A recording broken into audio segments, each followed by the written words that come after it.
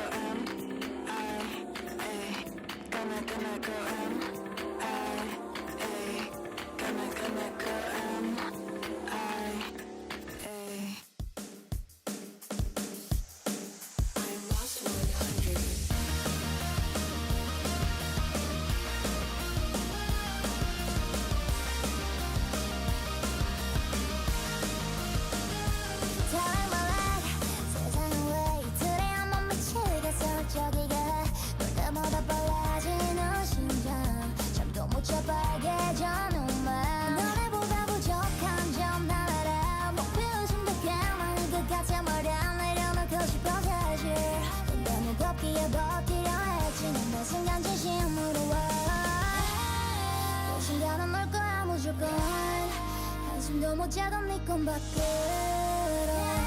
답이 쏟아지는 그대여 이제 외로운 나요 못 알아줘도 rain star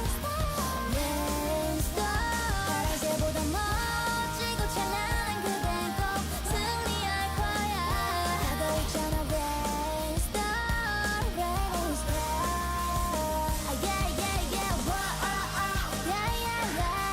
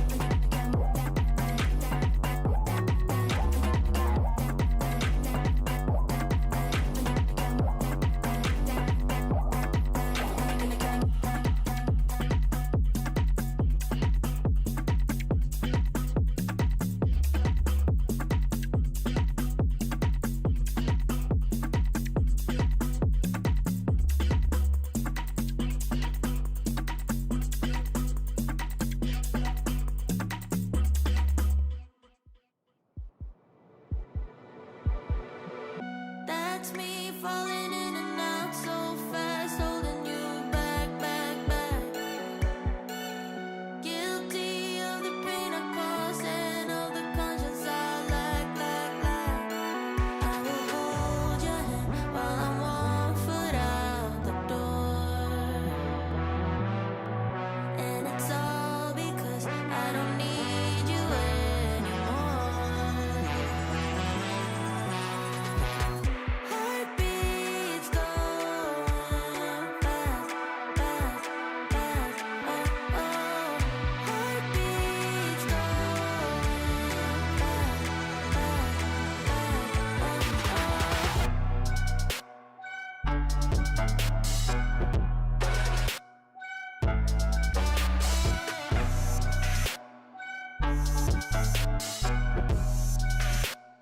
fast. That's me falling in and out so fast when I feel trapped, trapped, trapped. Hungry for another one, anyone. I don't look back, back, back. I will hold your hand while I'm 1 foot out the door. And it's all because I don't need you anymore. Heartbeats going fast, fast, fast. Oh, oh. Heartbeats going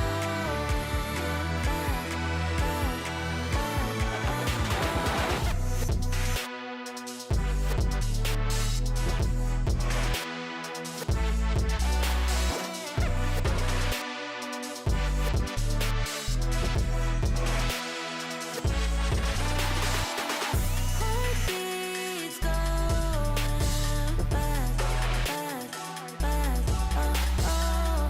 Heartbeats going fast, fast, fast. Oh, oh.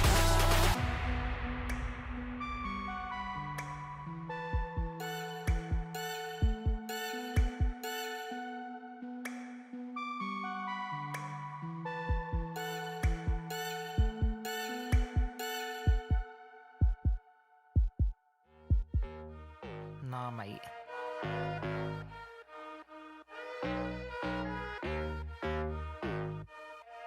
Oh, knock, knock. Something real, something raw, not accidental, no, I'm sure. You're not needed, show you the door, but what's that, yeah, are you sure? Yeah, that's a rental, yeah, what a bore. Lying, lying, nothing in your core. Buying, buying, yeah, what for? But do what I need to, always sure. Something real, something raw, not accidental, no, I'm sure. You're not needed, show you the door. What's that, yeah, are you sure? Yeah, that's a rental, yeah, what a bore. Lying, lying, nothing in your core. Buying, buying, yeah, what for? But do what I need to, always sure. Boring, never been that. I get paid, bro, just to relax. Yeah, more money now, yeah, more tax. Sorted it now, don't worry about that. Boring, yeah, I've never been that. I get paid, bro, just to relax. Yeah, more money, but yeah, more tax. But sorted it now, don't worry about that. Flexing, yeah, but your soul is empty. Dripping in diamonds, Fenty.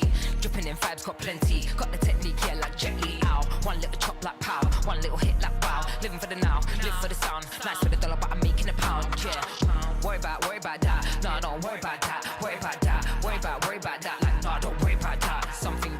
Worry about that. No, don't worry about that. Worry about that. Worry about that. Like, no, don't worry about that. Something real, something raw, not accidental, no, I'm sure. You're not needed, show you the door. What's that, yeah, are you sure? Yeah, that's a rental, yeah, what a bore. Lying, lying, nothing in the core. Buying, buying, yeah, what for? Do what I need to, always sure. Something real, something raw, not accidental, no, I'm sure. You're not needed, show you the door. What's that, yeah, are you sure? Yeah, that's a rental, yeah, what a bore. Lying, lying, nothing in the core. Buying, buying, yeah, what for? But do what I need to, always sure. Knocking on the door, knocking on it one time, knocking on the door. Always sure. Knocking on the door, one time, knocking on the door. Knock, knock. Hello, something real, something raw, not accidental, no, I'm sure. You're not needed, show you the door. What's that, yeah, are you sure? Yeah, that's a rental, yeah, what a bore. Lying, lying, nothing in the core. Buying, buying, yeah, what you for? Do what I need to, always sure. Off. That's what you gotta tell them sometime, you know.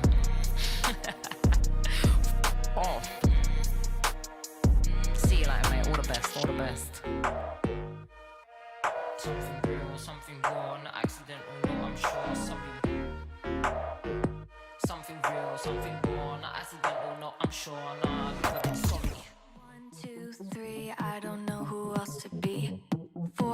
5, 6, like they say I can't be fixed. 1, 2, 3, your attention's all I need. 4, 5, 6, don't let it slip. 1, 2, 3, I don't know who else to be. 4, 5, 6, like they say I can't be fixed. 1, 2, 3, your attention's all I need. 4, 5, 6, don't let it slip. I don't have any favorite, just give me any kind. Even if it hurts a bit, I think I will be fine. 24/7, all I do is procrastinate, procrastinate. My lesson. 24/7, all I do is procrastinate, procrastinate. Perfection.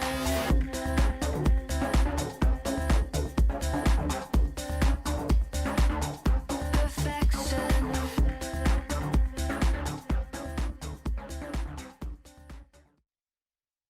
This stream contains fast flashing images that may affect viewers who are susceptible to photosensitive epilepsy and other photosensitivities.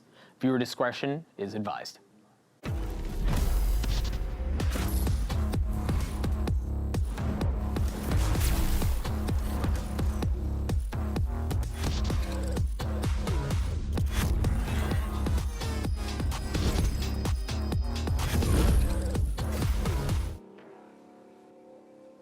Today, 4 incredible squads are fighting to stay in the competition and make it to the final weekend. It's Elimination Day. Hello and welcome to Day 7 of Game Changers Championship, coming to you live from LOL Park in Seoul, South Korea.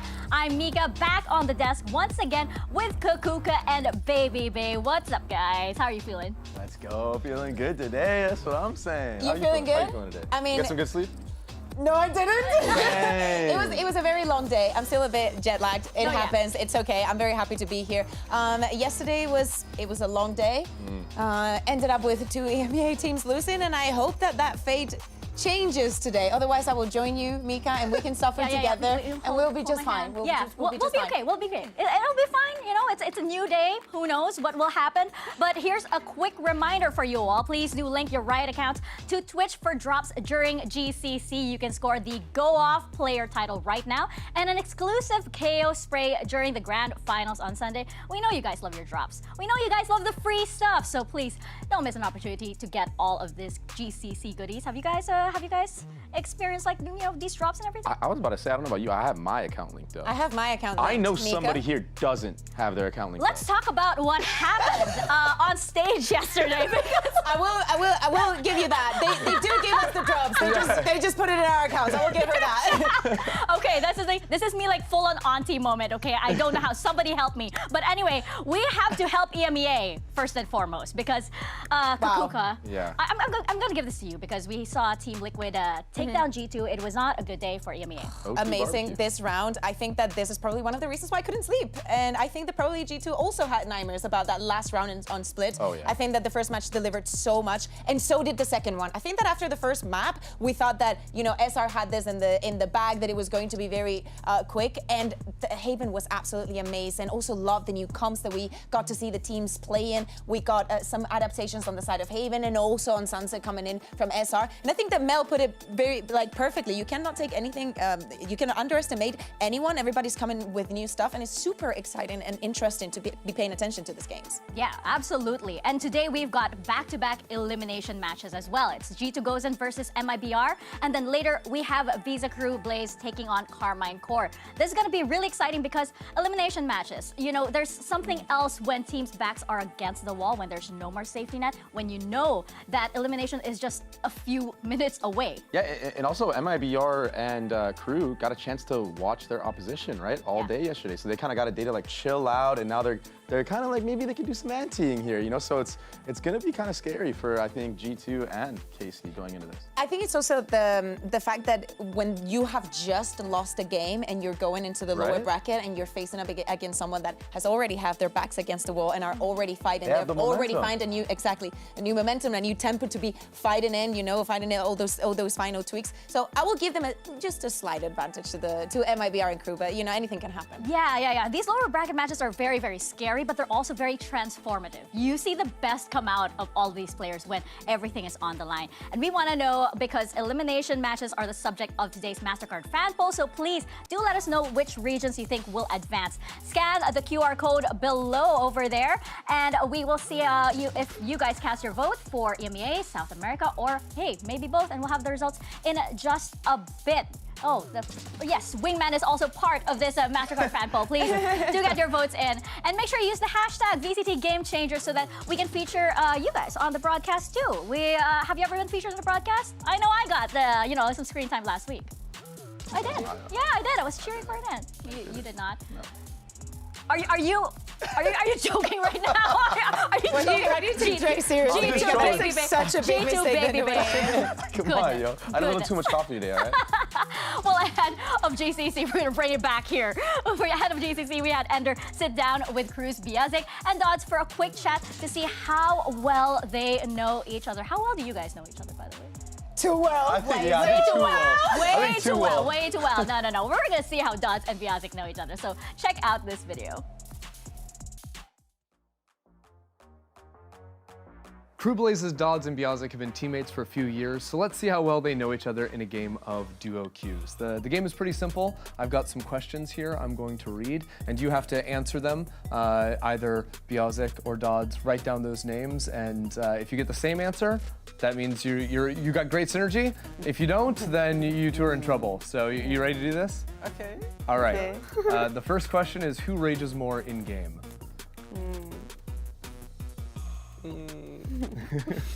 This one should be pretty obvious. Are you ready? No, wait. Okay, wait. Okay. All right, 3, 2, 1, reveal. Oh, wait, we disagree. Oh, okay. No. In ranked and deathmatch, me. In scrims, you. Okay, is that fair? Okay. Yeah. Yeah. We agree. It makes What sense. about on stage? On stage, her. Okay. Is that All right. why? Let's try another. Who gets up earliest in the morning? Who wakes up earliest? I'm ready. Ready? All right, reveal it to the camera. Nice. Yeah, obviously. How early are you waking up? 8:30. No, yeah, 8:30, 9. Depends of Okay. the shadow schedule. And what about you, Biazik? 11. Me too. Okay, who takes the longest to get ready? Like, to get ready to play a game? Play a Like game? with warm up and... warm. Oh, okay. No. Obvious. Okay. All right, 3, reveal? 2, obviously. Are we doing like death matches? Yeah, deathmatch, callbacks, I don't play. and 1 hour, at least. 1 hour, okay. Well, you don't do anything. Yeah. Nothing. You're She's the like, captain. Yeah. wow, okay. And you're just I doing play fine? one deathmatch and ready. That's cold. That's cool. I respect that. Okay, who has the most hobbies outside of Valorant?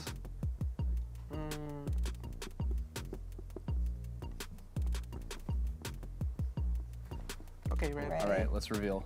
Like, yeah. Okay, obviously. yeah? I don't do nothing. You I do just anything? play Valorant. Biazik, what are your favorite hobbies? I like esports and gym. Okay, Yeah. Things like this. that's more than 0. Now, during scrims, who cracks the most jokes? Who's the funniest player in scrims? Ooh. Like in the team or? Just between you two. Okay. But I'll ask about the team afterwards. Okay.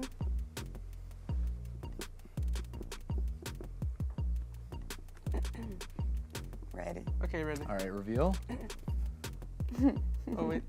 Yeah. Nice, very good, very good. Same answer. What about the team? Is there someone funnier than you? Michaela. Michaela? Okay. Yeah. So funny. She's funny. Now, who's more likely to talk to someone that they don't know? Like, Obvious. yeah. Obvious. Quem é mais simpático? Ah.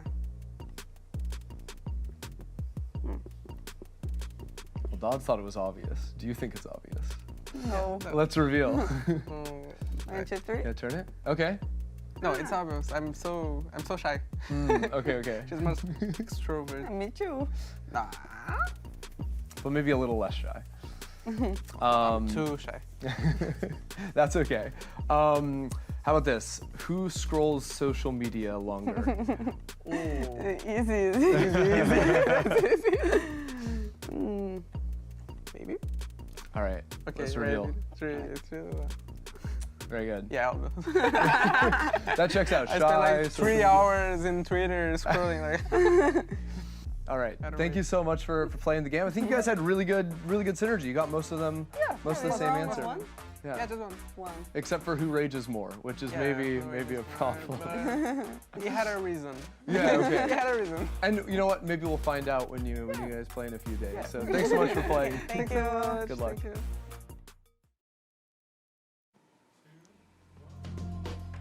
I feel like it's also because who rages more is a very subjective question, right? It's like, oh, I don't rage, you rage. But before we get into today's first matchup, we are going to play a quick game. Hey, Bea, guess what? Tell me. I've got a blank space for you. Oh, and I'll you write your You name. write my name? Okay. I like where this is going. We are playing blank space, and here's how it's gonna work. We're going to have a statement about GCC. There's a blank space, and we're gonna have to fill it in with a word or maybe a phrase that is appropriate, okay? So it's pretty easy, and I'm gonna join Okay, you chat, guys you for gotta this one. play with us. Okay. You gotta play with us too. Yeah. So, for example, we have this. We will see blank come out of the lower bracket as our first question. Ooh, this is... I got that on. All right, ready? Boards up. Wait, Momento, wait, momento. wait. One moment, sorry. God, so I just impatient. leaked. Okay, I all just right, leaked. all right. Boards up, I please show went your MIBR. answers. Oh, same. Yes. Same MIBR for me, and crew for Baby Baby. No one's gonna ask me why. Okay, why? Why? Dodds.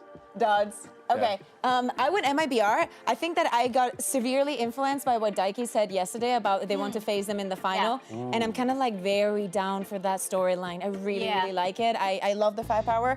I love the double duelist, and I agree with you. Yeah. And for me, it's SRM. Yours, Dodds. I'm like SRN. Yeah. Fair enough. Yeah. I can see fair. that. I go with my Okay. Gay Bastarda. Yep. Yep. Okay. All Okay, right. Let's okay, have okay. the next statement.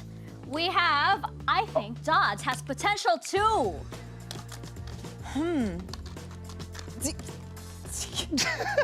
Jesus. My I'm so answer's- sorry. My answer's so long. Wait. This one's easy for me. Okay. Are you guys ready? I'm ready. Wait.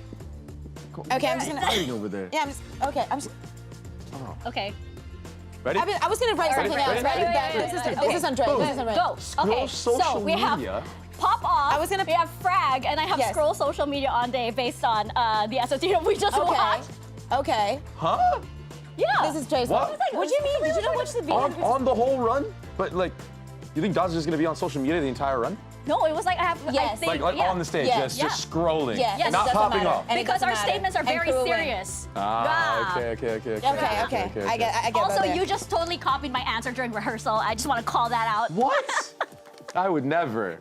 No, it was It go doesn't- off. No. It I'll was, give him I that. was on Brad. I was on Brad. Sometimes Next I love statement. going against Ray, but Next this one. statement. What? Okay. Something his fans would be surprised to know is that Baby Babe is actually Stop. very. Stop. Wait, chat. Do Yeah. not answer this one. Don't answer this question, chat.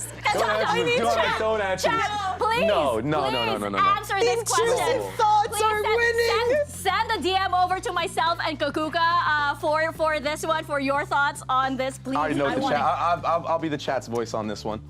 I'll be the chat's voice on this one. I got it. I got us, chat. I got Okay. us. Why are you laughing like that? Why are you I screen seriously peeking? cannot Why are believe you put screen that. I peeking? seriously, Trey, I cannot believe you wrote that down. And I Are love you you for ready? it. Yeah, I'm ready. Okay, I want to okay. see Mika's first. Okay, I want to see okay, Mika's okay. first. first. Mine first? Yes. Okay. Baby Oh, Babe's what actually is it? very much a green flag. Oh! Yes. Wow, I'll take that. I'll take the W. Okay, I think that we should save Alright. yours for last. So okay. mine is actually very honest, Okay. and is that you're very caring. And I just put word here because he does speak with singular words sometimes, but he's a very Word. caring person. Word. Like he's actually. Word. I know, Word. I know how it looks like and everything, but he's actually a sweetheart. Aw, And yeah. what did you put, Jay? I'm the chat's voice. He's actually very bald. Our answers could not have been more different. But every time I stream, I'm getting roasted for baldness.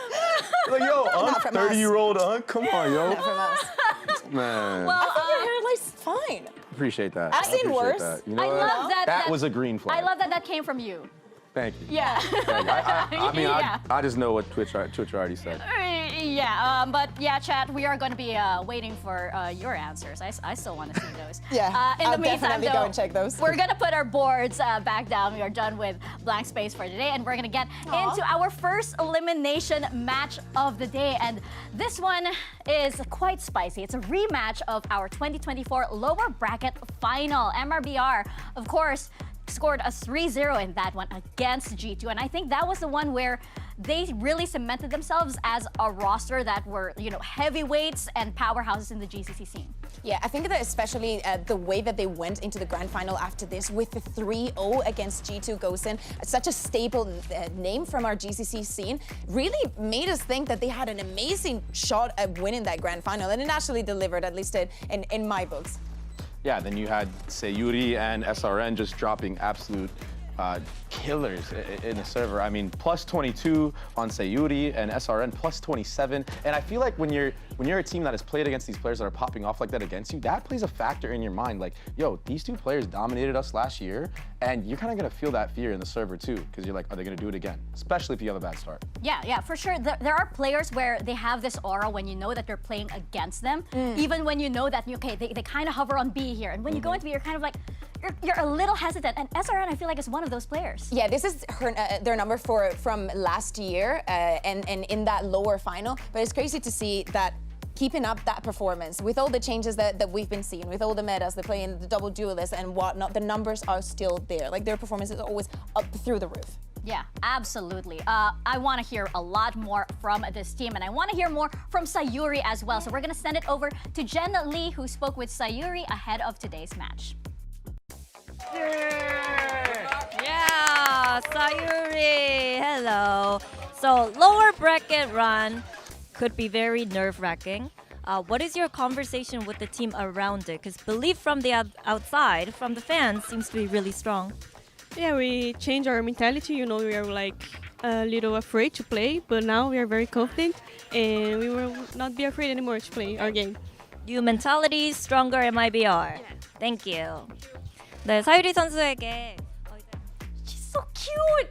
She is so cute, and you wouldn't believe what she's able to call in the server, the big brain plays that she has, that she's able to actually stand up to all these heavyweight teams, but she's so adorable, and it's like, looks are so deceiving in this case, especially when she has players like Bastarda and SRN on her team. I remember one of the first days I was here, I was hanging out, and I saw SRN, and SRN came up to me and said, you know what, we're ready for this tournament because it's me and Bastarda all the way. And I think that we could definitely see it, especially when we're looking at the lower bracket run.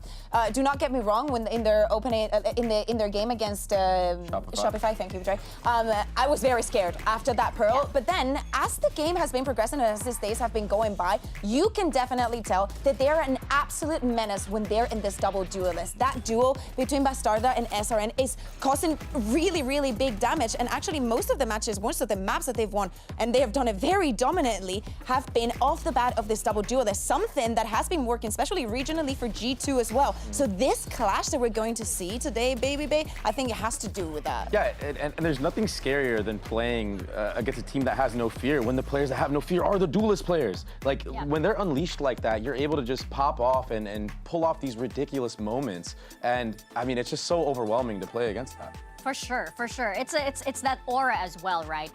Because MIBR, they have this fearlessness about them, even when they are down. And I feel like, you know, the loss against Shopify Rebellion earlier might have been good for them early on in the tournament, because then they get that out of the way, and then they are able to go full force here. I think that something that has been spoken a lot about this year is the fact that you want to keep the vibes, you want to keep the momentum. That is very good, like to keep a strong mental. And having this kind of rounds, having your gameplay decided to be like very explosive, very on this crazy plays, and people having some crazy rounds and getting some crazy numbers, end up in that kind of atmosphere that you really feel you can beat any team in front of you. Yeah, you have to have that.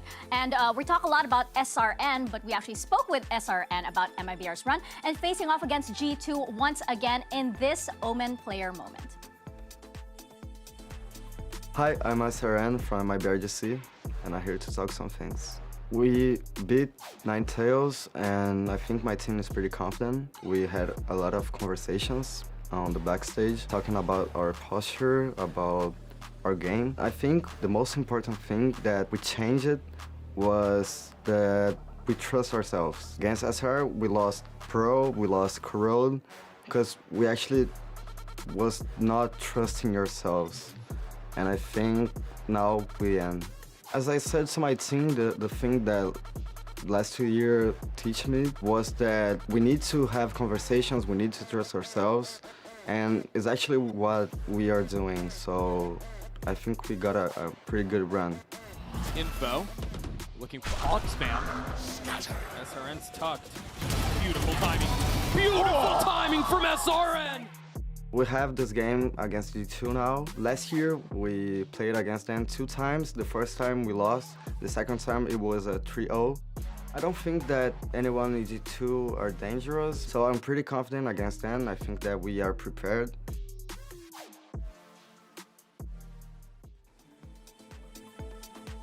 Ooh, SRN feeling confident against G2, but I mean, it's still G2. That's what I have to say. Dangerous? It's still G2, right? SRN just said no one on G2 is dangerous. How can you think that when you have, again, like Petra, Mimi, you have Akita who is doing so well. Yes, they took a loss. They were in the lower bracket right now, but I feel like that's a G2 that's even more dangerous. Even though the Brazil region seems to be, you know, G2, they seem to have G2's number rather. What do you think of that, Kakuga? I think that the first time G2 comes very prepared against these Brazilian teams, and the second time around they just fumble a little bit. I think that SRN said it perfectly, and we've been seeing it. They actually, for some reason, and I love this storyline and I love this moment in time that G2 are the ones that have to prove they can overcome the Brazilian region. It hurts to watch it over again, doesn't it? It hurts to watch it over. But like moments like that, I mean, is that the mental block that G2 just has against Brazilian squads? Because it really felt like that should have gone to another OT round at least. Right? Yeah. And then it just gets thrown away. So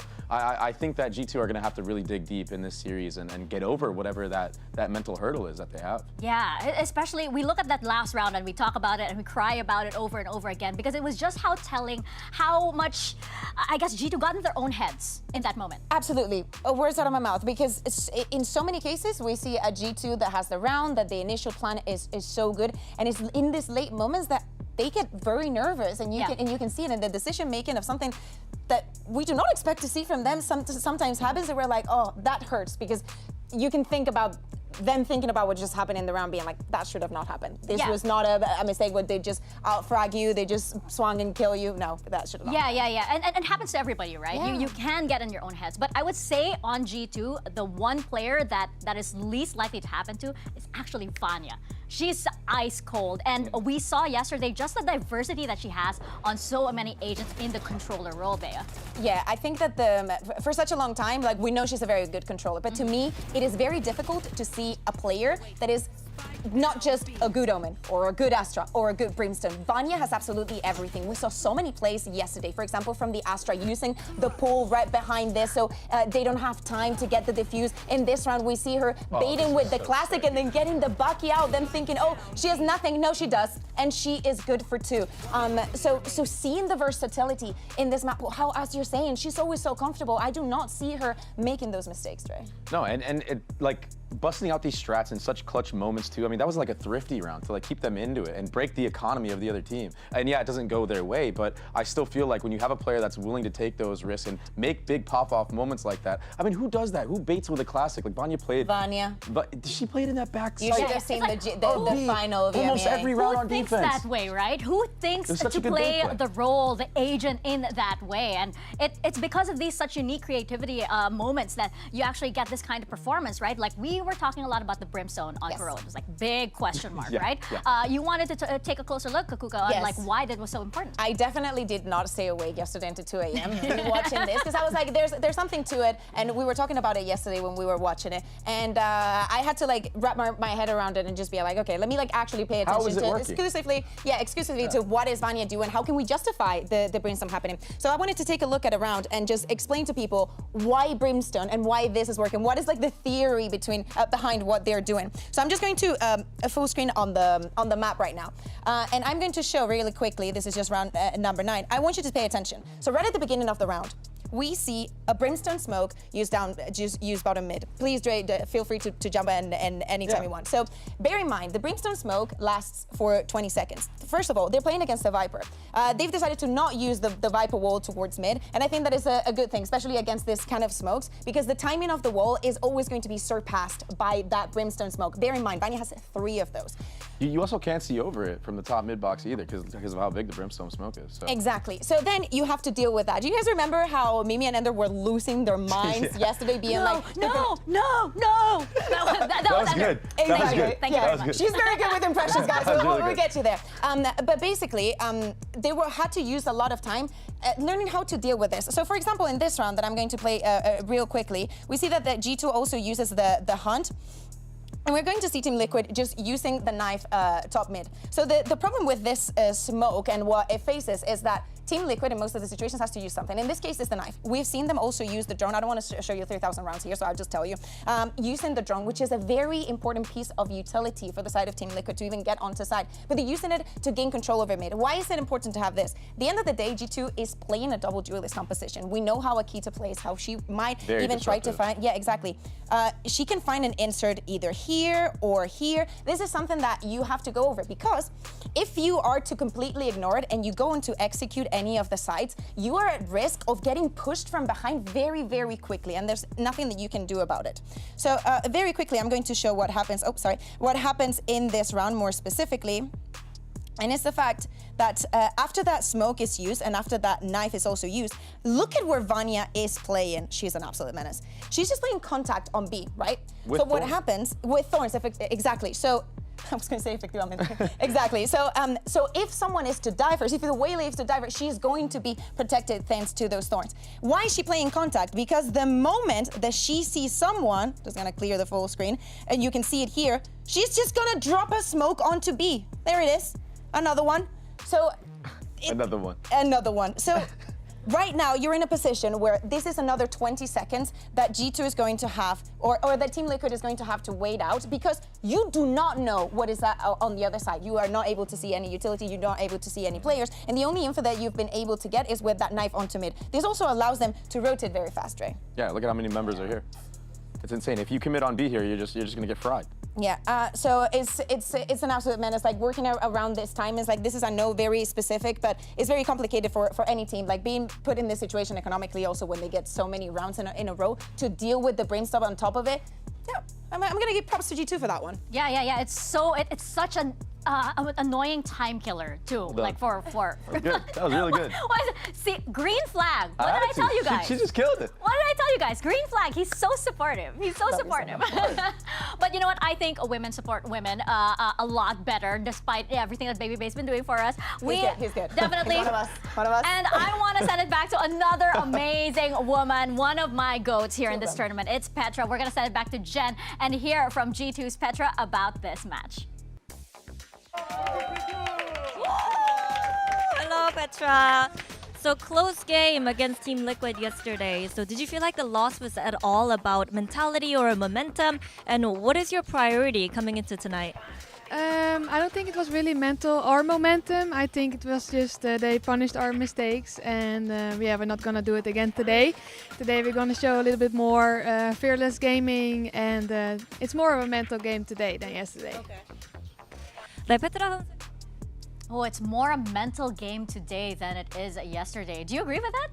I think it's just so interesting that both teams are saying that they're going to play more fearless. I feel like we're about to be in for like a crazy brawl or something. Yeah. Like, are they just going to run it down at one another? Like this. I mean, this I expect MIBR to do so. I think that the pressure is more on the G2 side. Petra now spoke some big words. Let's see if they can keep up with them. I know. It's I'm getting goosebumps here. I am prepared for this to be an all-out brawl if it is going to be.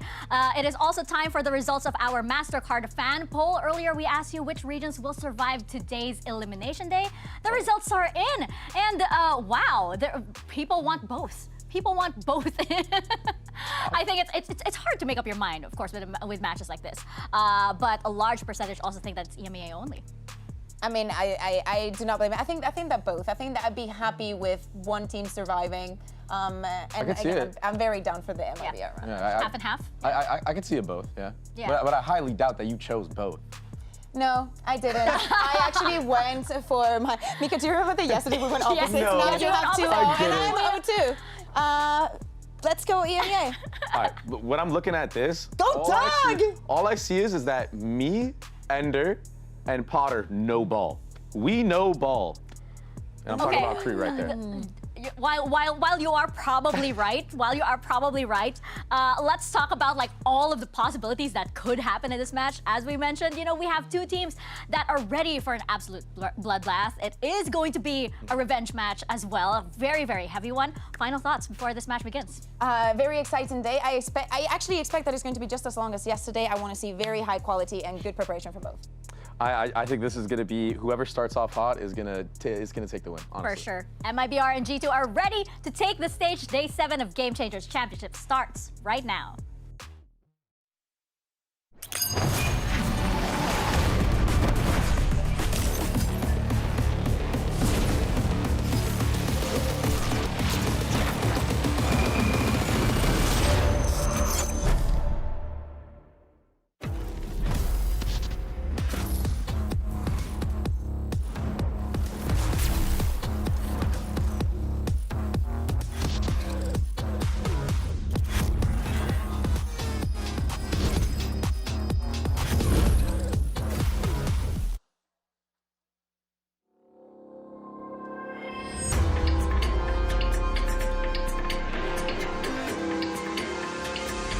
Comfortable, cause any minute now.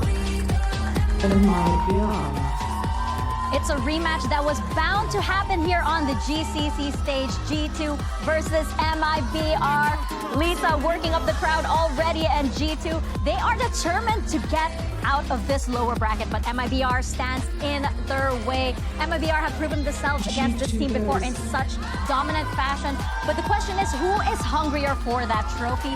We are about to find out.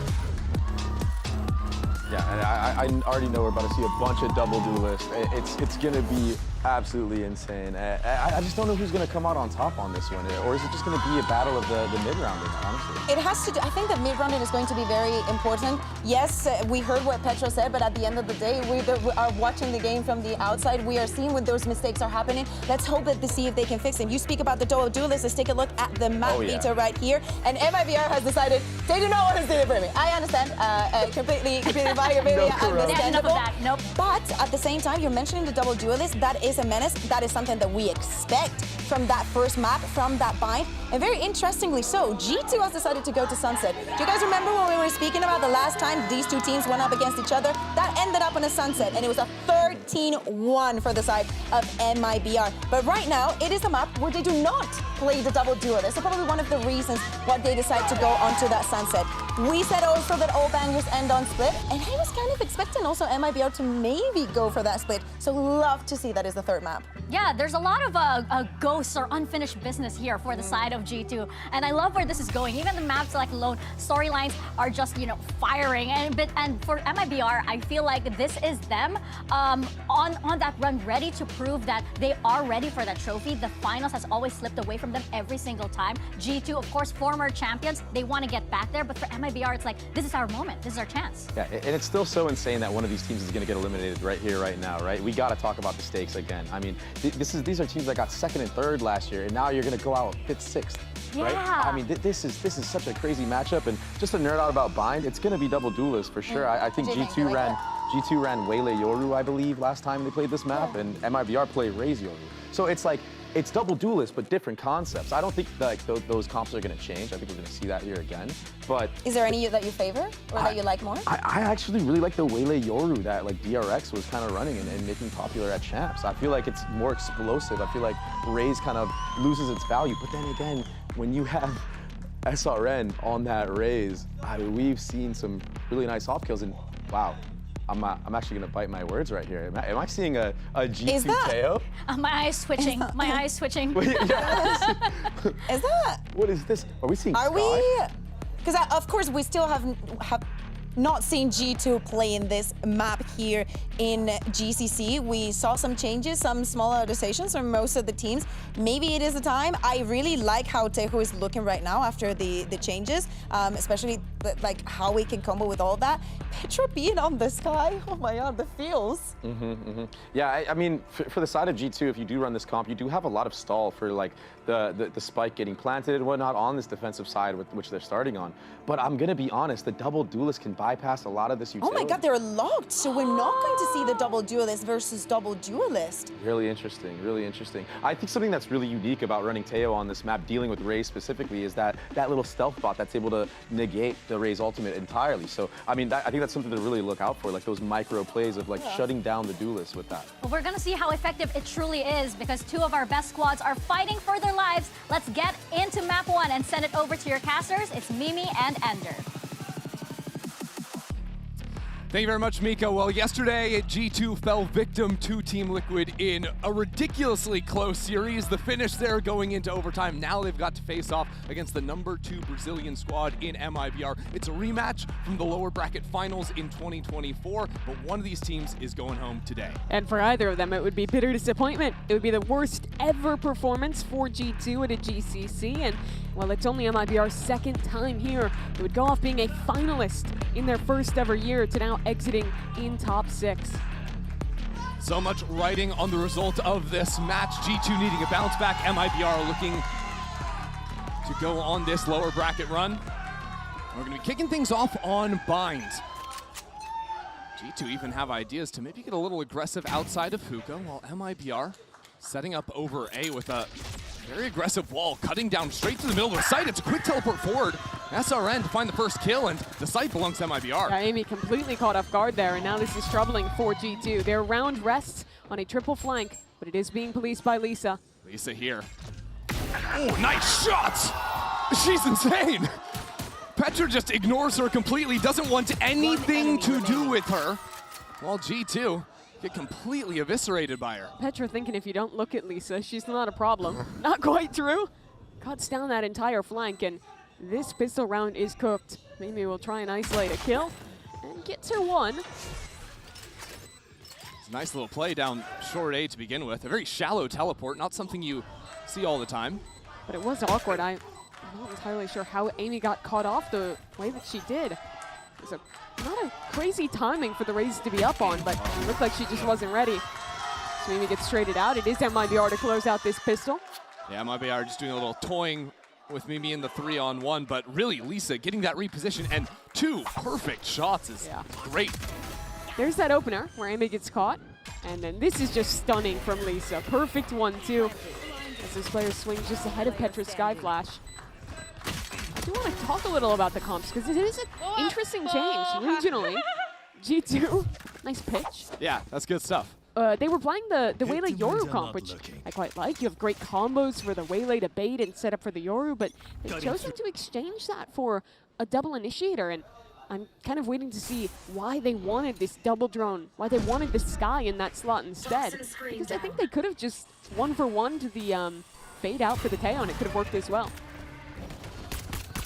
Well, Bastarda into the site now as, well, G2 are gone, to say the very least. Even after a headshot, it's not going to mean much of anything for G2. You talk a little bit about the composition and how you've got both the Skydog and the Tejo drone here to spot out where MIBR are. I think maybe that's a little bit more relevant on the attacking side of things to scout out the early postings. And Sure. And yeah. I mean, if MIBR ever plays slower rounds, it is nice to have a ton of tools to re-clear on your defense. But with MIBR also playing a double duelist, you expect the pace to be not the slowest in the world from them. Is there ever a world where they're just terrified of what SRN did to them in the lower finals and want to be able to scout out wherever that player is? Certainly I'd be remembering that, but I don't think that would necessarily single-handedly trigger a comp change. For context, last year I believe SRN went plus 27 in that best of 5. Yeah.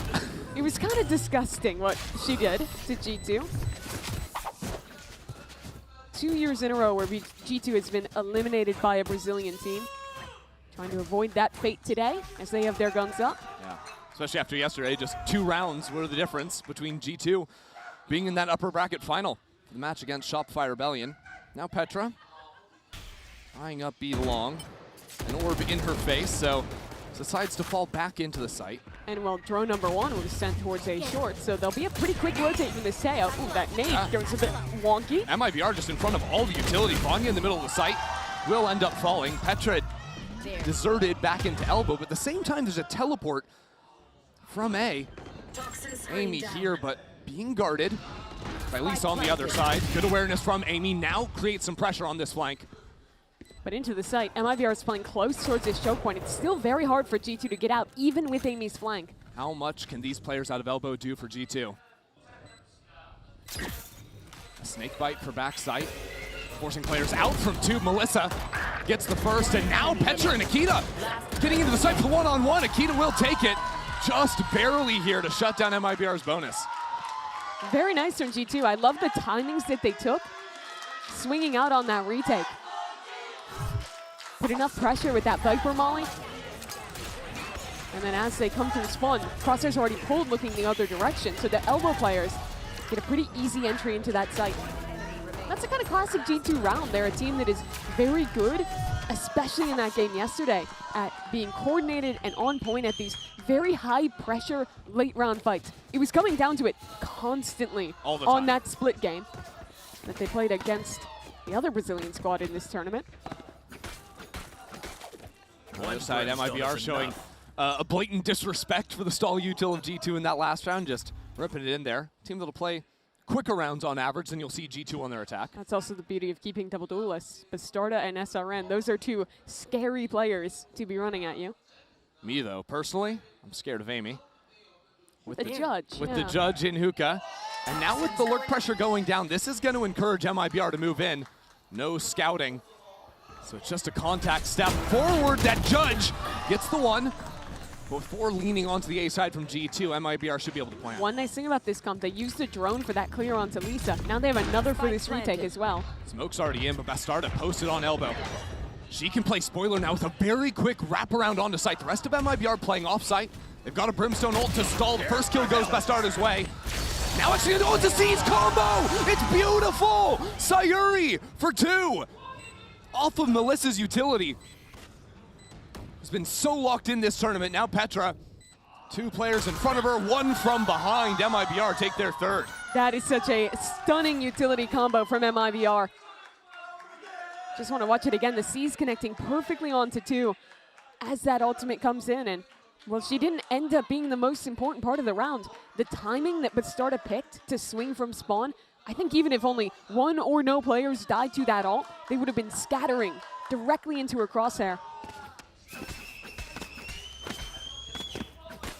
Absolutely beautiful. The combination of forward play from Bastarda and the ult combo out of MIBR. And that's brutal for G2 because it really went their way. They got a flush onto the lurk, kill Lisa, have a nice retake set up on B, but that one play shuts it down. Well, G2 on pistols. We're playing 3 in spawn at the start of the round. React to this early attention. Akita with the sheriff, look at that! A couple of kills already, but again, nice utility, makes things a little bit messy.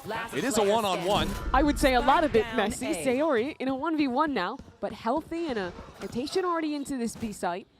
Sayori already playing a phenomenal game. 9-2 on the Brimstone. And Petra sends out the Seekers, giving kind of bad information. The Seekers looking like they want to go back towards defend spawn. Sayori playing on the site anyways.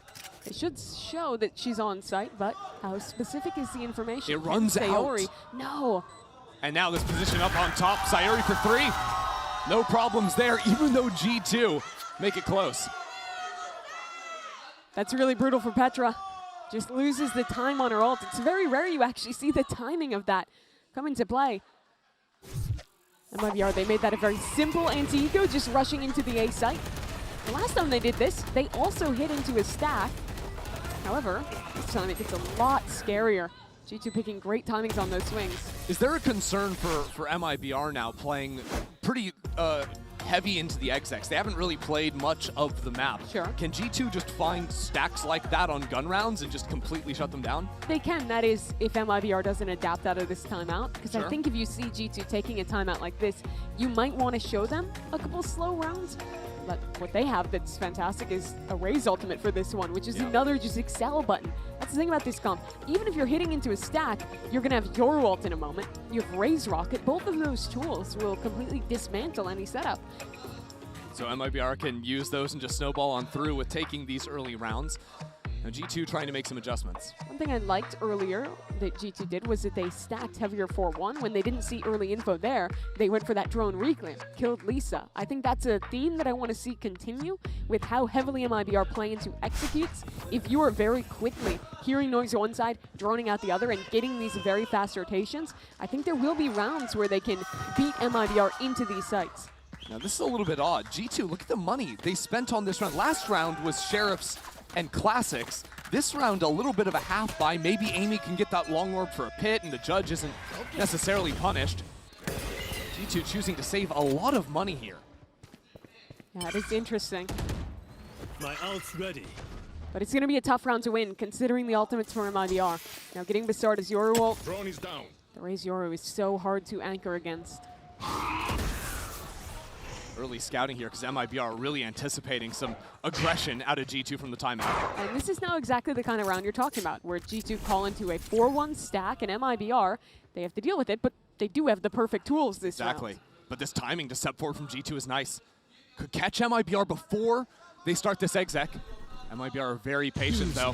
Oh no, Sayori with gun in hand. And now Petra gets another one. Melissa has to fire back on the other side and will succeed. It's a 2-on-2. Still pressure coming in, and it forces out a nightfall from Melissa. But it doesn't connect onto anyone, and G2 will walk together back through spawn. This is a wacky round. 40 seconds left. MIBR have such a tough choice. They want to defend these guns, but they also need to take space somewhere and get the spike down. And they don't know where Amy is. We haven't seen her all round, so they're going to clear all of sight. They're going to clear into lamps, maybe even worry about a player back in spawn. But the longer you wait, the longer you expect them to be going back short for the guns. So what do? You plant back sight. Mimi holding her utility for now. Missile out. Pushes Bastarda up into lamps. Bastarda is there. Survives on 5 HP. Will end up falling. We got another one-on-one. Amy and Melissa. A pit to bleed out of lamps. And a seize onto Amy. Takes her low. Pulls her away from the spike. More utility from Melissa. Melissa, where do you take this? Amy will shut her out. A huge clutch for Amy to come up in the 1v2. And it was Amy yesterday as well that was single-handedly carrying through G2 of that final map. Taken away at the end, but Red Bull clutch now. And it's a Red Bull clutch that is coming on an eco round. That is coming on the round your opponent used the Yoru ult. They picked such a great timing to go for that refight down short. Pushing 3 players in, catching Sayori, who's been a monster this game, with the iPad in hand. That's what this comp is going to excel at. These mid-round re-clears. That one, they didn't even use the drone. But at any time, they can be pushing out and getting that information, walking up behind it. And that's going to be very punishing for a team like MIBR, who doesn't run a Sentinel and runs a ton of hard executes. That round maybe just taking a little bit too much time. Giving G2 the window to step forward. Now G2 again playing very heavily stacked. This is even on an anti-eco. 4 on the A site for now. While the exchange of Viper Orbs down B long makes MIBR take things slowly. They're fine playing retake B because they have 3 ultimates this round that could each single-handedly win a retake. So Kind of I'd insane. expect them to continue that setup for quite some time.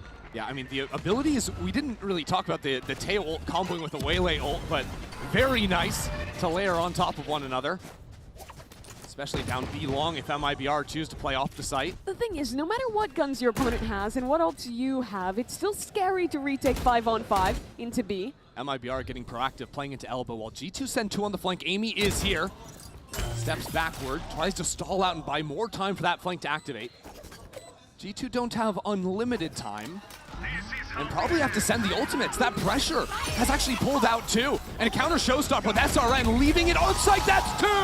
And now the Sheriff out of hookah. This could be a perfect round for MIBR. Mimi takes down a couple, but she's already so low. A thrifty win for MIBR. That is the worst thing that could have happened to G2. They used 3 ultimates to lose an anti-eco. Disaster. Truly heartbreaking. And this Mastercard thrifty, well, sure, it's fine to play retake with these ultimates. It's good even. The issue is SRN, the value she gets with that ultimate. It's all because of that fight into elbow, right? That pulled ultimates down onto that side of the map. They created so much pressure. Exactly. If you have Teo on site, that could be a different story. But now G2 once again onto a broken bye. I feel like they've never been comfortable this entire half. No, the money's always been bad in some way, shape, or form. Now just getting bullied on orb control. Petra goes for a walk. That's getting held, and she'll get shooed back away.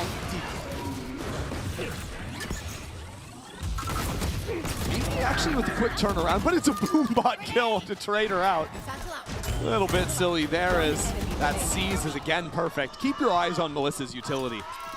I have been relentlessly impressed by her Fade performances so far this tournament. I think she's the most underrated player on this team, on either of our Brazilian teams, I think. You have so many names you talk about here. But generally, she's the last one to be mentioned. But you're right, not just this map with those 2 C's combos, but the timing she chooses to use that utility. Despite Big Nurse coming into her role, she has been a monster this tournament. Okay. Vanya has been excellent as well. No one ever said Vanya wasn't a shooter, okay? Now, unfortunately, when volleys enter the equation, there's 3 or 4 players on the other side, it becomes a little less likely. Yeah, you can't really shoot through that scenario. So 6-2 up go MIBR, and really it doesn't get any easier for G2 because they blew all their ults on an anti-eco that they lost. So for the rest of this half, MIBR will be a step ahead in that game, and that Bind is a map that is defined by power ults, where Absolutely. one ultimate can single-handedly take a site, single-handedly win a round. And that has me real worried for G2's prospects here. I also just think MIBR have been doing a great job of dominating orb control. Even here, the Snakebite lineup. Okay. G2 dive on down, lay short. 2 more players behind this one. Mimi in the lead. And that's a nice shot out of her. The follow-up from Vanya is true. With a teleport out from Petra as well. It is just perfection, this crunch play. So often you'll see that play out of showers with the teleport. Yeah. Instead, though, G2 draw it up. Just go straight down A short. That is really nice from them. G2, they've conditioned these very slow rounds where if they're going aggressive, it's re-walking in the mid-round. So they lose a big round, they get guns back online, and this is similar to the eco round that they won earlier. I think that their read is when MIBR have ultimates, they want to be fighting up. They don't want to take that risk of sitting back and getting executed onto. And the execution there was just excellent. I do like the approach from G2. Unfortunately for them this time around, playing very heavy onto B, and MIBR with the Euro ult this time, not wasting a moment. That's the trade-off of playing 4-1 every round. Sometimes you just get exec'd. I was worried with the iPad out for Vanya, but this triple flank now being held. Lisa, get a little cinematic with it. 1-on-1, now that teleport broken. These last 2 players are noted. So what does MIBR choose to do? They're still hunkered close on the site. They started with flashes to threaten towards short. Melissa, too, has stepped out of showers. Can go on a flank. SRN with a pretty angle here. Discourages G2 from coming out from pipes. Now up onto short. 2 players right on the other side of the smoke. Sky open, and now Melissa stabbing G2 in the back. It's a little bit messy. It's a little all over the place, but Melissa has always been here, still with the C's in hand. Protects her front, but she's eaten way too much of the clock for Petra to have any chance in the round. It's another for MIBR. Bastarda played that post plant so well. The way that she danced around that smoke outside of U-Haul. And it was her stalling, both with the utility and the fight she took, that gave Melissa the time to come up and backstab on A short. And win another one in the late rounds. And this is the point I was making earlier, where when you're playing 4-1, sometimes your gamble is just wrong and you're forced to play retake. But I think MIBR have now realized that it's 4-1 every time. So G2, they're going to go back to the aggression. These have been the only rounds that have been working thus far. Oh, this could get ugly. Missiles immediately with a double dive to the left. Lisa tagged up, and the hindrance gives Akita the protection to get the kill and get on out. You're G2, you are happy. You've killed Bastarda. You've stunted any aggression. Reset. There. And play a more passive defense now. MIBR wanted to step forward, but the smoke. Look tells at this them different. rewalk. Two players coming out of showers. Lisa. Holding for that one. Akita still coming back, even with the stinger in hand. And as SRN comes into the site, showers will be the problem MIBR have to solve. It could even be just going into backside. It's a kill from Javanya. It's a couple more through the smoke. Down A. And the fire on the floor. Lisa with a spam shot through the wall. Oh, look where that spike is hanging out. But what a difficult crossfire to break for Lisa. She does have her wall, so can cycle that up and down, try and walk her way out. But no matter how she slices it, at some point, she'll have to face a 2-on-1. They're kind of on top of each other. Lisa, are you ready? 30 seconds left. Are you ready, Lisa? No. Akita not going to leave a chance.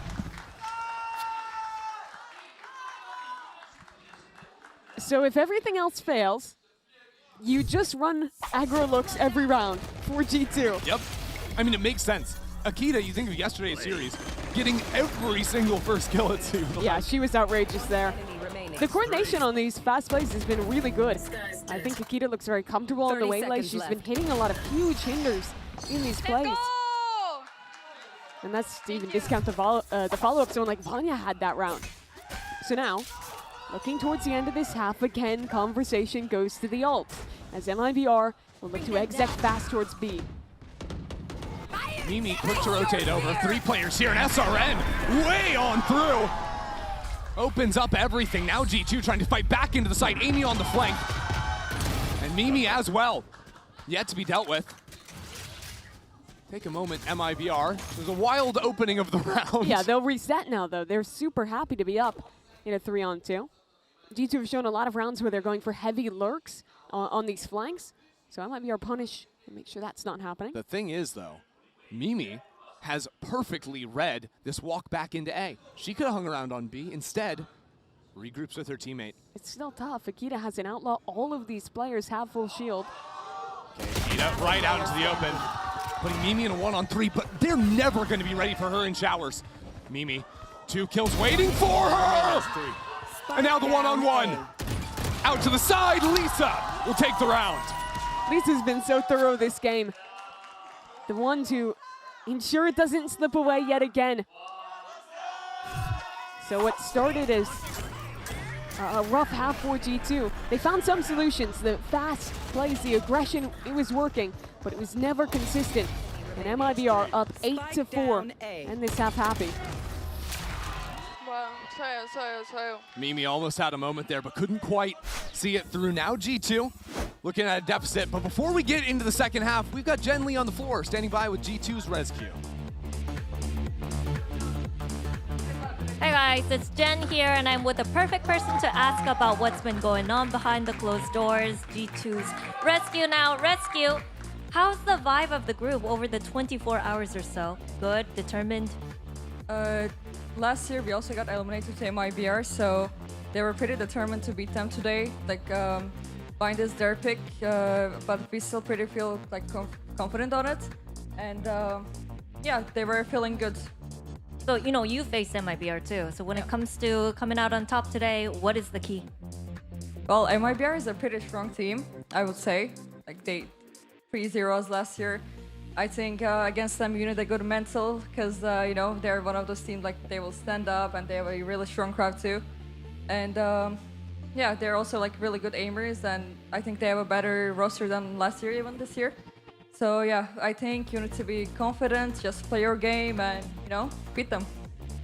네, 먼저 G2의 식스맨인 레스큐 선수에게 오늘 팀의 전반적인 멘탈은 어떠냐고 물어봤더니 굉장히 작년에 MIBR의 손에 탈락했던 G2이기 때문에 오늘 그런 부분을 확실히 복수해주기 위해서 지금 의지가 넘친다고 얘기를 해줬고요. 그리고 작년에 MIBR에 비해서 올해 MIBR을 만났을 때 꼭 승리를 거두기 위해서 어떤 점이 중요하냐고 물어봤더니 일단 MIBR 너무 트래시통도 잘하고 분위기나 흐름을 이어갈 수도 있고 작년보다 훨씬 더 강해 보이는 로스터이기 때문에 G2 입장에서는 자신감을 잃지 않고 정말 이 멘탈 관리 단단히 잡아서 좋은 모습을 보여주는 게 중요할 것 같다고 얘기를 했습니다. 이렇게 해서 레스큐 선수 만나봤습니다.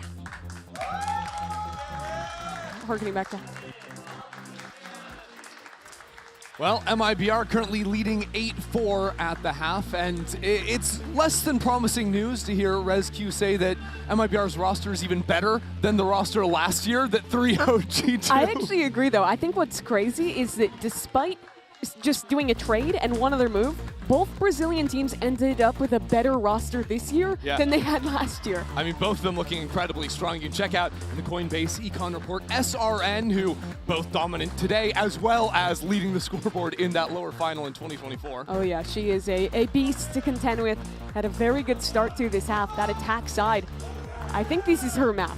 The way that she plays on that raise, her movement is so good, her mechanics are on point. I think also just the combos that she had with Melissa, with the C's nades, it was all very, very good. Think about the one round where she used one showstopper and it defeated 3 ultimates out from G2. But G2 need to come in with the pistol round here. Negative on pistols in the tournament. And they played a lot of slow rounds just yesterday. Trying to go a little bit quicker this time around, but they're going to meet so much stall util. I don't think he'll have a choice on the speed. That Molly should full cancel this hit. Although Akita can always go up and over it with some missiles. Akita will go ahead for the slide down in the smoke though. Lisa and Sayuri set up this crossfire. Now 2 teleports into showers. Amy in the corner. Brings into a 3-on-3. And she gets out of it.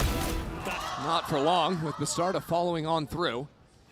But these players are separated. Mimi has the TP and Akita is stuck backside. The minimap is absolutely insane. With Akita between 3 players now. But MIBR know, they're holding, they're waiting. Does Bastarda realize? No. Unprepared, not at all. A 1-on-2 for Mimi. It's gonna be the best shot she'll have. Melissa was taken low. And if Mimi needs, she has a missile, the stun. But first she needs a shot. I'll find you. Now some reveal. Mimi still wants this line. Stepping forward. Now the missile's under pressure as 2 players come her way. Nice shot! And Mimi's still holding down the fort. Sayuri around the corner. We'll take another pistol. Sayuri has closed out so many of these rounds for MIBR. She keeps it in control yet again. That one got so weird for G2. They choose to force this round through the utility. And I want to contrast what you watch now, where 2 players die coming through that molly, to what may have happened if they were running their old comp. With this composition, they only have 1 player who can actually dive past stall util. Before they had a Yoru. On other maps, you'll see teams have an Omen or something else. No, this is 100% reliant on Akita. And when you choose to force those types of rounds, she has to get the opener. And you're essentially gambling on that happening. The gamble didn't go G2's way on that pistol. Yeah. And yet, the hope is that it has so many times gone their way. Akita has been looking solid, I think, this tournament, stepping onto the global stage for the first time. A young player for G2. But MIBR, no strangers to the stage, no strangers to taking these pistols. Bastarda plucks Akita right out of the sky. And the rest of MIBR can show up to this site, take things slow as G2 really try to fight forward. They're throwing absolutely everything in, and Melissa is farming. 2 players in this lobby haven't played at GCC before, but it does feel a little different. In Brazil, they play LAN for pretty much every event, more than really any other region. So despite it being Lisa's first event, she has so much experience on stages just like this. For Akita, though, it does feel a bit newer. Only had that opportunity for the finals in EMEA in stage 3 and then got to show up here. But what a performance she's had since arriving on this stage. G2 stealing away that #1 spot at the very end of the year. After been a little bit more of a struggle. Now MIBR step 2 players up A short. Of course, Bastarda away, and SRN's making noise. Bastarda, first shot goes wide, wants to challenge again, but there Akita is. Stepping up for the first time in the second half. Things still awkward outside of market. Vanya holding for this. Sayuri will drop. Still, G2 didn't choose to take a site, instead sort of coming back, seeing if the aggression was still going to be there. But with that dog, they're now going to realize that this is a light site. They can get in. The worry is SRN. SRN. Petra waiting for her. Now with MIBR divided on opposite sides of the map. This should be stabilized now. These two players, they only have a bulldog each. And for G2, you know that one more player is on the flank. You see Amy being very thorough in watching that angle. And they'll lock up this 5th round.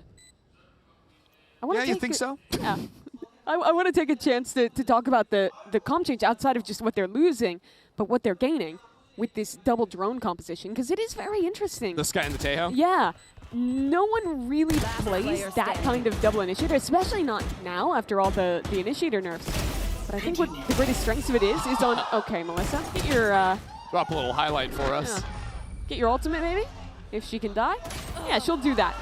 But what this is going to give G2 is kind of 2 things. One, on your executes, you can be pathing a drone one side and the other at the same time and have like crazy info. The other, when you play your slow rounds, it's very good for just taking extremities, getting players up onto the ult orbs. And I think the third strength of having all of those drones is if they want to play slow rounds like they play on a map like they're split, they have so many tools to wait out initial aggression and then be able to kind of re-clear and pick and poke at different parts of the map simultaneously in a way you can't with solo initiator. See how that information gain comes to effect in these rounds, especially now that Bastarda has picked up the operator. I think having multiple drones is probably the best way to counter out an op. Oh yeah, it is. There's that first facet, just getting that Sky Flash in and claiming an alt orb. But MIBR very quickly reclaim that space. Huh. The Teo drone goes all the way down A short, sees nothing. And that's pulled a rotate from Lisa. And Mimi is suspicious. Very aware that the showers walk could be coming. And SRN will shy away from the fight. Bastarda now with the operator in hand. There is a drone for her, though. Here comes that dog, tries to swing in front of it. Good patience out of G2, and Bastarda will be forced to teleport back into the site. Sees Akita on the cross. Akita saw her as well. And now the utility coming down. She's trying to run away, but the Molly's on the floor. Chew her up. MIBR, I think they're calling to save. It's done. That's a great example of how the drones come into play. G2 start towards A showers. MIBR re-clears that space. But as G2's rotating, they send the Teo drone into A. That pulls Lisa off B and opens up this free site to execute with the waylay.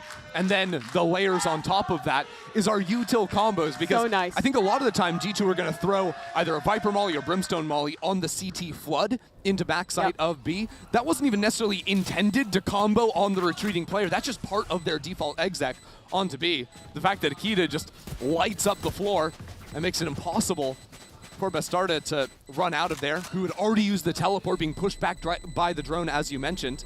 And that's an even bigger win for G2, because the round that MIBR had the operator, it's already done. It'll stay lying on the floor. Now MIBR do survive with 3 guns in their hands, so we'll have something of a bye heading in here. That was so thorough from Mimi to consider that re-push out of showers.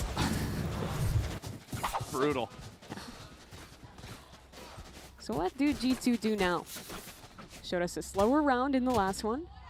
Feigning a little towards A. Here, they'll open 4 on the B side of the map, but MIBR's here as well. They're duelists ready to rock on B.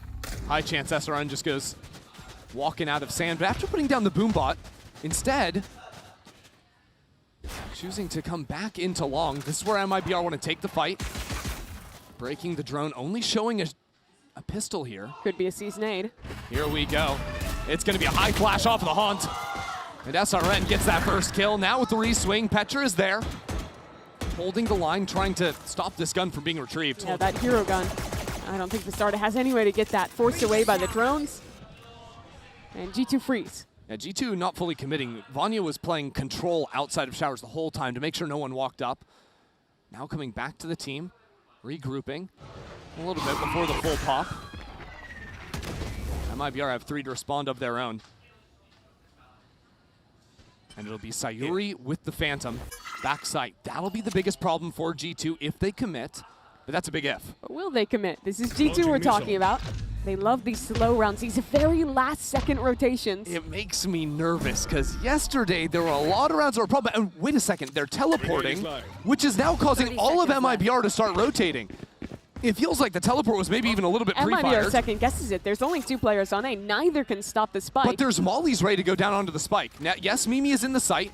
They should be able to plant, but Amy is taking some damage. Sayuri's already into the back of sight. Now a Nightfall means MIBR will activate quickly.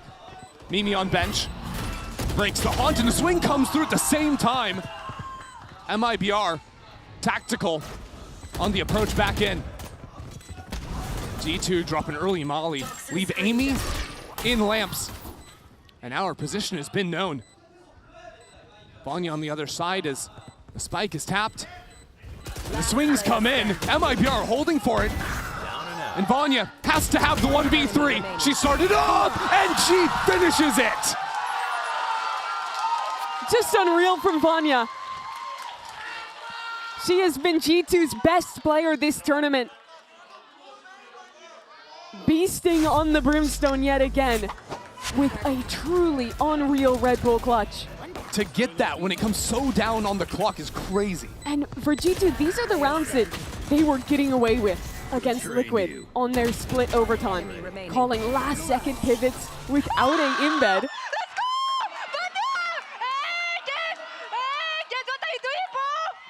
But somehow they keep making it work. And Akita, I mean, she can't believe it. They can't believe it. I feel like I just witnessed like 3 different things that Akita just did there. Like completely separate trains of thought. Oh. Okay. Timeout. Timeout. Yeah. I would Collect need it too yourself. if I was MIBR. Brutal round to lose. And suddenly, Chrissy, G2 is back in this. 3 rounds won in a row. A couple with some nice util, 1 with a crazy clutch. And now they're cooking with gas. Making me a little bit nervous about MIBR's chances, but MIBR call the timeout, and the options they have to work with, it has to be Bastarda and looking how this op comes into play again. But it's going to be so hard. She basically needs someone holding hands with her to break the drones because there are so many drones to push her off. I don't think that's a difficult ask, right? No. That's a pretty normal thing that MIBR just weren't giving her support the last round she had the op and wasn't able to play the round because of it. She should have it this time, or she might just try and get ahead of it. Okay. Close on short. Well, there's an instant dog and an instant TP up into heaven. Unfortunately, no one broke it for her again, so just tucks back. Oh, here we go, G2. Ultimate backside, Akita trying to dive on top. Any player trying to escape out of that one. And now, up on top. Slide on back, shot goes wide. Ultimates in backside, G2 are just blowing up the floor. But MIBR got out with 5, and now a Yoru ult to fight back in. MIBR gonna be quick on the reapproach. Already out. Mimi keeping these players at bay. Some missiles to help guide as Bastarda seeks an opening. Has come all the way around on the flank, and now the rest of MIBR show up. Vanya again! It's a monster! And Bastarda into a 1-on-3.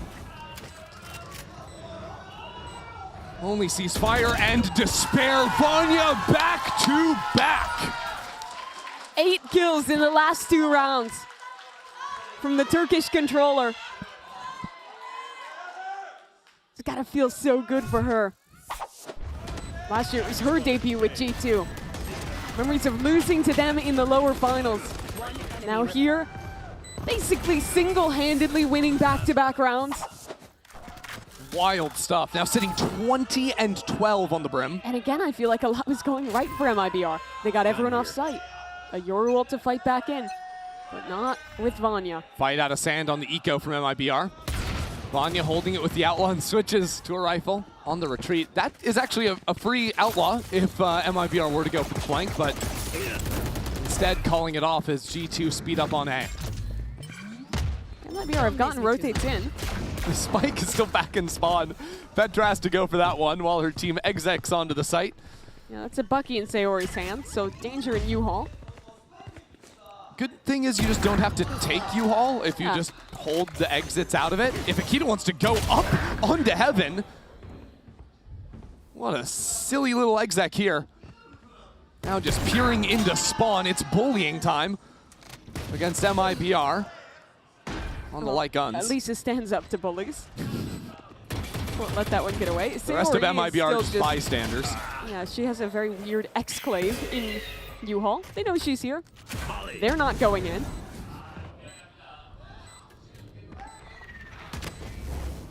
Call for the extraction maybe a little bit later. Mimi still trying to farm up a few kills here. Petra connects on the other side. I mean, truthfully, G2 are starting to get some momentum behind themselves. They are. Not too far away from a few more ultimates. Only one round trailing now after refusing to lose a single rifle round in the second half. Remember, this started off with an 8-4 half from MIBR. MIBR winning the pistol, but it has now been 5 rounds in a row for G2. If I was MIBR, I think I would not go back to this operator because it has not found success. Every time, Basorda is just getting droned off the line. I think this is a comp that is great at bunkering one side with double smokes and being like proactive in fighting with the double duelist and the fade on the other. But they disagree. Basorda wants another try. But the thing is, if you're going to play the op, you have ways to break those drones and give her pockets to re-swing into the line. We haven't seen that yet. The issue, though, is if it ever comes down to a retake, it becomes so much harder with the op. Sure. What's going on here? Akita not even dashing in. Sort of TP'd in for a moment. Then Akita is in lamps, while G2 are regrouping to exec on B. Currently being held by Sayuri. And Seeker's out of hookah, ready for G2 to pile up into the site. That lurk now dealt with, but Basorda again fails to find impact. So it's a straight up 4-on-4 retake, but Amy has the pick. Ooh, that's nasty. MIBR not gonna have an easy time cutting back through that one, just facing up into it. And Amy is just gonna mow them all down.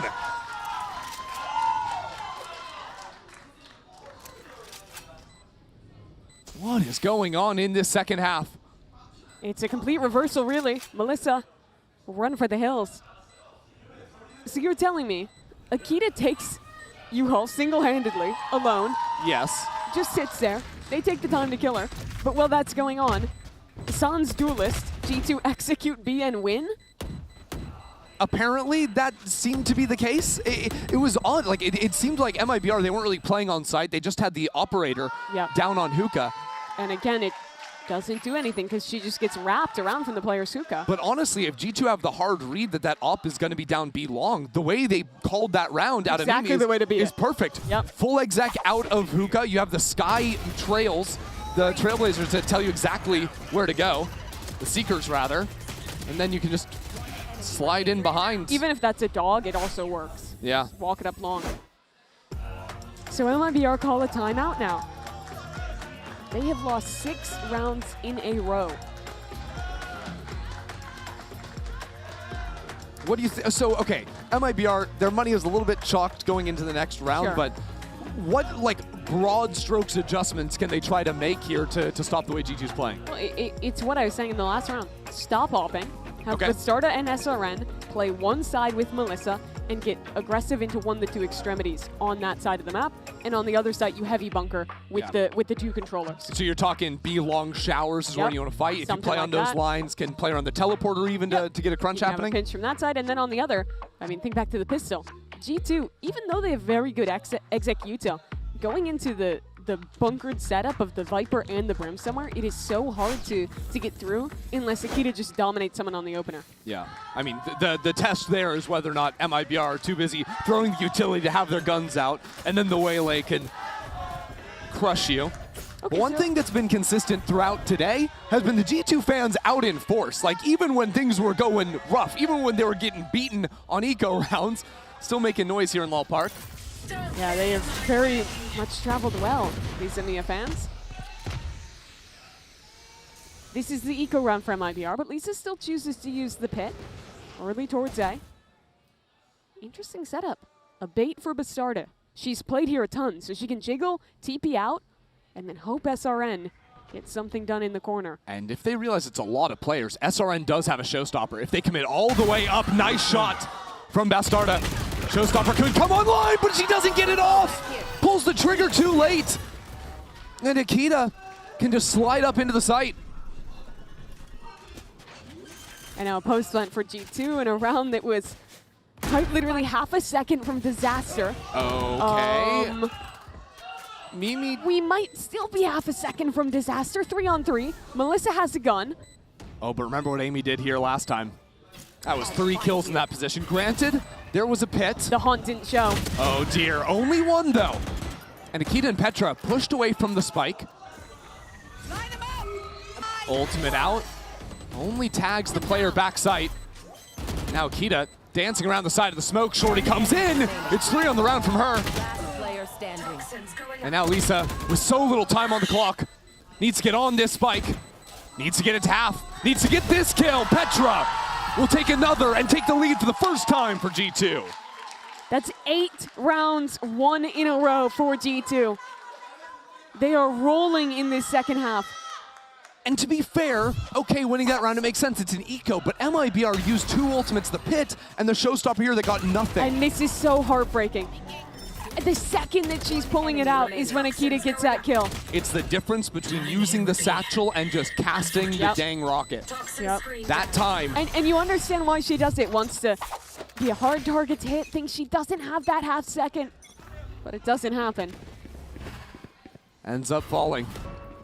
Now MIBR needs someone to step up. But that was just their ego. Melissa falls away from Showers. Smoke goes down, another orb gained by G2.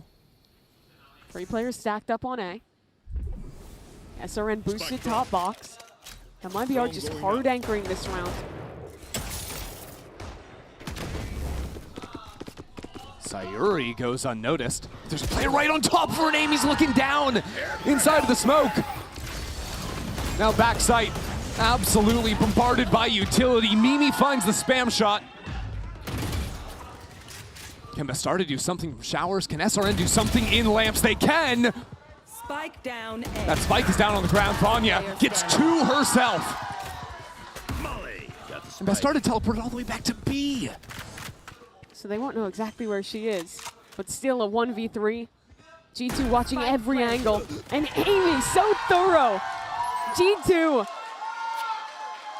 They were trailing into half. They lost the pistol.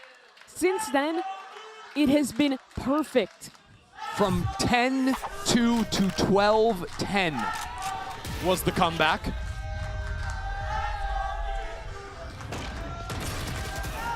Just straight up dominance. And Vanya continues to impress. And she was the one who started this, right? Yep. Remember the back-to-back 4Ks. Let's go, baby. And now MIBR have to hold on. Have to try and avoid this fate. With 4 Guardians and no one breaking the haunt. I mean, was that 3 or 4 players revealed? That was a lot. I think it was 3. Drone goes short. G2 a bit reserved, but anticipating the heavy fight out of Showers. Already sneaking some players into short.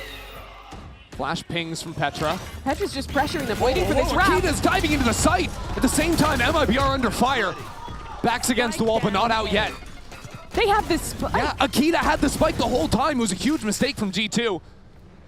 But they put down the smoke themselves. Now an orb. Amy should be able to get this. Yeah. She will. Now, though, with that time gained, Lisa She's stepping got a forward. one-on-one. And MIBR have ultimates. Dimensional drift from Bastarda to scout out the site. G2 haven't planted yet. And Lisa is shot out by Vanya again. The dimensional drift means nothing. G2 keep winning their fights. They can teleport over to B. Mimi is in their spawn. G2 running circles on MIBR. Bastarda tried to hop out of the ult and shorty someone. She gets punished. And now G2, they might just flawlessly close this run out. Spike. The ultimate is ready. But it's not so simple. Vanya on 20 HP, Amy on 39.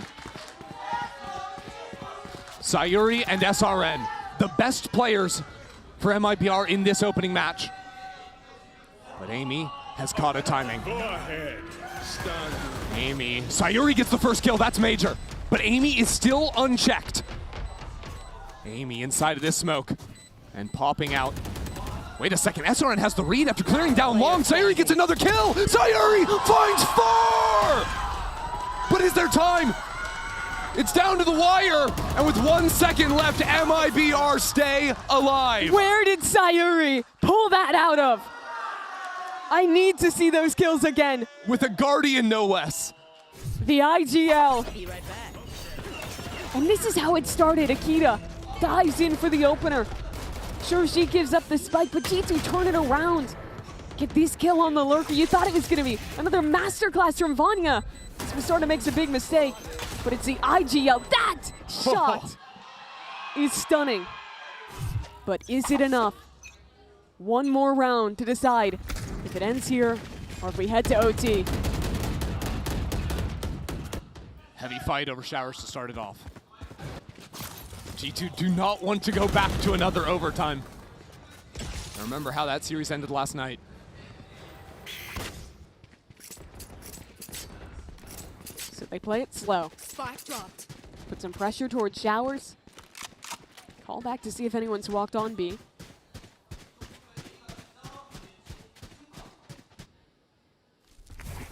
Time to hunt.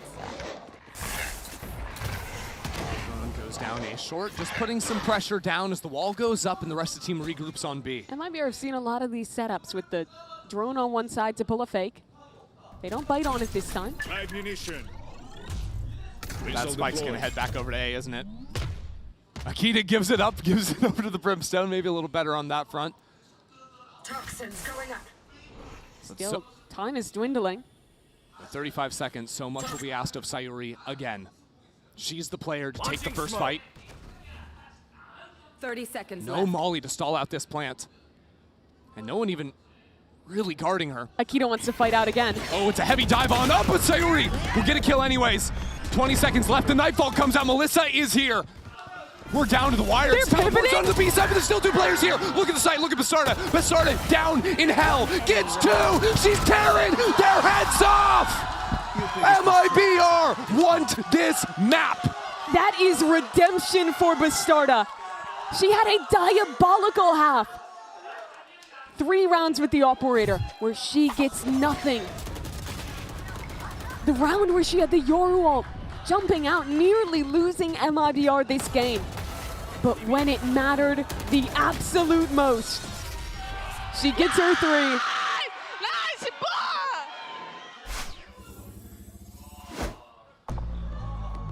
And as we take a moment to breathe before another overtime for G2, they will sit with another map they could have had. A round where they were up numbers, where they lost to the heroics of 1 player of an IGL. Daiki yesterday, Sayuri today. Take hold. 2 years in a row, eliminated by Brazil. But that was a different story. That was lower finals back-to-back. And now here, 2 games in a row in overtime versus Brazil. Can they change the script? Can they win it this time?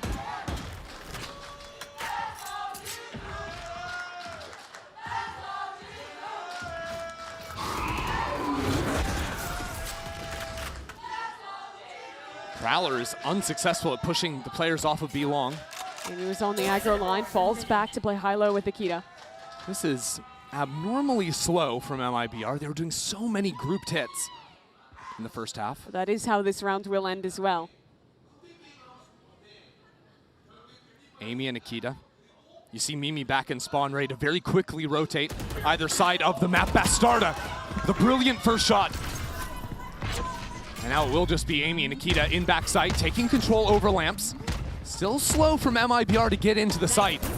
It's going to be messy with Akita fighting forward. Shoulder reveal, good utility. MIBR bring the fight to G2. Straight into lamps. And this is a disaster for Vanya and Petra.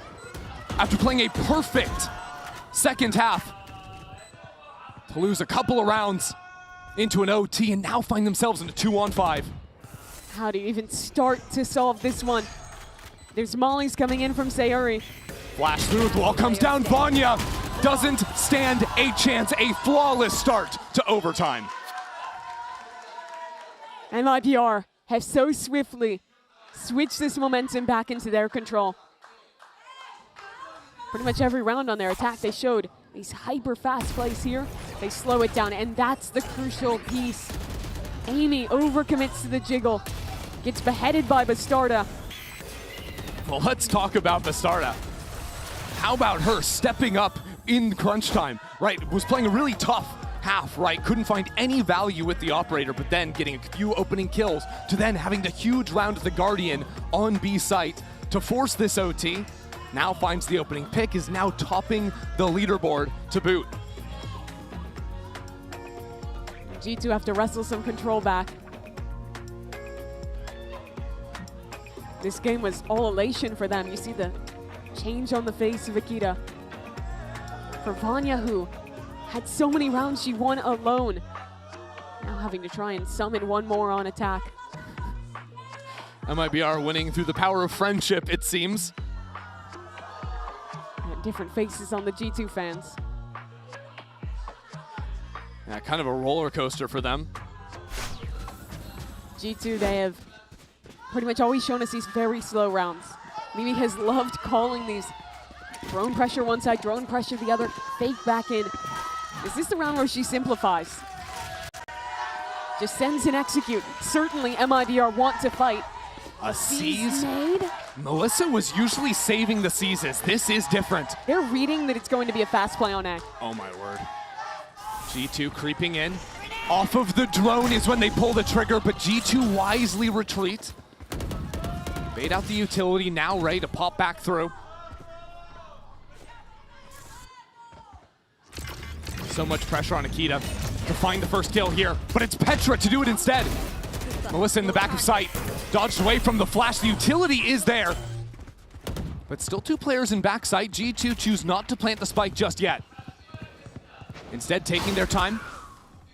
There's a flank working, but still a standoff on the site itself. These smokes are going to come down soon. And G2 are not comfortable by any means. Melissa, it's a double swing, SRN! Spike down A. Tears open this round, the flank will come on in, and it's Petra in a one-on-one. Is she just going back into spawn? Can she even do this? Oh no! SRN straight through the box goes ballistic! Oh my word, that is a statement from MIBR. It was the near perfect half for G2, bringing it all the way back. You thought they had it in the bag, but it's Sayuri in round 24.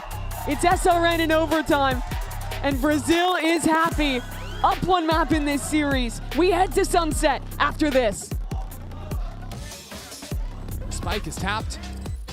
The swings come in. MIBR holding for it. And Vanya has to have the 1v3. She started up and she finishes it. Just unreal from Vanya.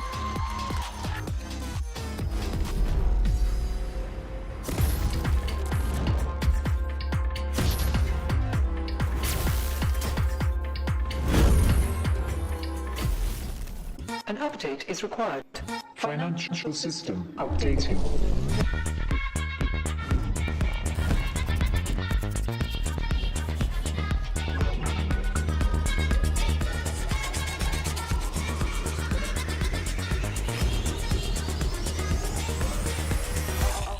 System updated. We will dance to get. The future of money is here. Feels good. Drake is now Doran, decent position, double Break down my walls, but I won't rise again. Cause I stand tall in my environment. How could I ever close my eyes as they silent sins? They try to take me down with their violence. Oh, they go back in. Becher flashes in, and down goes Knight.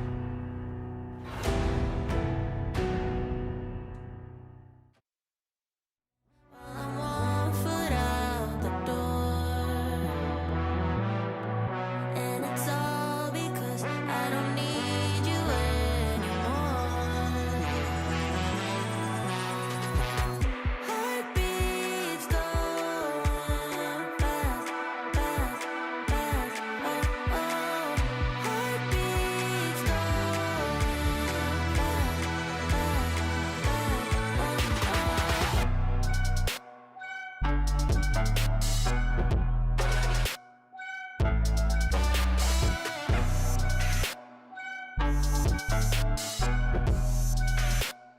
oh.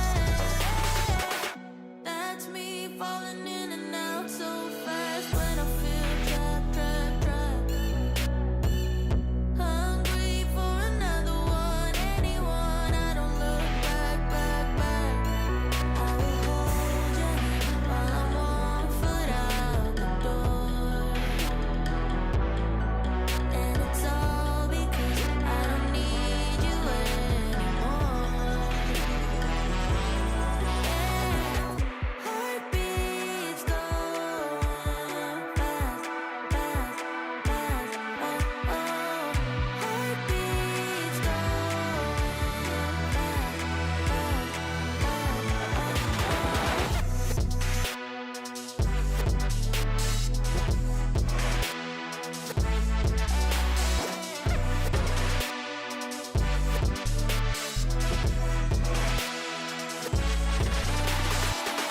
Heartbeats going fast, fast, fast. Oh, oh. Heartbeats going fast, fast, fast. Oh, oh.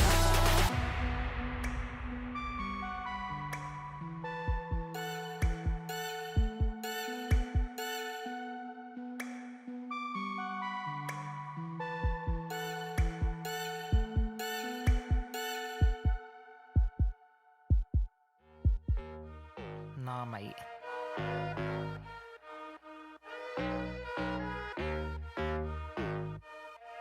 Oh, knock, knock.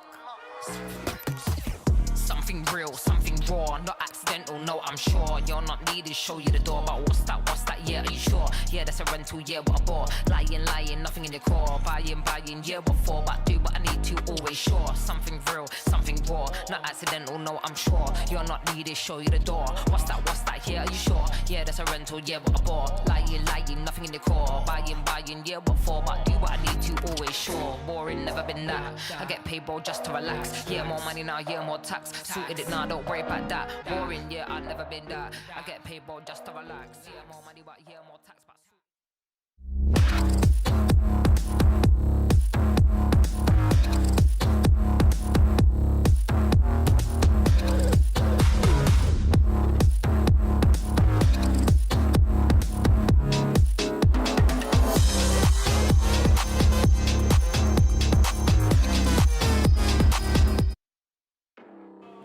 Hi guys, it's Bella. I'm standing with MIBR's Blitz and Arthur here today. One more win to continue your run here at GCC. How confident are you guys going into Sunset now?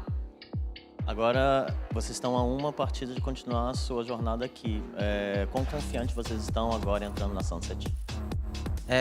A gente entrou muito confiante nessa série, mesmo faltando um mapinha só, a gente vai tratar como tá 0 a 0. Teve um apagão agora nessa bind, mas a gente vai conversar aqui, vai voltar muito forte para Sunset para fechar o mapa e continuar no campeonato. We're pretty much like confident since the beginning. Yes, we had like a blank just here by that bind, but we're just gonna sit down, talk a little bit more, and then come back even stronger for the next. Even Sunset. stronger? Okay, all right. Vamos. Obrigada. Obrigada. Goodbye. Good job, Bella. I know she was very proud of that. Yeah. But yeah, even stronger MIBR. I mean, after that map, that was 14-12, by the way, the final scoreline, a very, very, very close matchup. It came down to the 1v1s, the 1v2s, or the 2v1s, right? However you want to put it, this was a very, very tight matchup. I know that in this graphic it only says 2 clutches and going for the side of G2, but the amount of, as you're saying, 1v1s, 2v2s, that all down to the last bit, the players getting 4Ks here and there, like so many super impressive individual plays that we've been seeing. So many mistakes that were so hardly punished by MIBR coming from G2. An amazing bind, honestly. That was genuinely enjoyable to watch. Yeah. But Bastard is a player who was kind of getting like kind of quiet throughout the entire series. The operator wasn't getting much value, and then all of a sudden, out of nowhere, you get the 3K to bring it into OT, and you ride that momentum. And I honestly think that she carried the entire overtime. Yeah. Sometimes all you need is just that one round, right? Just one round, and that brings us to a Verizon high-speed moment from round 4. We have this moment, which we thought this was just magic to watch. I think this set the tone a lot for what we saw on the attack. Number 1, the very quick executes that we were seeing for the side of MIBR. G2 that tries to flood on the side very quickly, and the moment, of course, is just using that seize with the Brimstone ultimate. Sayuri absolutely amazing and unstoppable during this map. You just can't do anything about it. It's just a lose-lose. And it was a fast flood attempt too from G2, but yeah, I mean that tether and Brim ultimate, it's just you just get cooked. Yeah. And literally, actually, with that Brim ult, right? It's so amazing how MIBR would just had so many of these set plays, but the comeback from G2 was also very respectable. And we were talking about how it only takes 1 round sometimes. Vanya had 2 back-to-back. Yeah, 2 back-to-back. I think that also when we were looking at the first half and looking at when G2 was trying to get more aggressive to try and shut down MIBR or trying to get a little bit of control over the map, we also saw some very key plays. So then we have to look at both of the Brimstones of this map. Sayuri also leading the team. What an amazing performance time after time. I love the explosiveness, how they were able, again, to punish every single thing, every small thing that G2 could do wrong. The awareness also of like clearing everything and knowing what weapons could be where. Amazing play for the side of MIBR. Yeah, and I say this a lot, but it is so true. When your IGL is having pop-off moments like this, everyone else on the team just gets fired up, and it makes them feel like, okay, if they're doing it, we can do it too. Yeah. You know, and that's the deadly team that you're going to play against at that. Yeah, especially when she was the one setting the tone for the first few rounds, right? She was the one early on actually dictating like what they had to do. I think at some point like 10-2 or 10-4 or something like that. I mean, that's ridiculous numbers. Yeah, we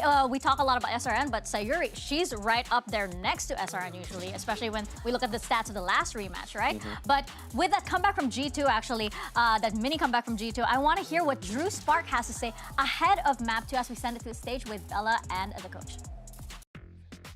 Well, yesterday it came so close, and first bind as well. What was the talk? What was the prep like last night coming into today to wipe the slate clean for you guys? Yeah, I think it was just recognizing that, I mean, speaking honestly, it felt like we lost the game, you know, like kind of left to ourselves. I think a lot of it was just a lot of micro things. And I feel the same about bind as well. Like there was a lot of clutches we won, a lot of clutches we lost. And I think ultimately it just kind of comes down to those late rounds playing together properly and closing out rounds properly. 어제 You know what's painful about such a close map like this? We talk a lot about this on the Pacific Desk, how when it gets to overtime, as the score is closer, the loss is more painful. And so I really want to see how G2 is able to make this mental comeback. Petra said it herself in the arrival. It's more about the mental game, and I think they feel it, especially in this moment. I think you hit the nail in the head there, Mika, because there's a couple of rounds that G2 should have won. We were speaking about the Bastarda getting the 3K. Again, it's an amazing individual moments coming in from MIBR. You should always be aware that the players, the individuals on the other side have this strength and they're not going to be shaky. They're, as I said, going to be looking to punish those mistakes. And for G2 at the end of the day is 2 back-to-back 14-12s. That is so harsh to come back mentally from. But if it happens and if they do not want to go home, it has to happen on Sunset. Dre, do you like this map? I mean, I'm a big fan of Sunset. I don't know what G2 are going to run on this map, though, and I was already kind of seeing from the MIBR side a Viper, maybe. So already some comp changes that are going to be made here. Look at this. This is the G2 comp. We got it. The Chamber Sage. I'm a huge fan of this. What I'm surprised at here from the side of MIBR though is the Cypher. I feel like Cypher is a character that's just kind of fallen out of the meta. Like those nerfs, it's just not good. Those trips don't do as much damage as they used to do, right? But this Sage Chamber comp, I think Amy started heating up towards the later end of that bind, which I think is a good sign.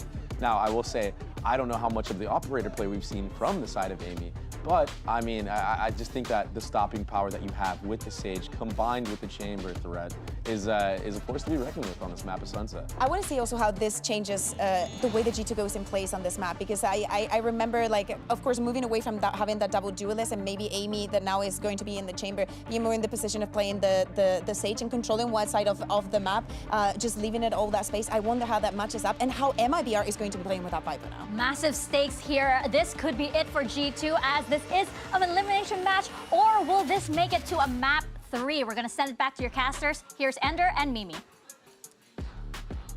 As Mika said, G2 facing their earliest ever elimination in a GCC, and MIBR ready to send them home 2 years in a row in this lower bracket. But G2, no strangers to dropping that first map and firing back in map 2. Yeah, and for G2, if they did lose, it would not just be back-to-back against MIBR, but 3 years in a row to a Brazilian team. They gotta lock in, but I think this is a great map to do it on. I love their approach. I think the Sage Chamber is the best comp on the map right now, and it especially excels here on defense. Big challenge for G2 is proving they can close the map. Last 2 maps they played versus MIBR and Team Liquid, both maps they very easily could have won. Slipped away from them in overtime. Definitely gonna be that weight hanging over them. They'll show something aggro on the pistol rounds here. Walk the Chamber down mid with the Neon to help. But MIBR, you know them. They like their faster plays. They're going to keep it simple towards A to start. High Haunt broken by Bastarda. G2 have taken so much control on the map. Amy has already stepped into tiles. Doesn't have an angle here necessarily with the trip watching the flank.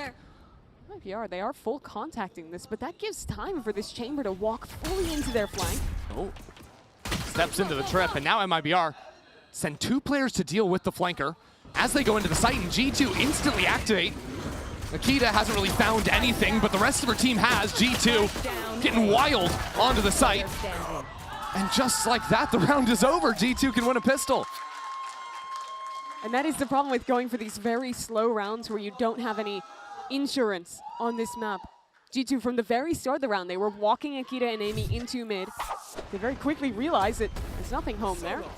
And before MIBR can even try to commit to this execute, they're completely enveloped and they just get decimated by Akita on the site. Big 2 that G2 can just win a pistol round. It's been somewhat of a struggle in this tournament. It was certainly a struggle in that last match they just played. Can start off on a good foot here. And I think playing this Chamber comp is great for a few reasons. One, Chamber is awesome because initiators are so much worse. Yeah. But well, Melissa just got a kill, so yeah. Checkmate. That refuted. is checkmate, indeed. They're walled off now. That's the beauty of the Sage. They only wanted an orb, but they're happy to get a kill as well. But look, there's not going to be many tools to push Amy off this line, so she can play very proactive, continue to pressure over there. And on the other side, we have Sage util. And 8 seconds again with the slow. Now here comes Amy. Well, she doesn't get the kill. Does have to retreat and does it safely. I'm a little nervous right now about G2. Yeah. Getting forced off the angle, taken low on the Chamber. How does G2 reply now? They still have B main control, but they're worried that there was a lurk going on through mid. There isn't really, at least not an active one yet. Right now, Amy is all alone on the A site. 2 players are getting called back, rotating through spawn to assist. Yeah. They are going to be here in time. There will be a lurk coming through as well. I agree with you. I'm a little scared.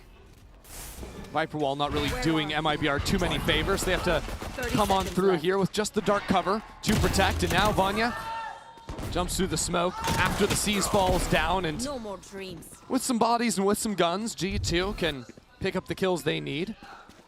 MIBR might get a plant. They're going to run towards B. Yeah. Nothing can stop them, really. I mean, take those little wins, yeah. Melissa already with 4 ult orbs as well. We'll have a 5th off the plant. See if Bastarda can get anything done with this classic. I like the way G2 have just ignored Boba completely. Work in all together through market now. That classic, hard to deal damage with it. The range Bastard is playing from. Melissa, the hope for MIBR with this Spectre. Last player standing. A good swing and maybe a shock dart for some extra damage, but as Amy posts up with the Bulldog, G2 will take their second round. So no need to fear in the end, even if it got a bit close. That one was a great example of how this comp dominates the respective mains. The Sage full slowing one side, the Chamber posturing up on the other. MIBR, they don't have a huge amount of tools to clear off with only that Sova in the mix. So I think all this first half is going to be about how they can bait out the Chamber to TP and how they can bait out the Sage to use her two slows in the wall. And I think seeing things like the slide double swing to clear mains is really important when there could be a Chamber there. So you can always have the quick trade or even just contact walking forward. Find windows to punish the Sage. Look at this play. There'll be an OMEN TP down mid fast as the Neon fights into A main, masking an operator behind it. Yeah, it's crazy. G2 going for the op, saved up for that one. And now looking to run this idea, as you said. There's the teleport. Vanya in front of the dart, but already some return fire. And look, that whole A main fight was just to get the op posted. Now they're going to call back into a B stack, Beautiful. And there's the op in play. And that could have been the lurk with Lisa playing on her Viper wall. Now MIBR have to work into mid, where a Prowler doesn't see anything. That smoke on the right side makes it very hard for G2 to get information back in that mid space. MIBR found the right gap in this one. Working into market. Oh, there could be a brutal timing caught right here. This fight into market. I believe Vanya figured it out, and is now swinging on the other side of this wall. Posts up right on top of screen. SRN will secure the shot. And now comes straight into the site. Mimi has nowhere really to go, but SRN is stunning herself. Slows down this take of the site. Means Mimi has a chance here. With the pistol in hand, MIBR have nice spacing. Very few opportunities to G2. And now G2 have to retake with an operator. Well, we'll see. Might just be playing for the pick and waiting to get numbers before committing on in. Good swing from Petra. And the trade from Melissa too. You see how conflicted Amy is. Wants to get involved somehow, but also doesn't want to lose the gun. One enemy remaining. Great hold. Now Akita maybe thinking about grabbing the operator, also thinking about playing the round. Does she want this? It's a big commitment. After spending for the operator, she pulls off the kill. The Bulldog is not enough for the instant kill. I think they got caught in their decision there. They wanted initially, it looked like, to play passive, just let the two players go. But then they get that pick. Amy feels like she can do something and ends up the worst of both worlds where she loses the round and the off. Now, it sounds really bad losing that operator, but it is worth noting that Amy, with 5 kills already in 3 rounds, is just 1 away from the Tour de Force. Nice! Back up, back up, back up, back up. Oh, SRN wanted that off, and she's got it. On the attack Neon operator. Big stack from G2 into main. Oh, we're just fighting forward, teleporting up top. Up her own paranoia, Vanya, what an angle! And now instantly out. The slow keeps the traders away as well. And Amy pops the ultimate. She doesn't leave B main. The rest of her team says, you can lock that down for us. And this is great because G2 can now call back into a stack towards A. Just leave the chamber for info on the other side. MIBR have some ideas of their own to play for the lurks. 2 geared up for mid right now. Shock dart sent to break the trip in market, I believe. I don't think it got it. But that's big. Push Amy off the line. Bait out her TP. This fight in mid could blow everything up, especially if Sayuri can win those out. A Hunter's Fury coming out for main as well as Bastarda. And now that shot does not connect. Bastarda solidifies position into the site. Working forward. Sees a player pop up. Bastarda weathering the storm, falls down, and Vanya with 3 to win the round. Very nicely held on to by G2 there. I think they showed again nice ideas to start these rounds. That early aggro flame B main was sweet. They're HyperX posting with this one. Sage wall boost up, OMEN TP's on top of it. And you see that little extra piece there, the slow orb means no one else can swing in to help. And MIBR get caught off.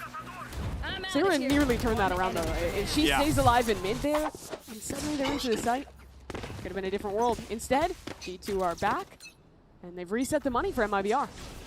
MIBR just gonna send it at A, but I believe that was not Where is terrible. Sayori going? Look, she's TP'd double into the site. Yeah, but has to do everything on her own while her teammates are running through one ways. So it's not gonna do much. That makes it a little harder to actually get your value there. And well, poor Melissa already getting flanked in a 1v4.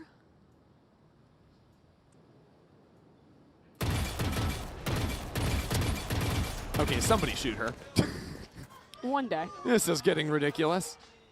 Mimi will get it. There we go. All right. And a few extra.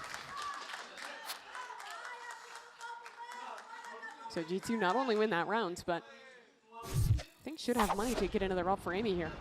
MIBR are going to call a timeout.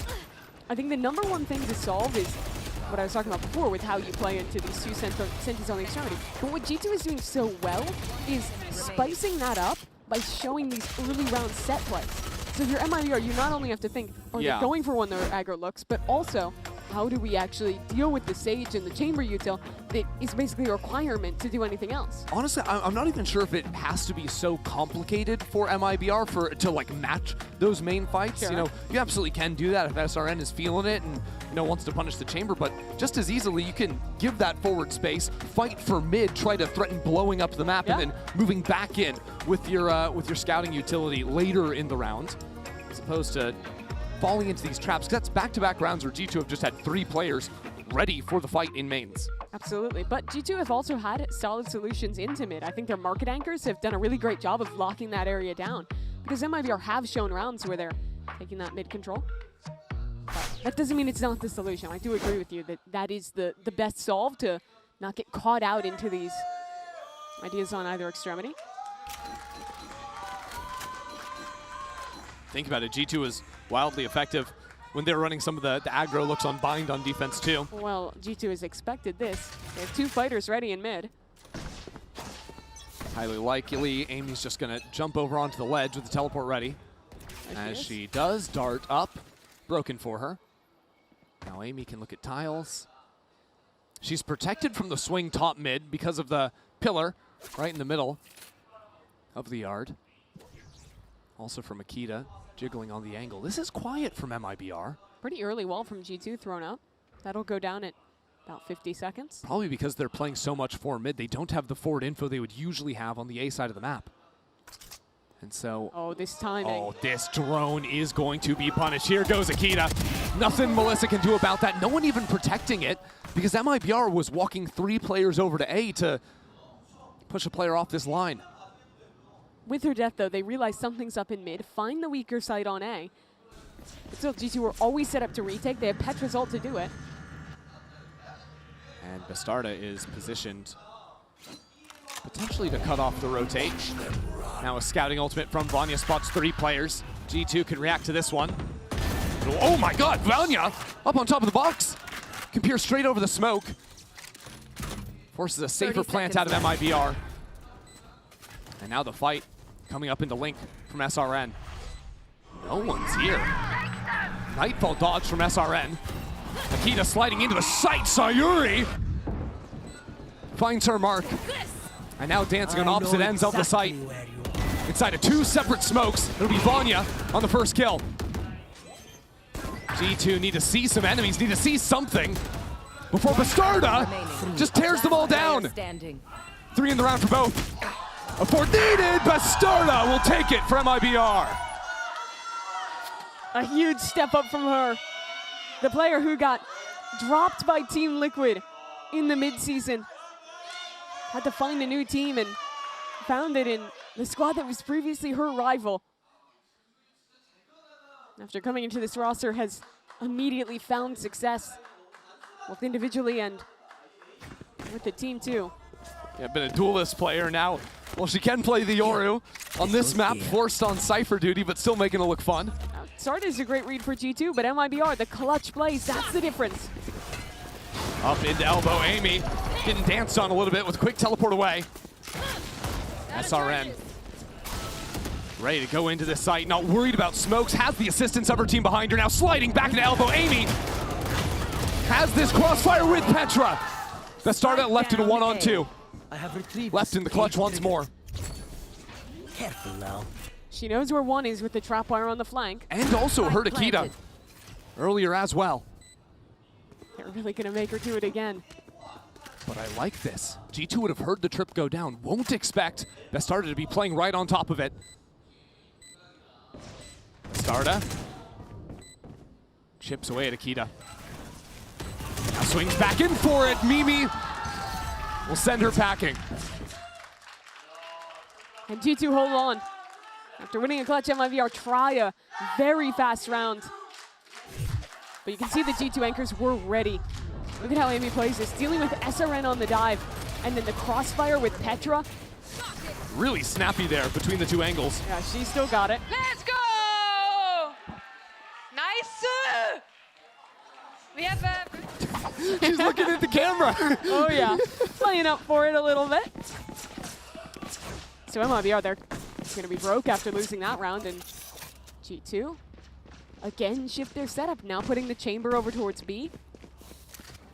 MIVR have really favored these A hits. So G2 want to show a new look of how to dominate that main control. Oh, Amy saw a shoulder.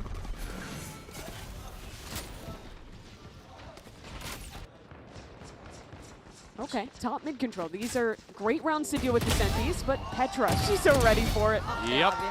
Bye-bye. No issues there.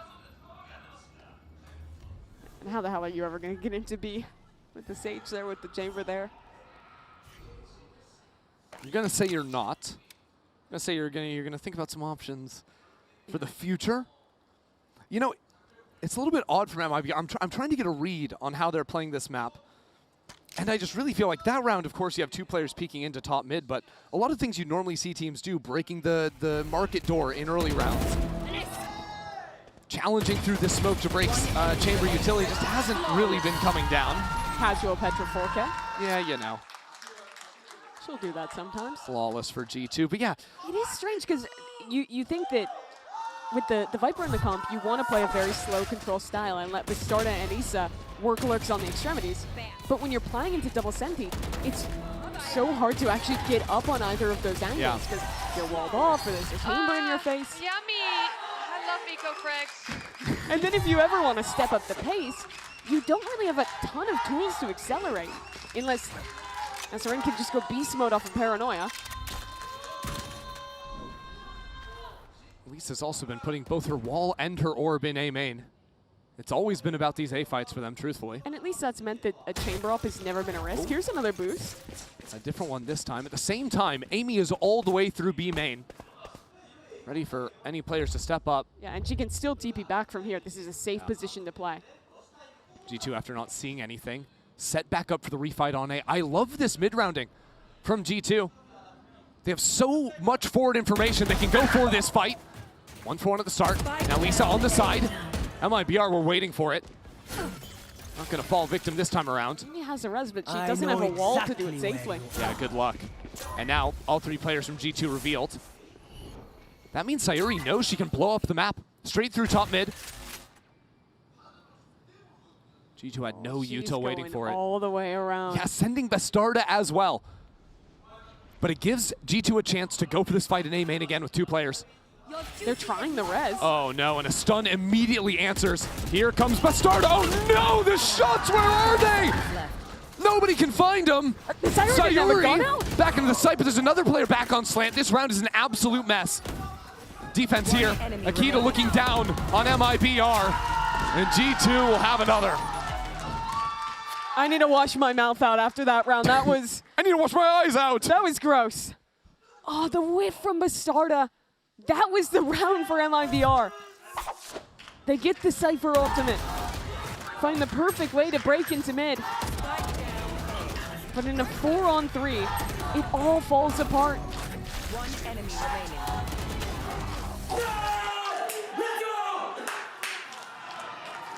They sound hyped. Yeah, I'd be too. And MIBR have nothing now. On to another eco. This is G2 running away with the half. And I really think that G2 is just out calling them right now. The Sentinels are shutting down the extremities. When MIBR tries something else into mid or to re-clear into one, G2 are still so proactive. They're showing us these wall boost looks, the re-clear that they tried that round. They constantly have that next step. So Sayori and the team at MIBR, they just can't get a read on what this defense ever actually is. I think the concerning thing is a few rounds ago I would say, oh, MIBR just need to solve the start of their rounds. Sure. But it almost feels like because G2 are getting so much information round after round after round, because MIBR are playing so back, you know, and not containing the space, it means that G2 can call these great mid-rounds. And that's because of the conditioning early with those set plays off the rip you're talking about. Exactly. MIBR a little bit spooked, it seems like, waiting for players of G2 to step forward. But really, I think EMEA has just been leaning over towards the B site so consistently. Finally, now the read from MIBR is to play into mid. Sayuri is just ulting back into spawn. Inside of dark cover. It's answered on the other side of things as Vanya pivots back over to B. And now two players from MIBR in spawn. Akita pinching down at the back of MIBR. This time Bastarda wins the fight. A nightfall into Bova. The Hunter's Fury to boot. Amy with 2 kills through the wall. Switches over to the Sheriff. And it's still all right as Mimi sees another body. This round could have gotten a little bit more wild for MIBR. But now it's all but over. There's a wall up in the face of Melissa. The spike is down elsewhere. And G2 have held firm. I like the idea of this eco round of trying to blow up mid control, get a deep TP. I think it's something to explore more, but again, G2, they turn, they figure out the fight, and it's another proactive refight from Akita, sliding out into mid with that stun. G2 responding really well, whether it's the quick opening rounds or the slower ones. He does have a gun now. Standing ahead. Dart out, she's gonna swing with it, but Vanya not baited at all by that dart. All good. 8-2 now for G2. They are rolling this defense. What have MIBR figured out? Well, my concern is because they ran the mid aggro look, either that's the read out of the timeout and they're going to play the next 2 rounds like that, in which case G2 have a perfect preview of it, or that was just a throwaway and they're going to go back to old habits and fight for A main again. Yeah. I mean, to their credit, they're always getting A main. It's just the problem is when the recurves come in, when G2 dominates mid. It's a Sage wall boost, I believe a double boost for these two players. As soon as the smoke comes in, boost on over it. MIBR didn't see this last time. And some fire down on Sayuri takes her to 30. That is a big investment to use your Sage wall at the beginning of the round, but here comes the next layer, Chris. And look at A. Exactly, but it's a different Viper wall this time. It helps them out on site instead of just fighting over from main, but this time, G2 blow them up and Mimi just holds her own. It's the same script round after round. MIBR play a slow start of round, they try and get into an extremity, G2 re-clear, and dominate them. And I love that G2 don't spend forever on top of that Sage wall. A lot of teams, when they run something like this, they invest 400 creds to get the wall sunk boost. cost fallacy. That player never leaves. But instead, G2 show that and then instantly rotate away because they know that MIBR is not going to re-swing and challenge that ridiculous angle. That is never favoring the player down on bot mid. But if you're in rank, they'll always re-swing. Stay up there. 99% get off the wall right before they swing. You know, this was G2's map pick, but I really do feel like, even compared to their bind, it is a very different level of just like set protocols and understanding of how to dominate defense on this map. On bind, it was a lot of just running aggro plays that were put together, and they either worked or they didn't. This one is a little bit less all in, a little bit less committed, so you get to see some of the mid-rounding prowess of Mimi. Yeah, it wasn't always her on this 10 role. seconds Switched left. into it, I believe, last year. And It was right before GCC last year because Petra had been IGLing all year long, and then even while she was playing the Duelist, and had to switch on to that. We were all surprised because we were calling Petra the Duelist heading into GCC last year, and then she was like, "Wait, no, that's not what I do anymore." Mimi took that job from me. This is the new me, and I'm not the IGL anymore. And after not showing the operator since, I think, round 3 whatsoever, this is the time where G2 go back to normal and Amy buys it. I kind of forgot the operator was an option. And it's normally like the reason you pick the chamber. No, it's still here. And, okay. And after seeing so many A lurks, she'll now solo hold that aggro and have a Sage to back up if needed. Well, better late than never. MIBR ready to take some mid space. Wahoo. I tell a lie. I've never been more disappointed. I've been waiting for this all half. And they're stepping into a B main trap. How has Mimi just read every single thing MIBR have literally ever tried? I'll tell you why. It's because Chamber always has forward information. And MIBR are always dodging her. Akita's going to get in the close corner. This is going to cook. I think B main is where the fight is coming. Vanya spots it. Akita, calm, not swinging off the paranoia. And she still has a stun. Bastard has been left inside of this smoke. But she just steps through and spins on a dime. That's a way to steal around. If you want to talk about a comeback, you need at least 9-3. That's a good start. And Amy had fallen off of the forward line. Plays it on the other side of this wall. Jumping Neon. Taken out of the round. Mimi's already rotated over with a wall down on the left approach. Now it's easy for G2 to just look at elbow, except for the pit. But MIBR are leaving. The spike is actually heading back towards B. Finally, some late round ideas from MIBR, but they're a little bit slow. Petra has come into Boba, and his kill comes down from Mimi. Cuts away at the lurk opportunity. Petra chooses to play for numbers. Give the spike plant over to MIBR. How do they set up? Spike on a retake, they'll bide their time. Petra has the Fade Haunt to go. It all comes down to the crossfire. Sayori and Bastarda on the site. But MIBR do not have backside control. There's not a lot of space for them to play with, especially with the pressure coming through from that smoke. Ballista has to support back from main. Listen, the team have to light it up. It's not enough just yet. Sayori in a 1-on-2. Coming out from both sides. G2 will take 10 rounds in this opening half. Just an incredible showing from them. A masterclass in the calling from Mimi, showing aggressive refights in the mid-round, constantly reading into the exact setup from MIBR. And all things considered, this is what the second half of Bind also looked like if G2 just didn't slip in those last couple of rounds. G2 in the last two halves have been the better team. Yes, come on. But it's still them with their backs against the wall. They still have to prove that they can close out, that they can be the ones to fight back. But for this halftime, a special guest, we have Bastarda's best friend, Belina, standing by with Bella. 안녕하세요, 벨라입니다. 오늘은 니콜님과 함께 MIBR 응원가를 무슨 뜻인지 좀 한번 불러볼 수 있는지 들어보려고 하는데요. Hi guys, I'm standing with Nicole.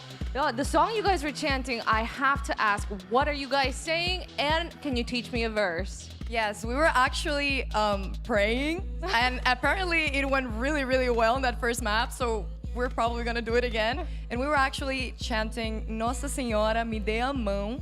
So you can try it. Nossa Senhora me dê a mão. me dê a mão. Perfect. Perfect. Yeah. Alright. 이게 사실 기도인데 계속해서 할 때마다 라운드를 따내서 계속해서 기도를 할 거라고 이야기를 해줬습니다. Alright. Hopefully I'll get to master it. Alright. Yeah, of course, and we can do it here, and they can win the second map. Alright. Love that. Thank you, Nicole. And that is it. Do you want to try, Christy? I've already forgotten it. Do you not remember? I don't remember. Do you want to try anyway? No, that is not. You please be my guest, No, Mimi. no. I wouldn't after asking you to do it. I feel like that would be rude. Okay, well, it just seems like you just don't support MIBR, is what it sounds like. That's what it seems like. Yeah, because you're not going to cheer for them. Because I'm so unbiased. Wow. See, I support what I all support. teams. I support all teams You personally. support all teams? Yeah. That's beautiful. Coinbase Econ Report is something that I can be in support of. Yeah. Oh, There it let's is. bring it up. How about that? I mean, the real the hero of this app has been Vanya. Vanya picked up in the second half of Bind, had the back-to-back 4Ks, had quite a few more after that, sitting 16-6 currently. Yeah, she had a monster game. And it's true of map 1 as well. It's also true of this tournament as a whole. I have been so impressed with Vanya. It's not the first time for her. You think when she showed up with previous events with BBL Queens and in her first year last year with G2 as well, was always excellent. Is it just objectively funny that Vanya has like done way more damage to like literally the Omen than all 5 players combined, essentially? It's an Omen diff, I suppose. That's actually crazy. Sayori's not even having a bad game. It just, when it comes to that head-to-head, Vanya absolutely clearing. And the crazy thing about this map too is that G2 literally did this yesterday. Yes. Like, map 2 was a 13-2 on Haven. Wait, Chrissy, what if we're just running the inverse of yesterday's series? Oh my god, and it's a an stomp overtime for into a MIBR. Stomp. Oh, please But it's don't. split. It's split. The rule of all bangers end on split might It's true. supersede. Yes, and okay, maybe spectating the wrong player here. MIBR setting up for a fight in top mid. Here we go, As the wall fast break. comes You didn't down. Elba. What are you laughing about? I'm not laughing about anything. G2, 5 players here. No misdirection. Not going to be stun locked. SRN comes out. MIBR. It's not going to be a 13-2. No way. No way. Surely not. Vanya is alive, but now walled off by their own teammate Sagewall as MIBR regroup towards spawn. Wait, are they just going to leave? Is that an option? It is an option, certainly. I mean, after putting down the Sage Wall, you would have thought that might have been good enough to get the plants. They're going on a long, long walk. Wait, the Omen smoke is interesting because it really discourages MIBR stepping through. Means that G2 could be anywhere on the site, so it's actually giving them a lot of time to go for this rotate. Here's the problem, though. Cypher can. You're going to be tapping that. There's also a trip they have to get through. They won't beat That's them okay. there, sure, but it's very nice tools to make this retake happen. Now in the post plant, do G2 play in front of that Viper wall? And honestly, Bastarda could save the camera for the post plant to see if anyone's in front of that wall. I mean, Chrissy, Akita is just going on her own. I mean, this is very far forward. Classic, though, and 2 players ready for the double swing. Akita resets the aim and stuns herself on the way out. All right.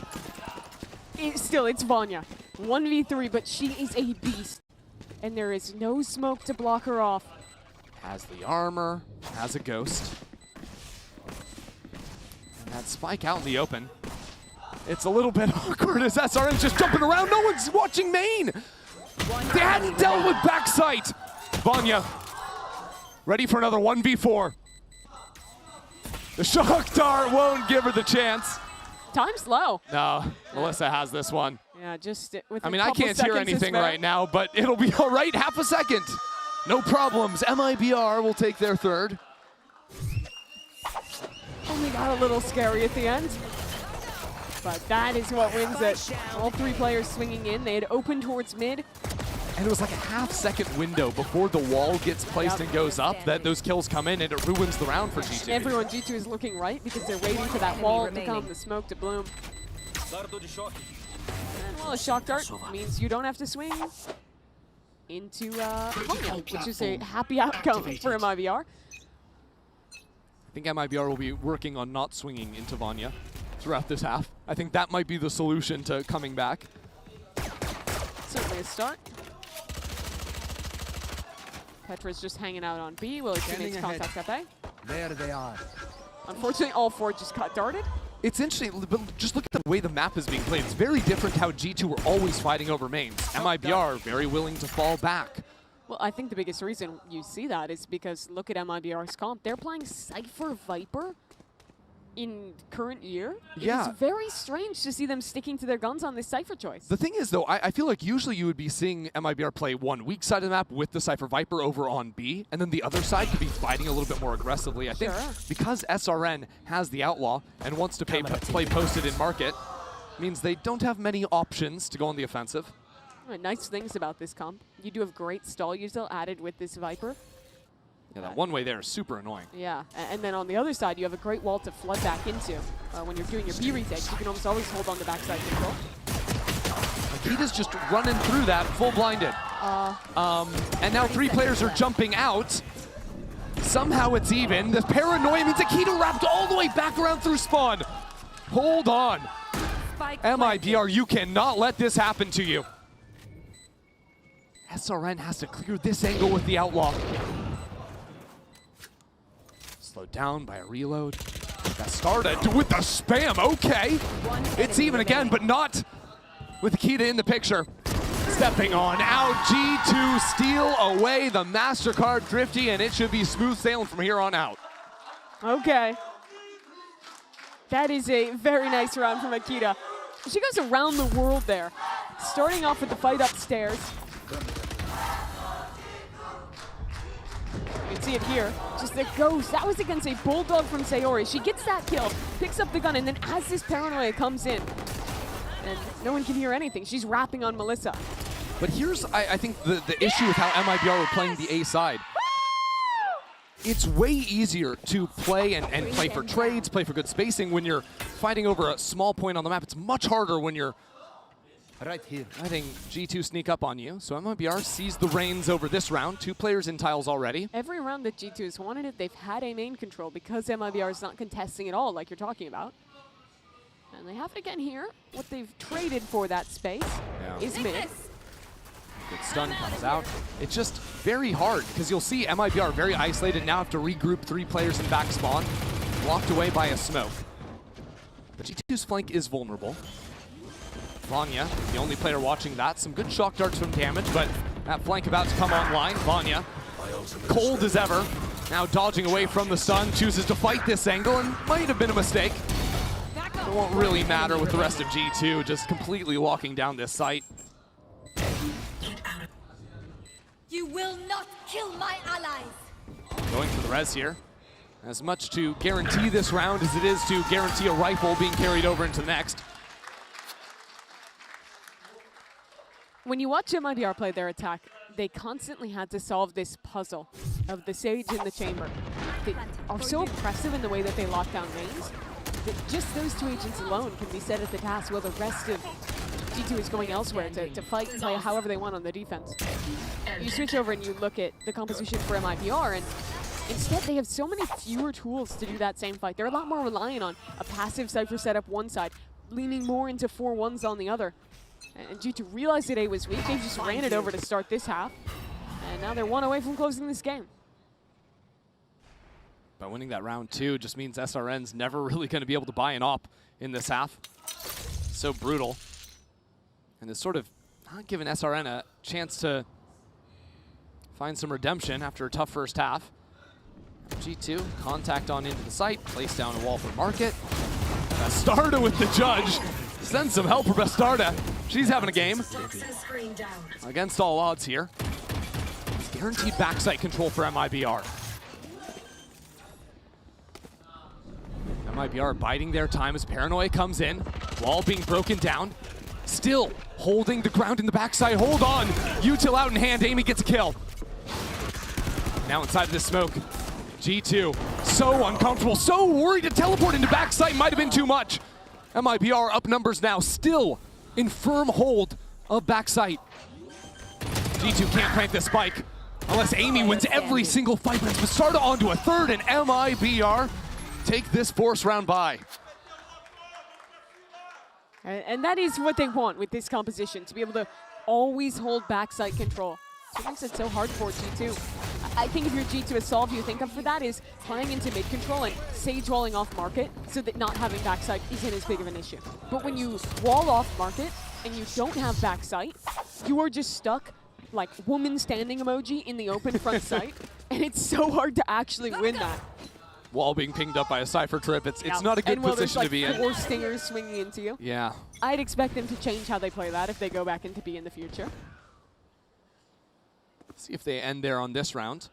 Right now, Amy with an Outlaw is just going to be working over onto B main. That's a good spot. Part of the reason I like this comp when we're talking about attack is how much agency it gives Amy. You're able to take risks that no one else really does on the lurk when you're chamber. It's a very early drone. At 1:20 seconds from Melissa. Now, very few options to find forward information, especially as Market door is broken down and as smoke is placed. There's always the threat, though, with this Viper wall going up that someone could step out of the Market door. That's why Amy wants to get right in front of this wall. Now out of range of her teleport. On a bit of mission. Sees a player, can step back into it. Now has that get out of jail free. But nowhere really to advance behind this. Still blocked off by that trip. Yeah, she's just trying to provide some pressure here. TP goes back towards spawn, so G2 want to pivot, Whoa, but whoa, whoa. Amy... Melissa just steps right into it. Needed the headshot for the kill. And now with 25 seconds left, coming into 3 players on this B site with no B main control. Akita is going to need to deal with this Cypher right on the other side of this wall. There's so much utility down on her. Bastarda digs her heels in with Lisa. With no time left on the clock, Sayuri filtering back into the site. 10 seconds left. Sayuri has a chance here to just take everyone down. MIBR not going down without a fight, as Mimi is swarmed and another round taken. Very good reaction out of MIBR. That's exactly the adaptation I wanted to see G2 make to playing B, where they're walling market instead.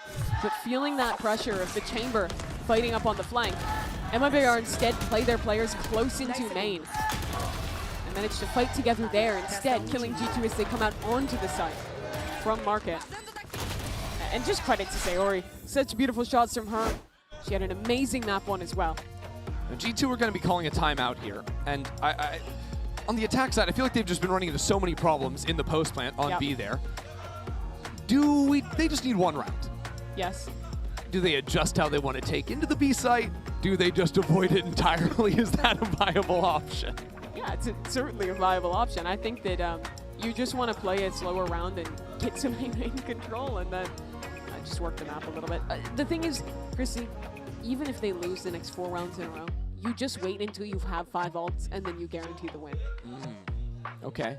So if you're the coach, you're just like, I don't care what you do, just don't waste your ult. No, I think I'd call a round. And Yeah, then you'd also offer say, a little bit more I than that. care what you do, but don't waste your ult.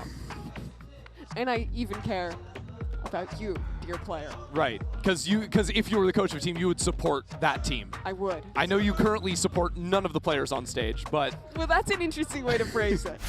your words, not mine. Would you support MIBR to make a comeback?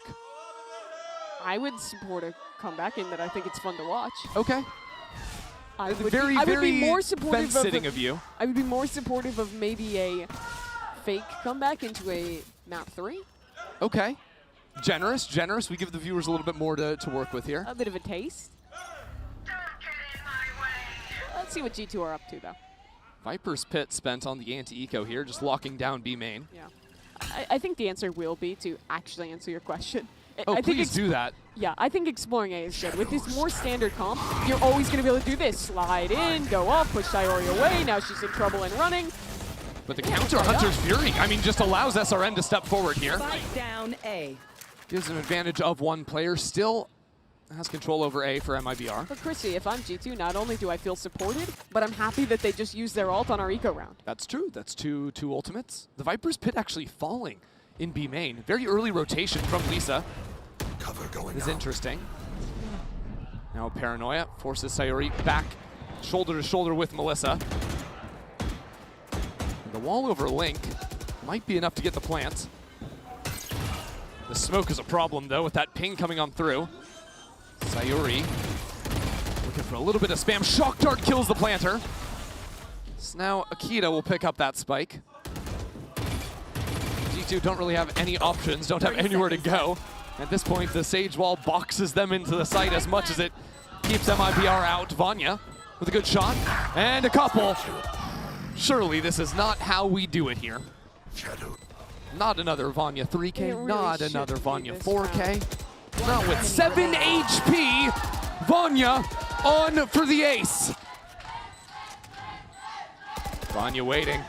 Sees the gun! Vanya aces us into a 3rd map. That wasn't supposed to be the round they won. But Vanya casually ends Sunset. The number of kills in that round, same as the number of the rounds they kept MIBR to. After a tight OT, G2 bounced back dominantly, and we head to map number 3. And now dancing on opposite ends of the site. Inside of 2 separate smokes, it'll be Vanya on the first kill. G2 need to see some enemies, need to see something before Bastarda just tears them all down. 3 in the round for both. A 4th needed, Bastarda will take it for MIBR.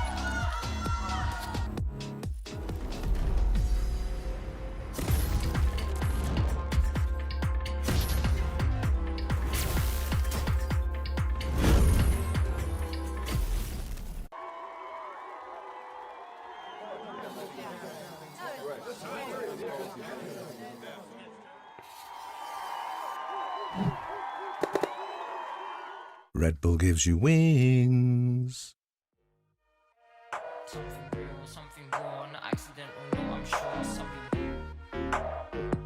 Something real, something raw, not accidental, no, I'm sure. Nah, never been sorry. 1, 2, 3, I don't know who else to be. 4, 5, 6, like they say I can't be fixed. 1, 2, 3, your attention's all I need. 4, 5, 6, don't let it slip. 1, 2, 3, I don't know who else to be. 4, 5, 6, like they say I can't be fixed. 1, 2, 3, your attention's all I need. 4, 5, 6, don't let it slip. I don't have any favorite, just give me any kind. Even if it hurts a bit, I think I will be fine. 24/7, all I do is procrastinate, procrastinate. My lesson. 24/7, all I do is procrastinate, procrastinate. Perfection.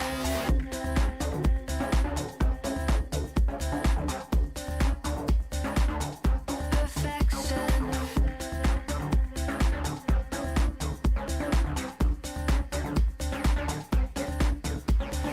1, 2, 3, I don't know who else to be. 4, 5, 6, like they say I can't be fixed. 1, 2, 3, your attention's all I need. 4, 5, 6, don't let it slip. Some sort of an addiction. They all have a prediction. I think it's just some fiction. Did I have an addiction, baby?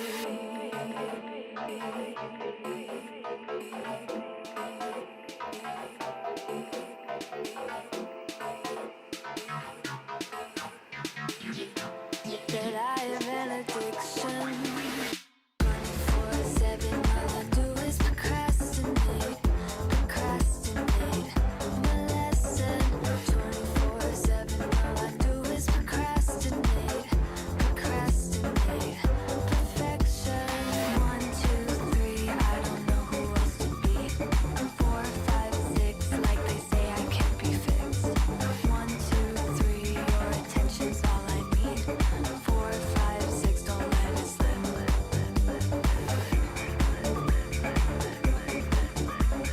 4, 5, 6, don't let it slip.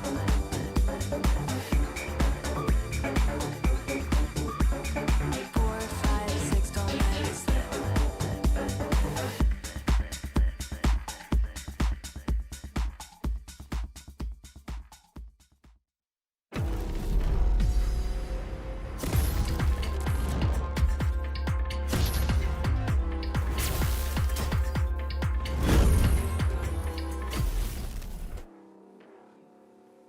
G2 goes and say not quite yet. They come back on Sunset versus MIBR in a really dominant fashion. I mean, you look at the first map and you look at what a hit G2 Gozen must have taken.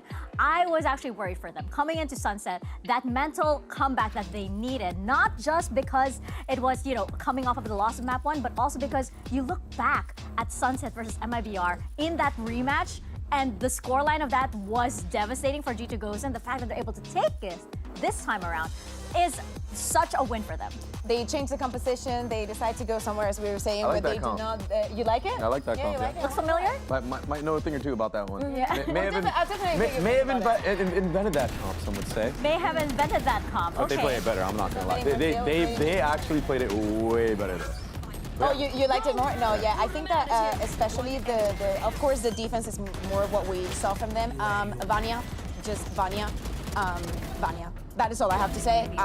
That's all that's needed. Extremely scared. Like the amount of times during just today and yesterday that we've seen her in 6, 7 HP, being good for 1, for 2, for 3, for 4, and for 5. Like that last round, it does absolutely not make sense. Yeah, and by the way, throughout the whole series, plus 22. Remember, she was also popping off on bind. It's not like this is just a one-map wonder type of thing. But Turkish going back player, on the Omen, am I right? Turkish aim for Yep. sure. It's absolutely popping off ridiculous. And I think SRN had a really tough time trying to pick on where to go, because when you play against that comp, you have a threat of a chamber constantly. You have Sage slows that can slow you down because you're playing that Neon. And then if you're not running into them, you're running into Vanya, who's honestly has a hot hand right now. Yeah, absolutely. Vanya is just insane, and we're gonna keep talking about her all throughout this series because it seems as though, as you mentioned, she's being so consistent. This isn't just like a 3-round kind of thing. This isn't just a first half kind of thing. It's not just a one-map thing. She's been consistent all throughout this series. But of course, we also have to give it to Petra, who was bringing some amazing vibes, which is exactly what G2 needed going into Sunset. Yes, girl, let it all out. That is exactly what we need to hear. I absolutely love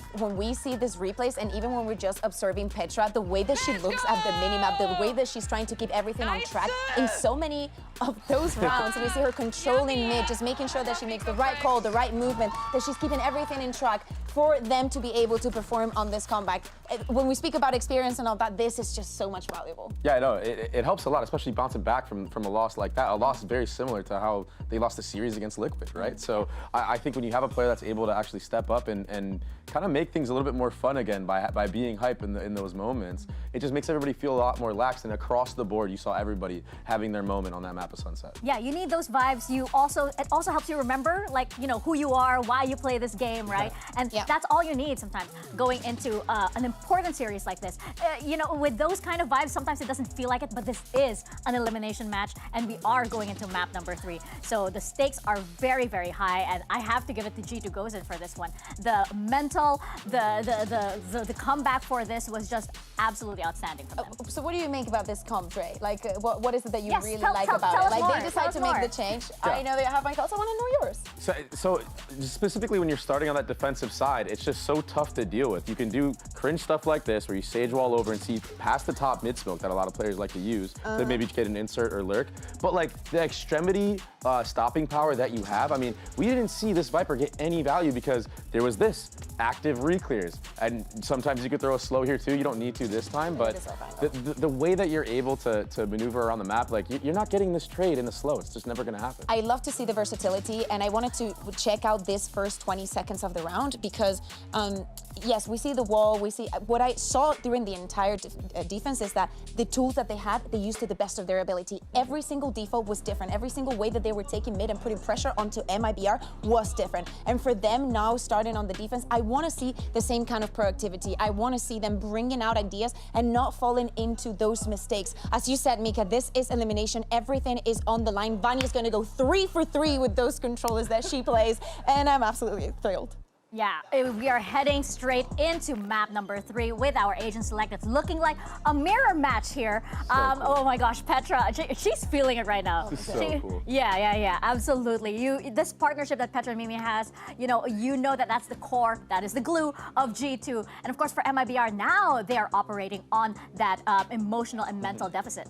Yeah, I think starting on the defensive side for G2 is a good thing, considering how things went last time on Split. You know, you kind of get that half out of your mind Petra, early the Prowlers, please, please, let's re-clear things properly. For the side of MIBR, they have a chance to repeat what Liquid did yesterday. For G2 Gozen, staying in the tournament, of course, and getting redemption from what happened yesterday. And MIBR, SRN, we need to wake up again. Yes, absolutely, because it is do or die. It is map number 3 with elimination on the line for G2 Gozen and MIBR. We've got Ender and Mimi to take us into Split. 10 players have stepped onto the stage for one more map today, and for 5 of them, it will be the last time they get to play under these lights in this tournament and for their year. So much riding on the result of this match between G2 and MIBR. Yeah, both teams that have found such success at GCC before would really be unthinkable for either of them to go home at this point in the tournament. But one of them has to. G2, they just played a mirror match like this, going up against Liquid's double duelist the night before. But as I was talking about it, that ended in a heartbreaking loss. Now what is really their chance for redemption here with another Split game. KC fans in the waiting room right now. They've got one more to get through before they can see the blue crew back up there. But G2 and MIBR have packed the stadium in their own right. Split will be the final destination for this series. And MIBR start out on attack. MIBR likes quicker rounds, but this one they feign that it's going to be their fast A and instead walk back towards mid and B. Yeah, putting down that vertical attack A wall. Vanya, though, has been killer all day long. Both series currently alone on backside as MIBR coming quickly. She had some rounds anchoring B. This time she has to pull back. G2 will flood. Yeah, dropping out from heaven the same time Vanya looks for this swing. Smokes have divvied up these members of MIBR. G2 are finding their mark. No bullets, though, means Bastarda can secure 2 of their own and up they're through mid. leaving back into this lurk, but it's dead by Mimi. That's so big from her. And now she'll continue this push. She'll encircle them in the 2-on-2. MIBR taking their time. Vanya now around the side is perfect. Spike down B. Not looking the right direction, but you better kill her in one shot or she will make you suffer. Now Bastarda. Time to jump. Saw Mimi in mid. Has to pick up the spike, and Mimi has arrived to take another pistol for G2. Such a great flood there from G2. I love that they're throwing that same anchor smoke that Vanya throws backside, but the way that it ends up working is that SRN, who dove backside to try and punish if there was an Astra there, gets cut off on one side, while the rest of the team is cut on the other, and G2 do a great job of isolating those fights together. Even though it comes down to the clutch, you know that they're good for it. Yes! Let's go! No! Let's go! And that they're excited for it. G2 hyped after Mimi and Vanya closed out that pistol. Oh, we're quick up with the Bucky, but Mimi is playing a little bit too far away. All-knowing, had the flank in the last round, has the read. Play a little deeper there. They've seen plays like that from MIBR. SRN loves the double satchel on the eco. All good. Bastarda got the orb over in B main. Do they have any positioning on the map? No. Do they have a chance maybe to come into heaven? There is a gap for the time being. G2's very aware of this. They're jiggling up towards heaven. They have it well contained. They just don't want to play too close of angles into the anti-eco. MIBR have done 2 rounds in a row throwing this vertical A wall. Expect them to start changing that in the coming rounds, but they are a team that likes to run their execs. And I think in particular their A exec is very good on this map. I love what the Omen brings to the mix, having that third dive agent. Seoul will almost always be diving into the smoke, A heaven. Well, SRN and Bastarda kind of change their pathing a little bit around, making it very overwhelming for site anchors. That's actually one of the reasons why we're probably going to see the Viper wall change, is so that we start throwing Omen smokes up there to give a little bit more protection for those aggro TPs out of Sayuri. And good night, Mimi. Okay. That's what you were expecting, right? I mean, they could let Bastarda live. 10 seconds I left. will always support letting the player live and ruining their econ. G2 are running away. Bastarda does not have enough time to pick up the spike and get to the site and plant it, which is exactly what she needed to do. So now Bastarda is stuck with the Spectre going into the next round. And also is 2 away from ult instead of just 1 pip away. Yep. And if you don't know, it means she's getting the minimum money that you can. If you die, you get your proper loss bonus, everything is all good. Now, you live there and you're stuck with the Spectre, and you only have 1,900 credits in the bank because of it. Very nice from them. Enemy remaining. So it actually makes this bonus round from G2 a little bit more dangerous. Bastarda was actually given a rifle, and Sayuri will have to be forced to hold on to that Spectre for now. Mimi pushed off the line. That might be our hold off on any faster hits for now. So that starts strong towards mid as G2 have already asserted Akita up into A. They can just leave her embedded with the judge and stack heavier elsewhere on the map. Yeah, I mean, it's very easy to play in front of that Viper wall. There's no early fighting. Now Vanya baiting out for Mimi in the corner. Mimi set up a teleport. Sayuri doesn't clear it all the way. It's a 1-for-1, it's okay. The issue is that's their smoke's dead. So if they want to go into B, they don't have anything. And instead they want to go into A, which is where the judge is. Judge, these shots connect. And now there's no lurk. Now you're forced to go in here with only 3 players. Bastarda doesn't have the ult because she didn't die in the last round. That could have helped out bigly. And now Vanya Down B. Has a couple more to her name. It is insult to injury here. SRN in the 1-on-3. Paint shells flush her out into the open. 30 seconds Heaps of left. utility being hurled at her. And there's nothing she can do about it. Another three-piece from Vanya. And that is one mistake cascading into a round loss. Your smokes die in vain because you don't clear a corner. That's this. Then your lurker feels the pressure to aggro up towards A because you have a Viper wall there to actually exec. She guides the judge, and at that point, 3v5, you will never win a B hit with no smokes 3v5.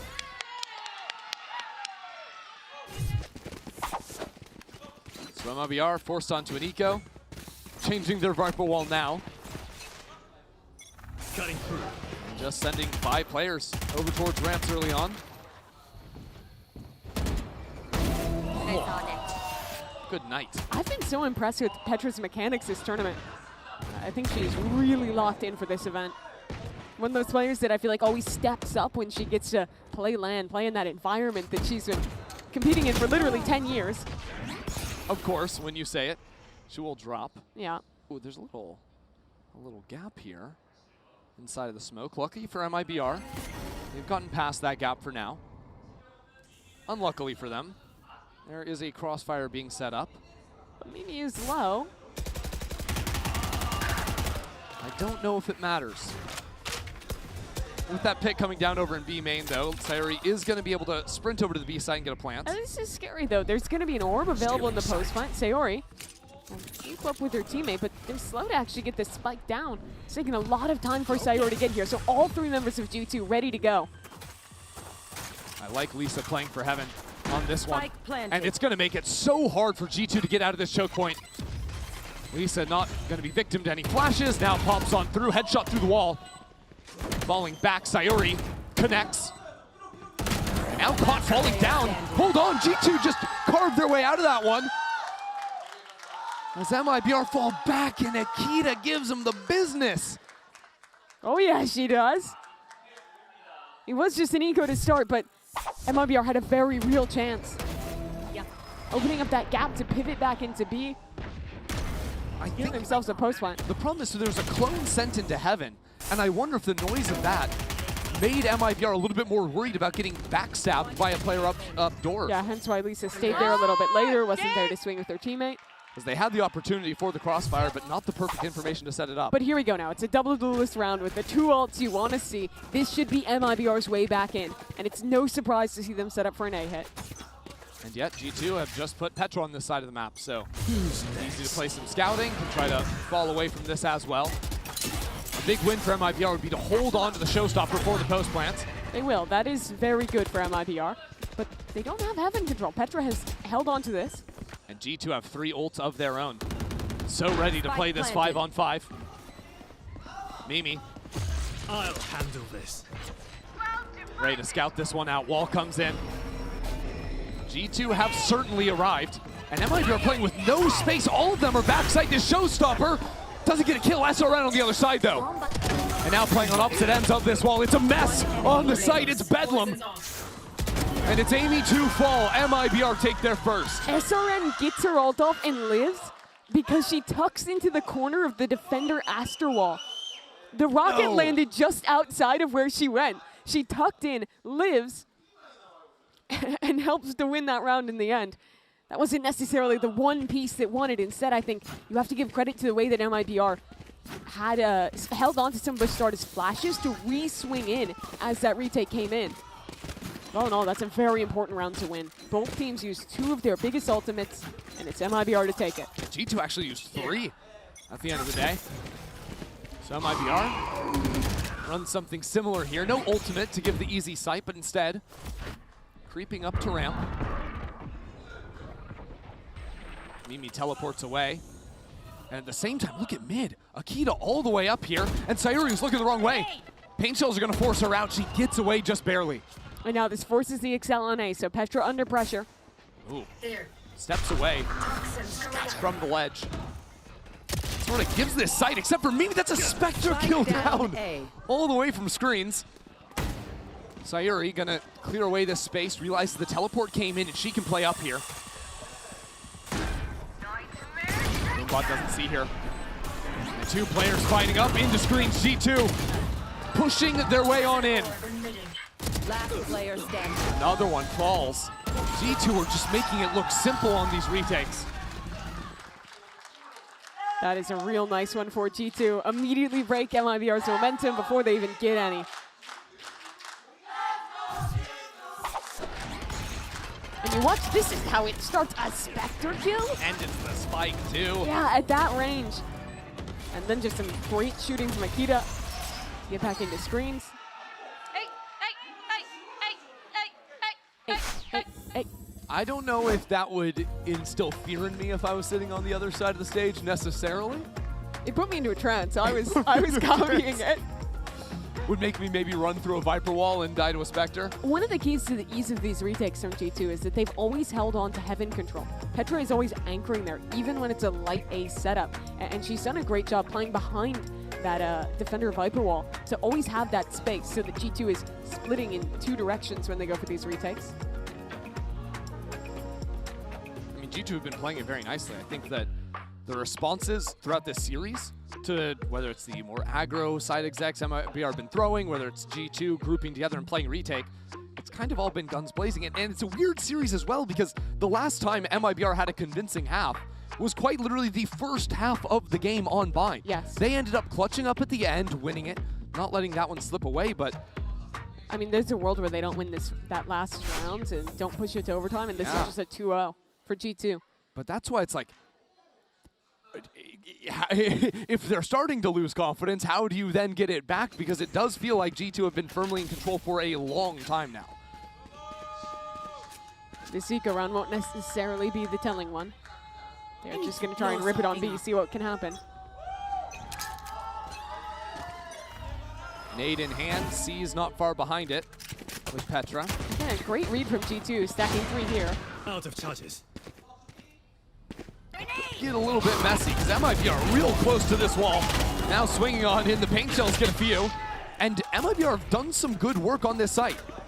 That's guns that can be recovered, and that's a B site vacated thanks to the TP. It's also a Nightfall if they want to use it, which they will. It's a Viper's Pit if they want to use it in the post plant. Yeah, this is very hard actually for G2 to make this retake happen now. The only thing G2 have to get back in is a clone and a snake bite. Spike planted. They don't have the utility. They're going to have to fight their way through. It just comes to 50-50ing when you push the pit. And hoping you can find that Viper. This round would be a breath of relief for MIBR. You can build off a round like this, off an eco win. Portal closed. Off a 2v3. Off 2 your strongest. Lisa will have to do it on her own.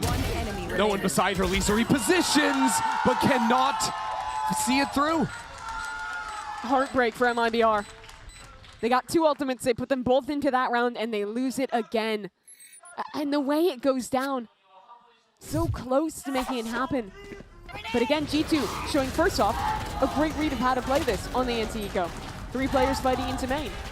Even though MIBR trades favorably, when they get into this retake, it's the bait from Vanya, Mimi on the follow-up, and then this 3rd punch ready to go on the flank. Bye-bye, bye-bye, bye-bye. And Amy waves goodbye. And well, it's heartbreaking. It was the eco.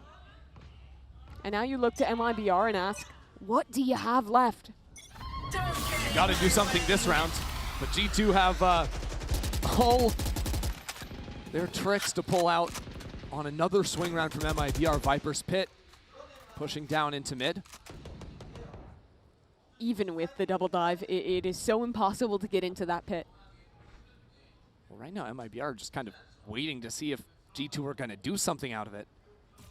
But it's paralyzed them a bit. 2 players out of B, 2 players out of A. G2 might be doing something. Mimi postures up Aimee. Has a teleport ready if she needs. Both Prowlers and a C's burned. So that means you will never get into the pit 100% now. Oh, this could be ugly. So if they go back B, Vanya's here. Which means that there's quick rotates through mid, whether it's Amy or players running into the pit. If Vanya just needs to stay alive. You don't even need a kill. So she sees a shoulder, calmly walks away. and set up a star to lock herself into backside. That might make you think the Yoru's already here, but no, it's just Vanya. The rotates are already coming in. Vanya bullied a bit now, but Amy has showed up. Amy is here for 2 more kills, and Saru's getting dragged around on the floor. 30 seconds left. The rest of MIBR. I think you save, it's over. Oh. Spike is down on B. MIBR do not have an answer. Not in the slightest. And it wasn't like G2 created some chaos in the mid-round. No, that was a Viper's pit that off was the rip. literally just a Viper's pit off the rip, and I think the big problem of that is using 2 Prowlers to re-clear A main. So you have no tools to actually get information. Mimi just sits there the entire round without a problem in her sight. And it just feels like Sunset to me. G2 a step ahead in the defensive calling, winning out in every clutch. And MIBR seemingly losing confidence. It's odd because MIBR felt to me, watching them domestically, preparing even the early games of the tournament, they seemed far more decisive than they have been playing in the last 2 rounds. This is a team that is a little skittish. They're kind of waiting for G2 to do something and then see how they can react. But when G2 doesn't do anything, MIBR they seem just a little lost. Fizzle out. Yeah. So, okay, maybe an earlier mid-fight could be something, see some control on the map, but... By the way, I don't think they've ever had mid-control this game. No. And it's hard when there's that orb going down. Nor have they really had a main control in the rounds where they don't just exec A. Here's Mimi. Mimi overstepping just a little bit into the Stinger. So that's a get. What can they make of it? Oh, and they're pushing up behind it. Okay, MIBR. Don't waste any time. Go off that pit. Keep on coming. Amy is waiting down inside of the vent. Now Petra stepping forward onto ramp. Those shots finally come in. And she could play spoiler for MIBR. Another low buy round for them. Another one they could easily win. But these are 2 players that have been scary in the clutch. If Petra even gets one, I do not want to play a round like this against Vanya.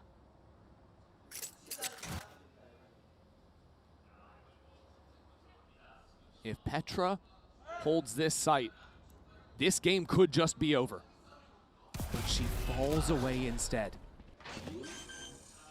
There. MIBR have struggled to close out rounds like this. It's a 3-on-2. It's a post fight with good positioning. They have to win this round.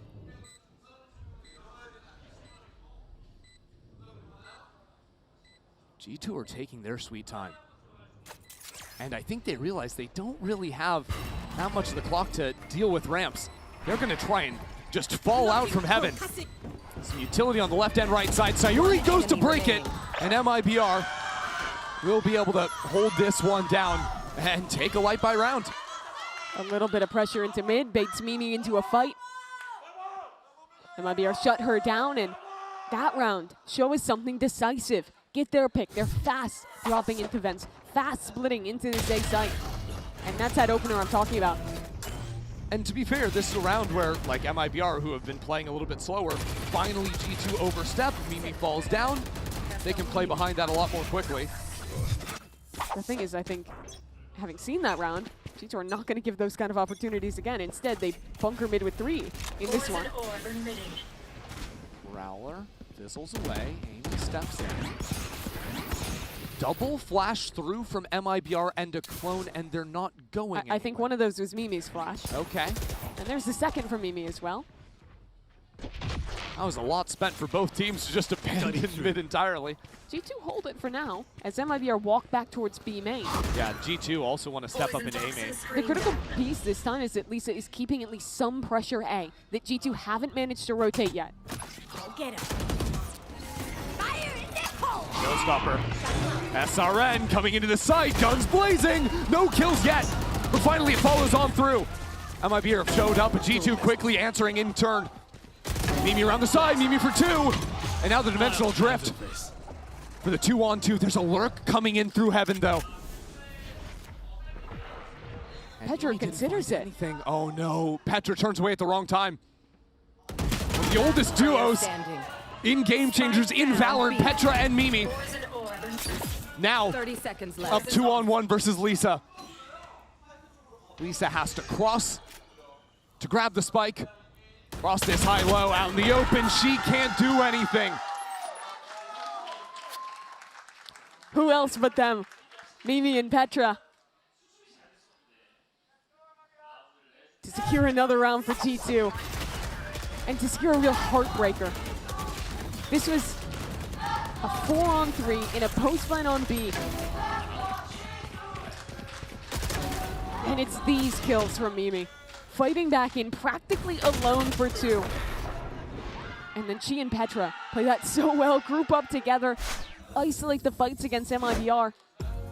And if you weren't confident before, if you were having a bad map before, losing a clutch like that, just another nail in the coffin. It's starting to look dire. It's time to pull out everything MIBR have left. 2 more rounds in this half to try and bring it back a little bit closer when their whole year is riding in the balance of this one map.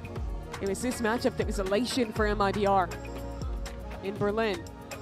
3-0'd this team, went into a grand final in the first international they ever attended. But G2 might be about to break that streak after getting eliminated by Brazil twice in a row. At least the MIBR fan club doesn't seem too perturbed, too worried about it. To be fair, if MIBR can get 2 rounds, they give themselves some hope. Sure. But it has to start here. Okay, so what are we looking at? Bastarda has a dimensional drift to work on. MIBR playing relatively spread right now. Wait, Bastarda is just posting up and taking the fight. Doesn't even care.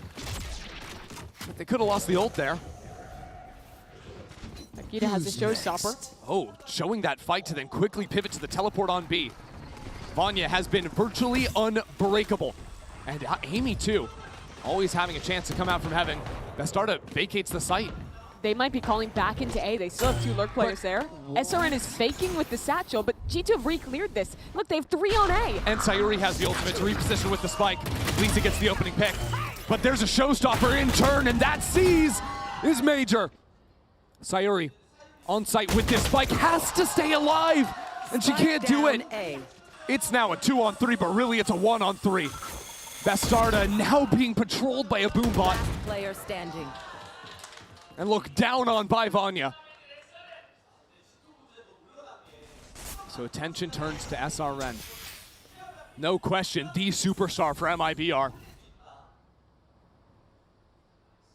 Stepping forward, SRN! 30 seconds left. I have the spike. There is just no way. Toxins going up. 20 seconds, it's now or never. SRN sees that last player. 2 bullets. Paint shells down to secure the plant. Spike planted. Toxins go. SRN, you have to win this round. There is no alternative for MIBR. There is no other way but these 2 players dancing around one another. SRN switches to the Phantom. Smells blood in the water. SRN baits it out. SRN can't do it! Again, it's stolen away. Amy denies the clutch. It denies the chances for MIBR to build anything more from this half. MIBR have had close rounds, but they have never been able to finish them. Even here, in the 1-on-3, these shots are gorgeous. But in the moment where it matters, Bye-bye. it's G2 standing up confident instead. And now 9-3, the best on the cards for the Brazilians. SRN back into it again. Opens up this round. MIBR not playing the macro game this time. No, it's just trying to bully into this A side. G2 ready to fire back on ramp. Oh, we're going up high. Akita getting wild with it. And Sayuri is teleported up into heaven. Sayuri goes down. Vanya was ready for it. Looking the wrong direction. And now only 2 players on this side. G2, they have a great setup for the retake, already spotting onto SRN. Last round was a 2-on-3. MIBR couldn't do it. It was a 1-on-3 as well. G2 are running away with this series. Every close round, G2 are so focused. so controlled in the way that they're playing. These 2vx, these 3vx scenarios. They are dominating 10-2 in this half. We'll head to the second after this.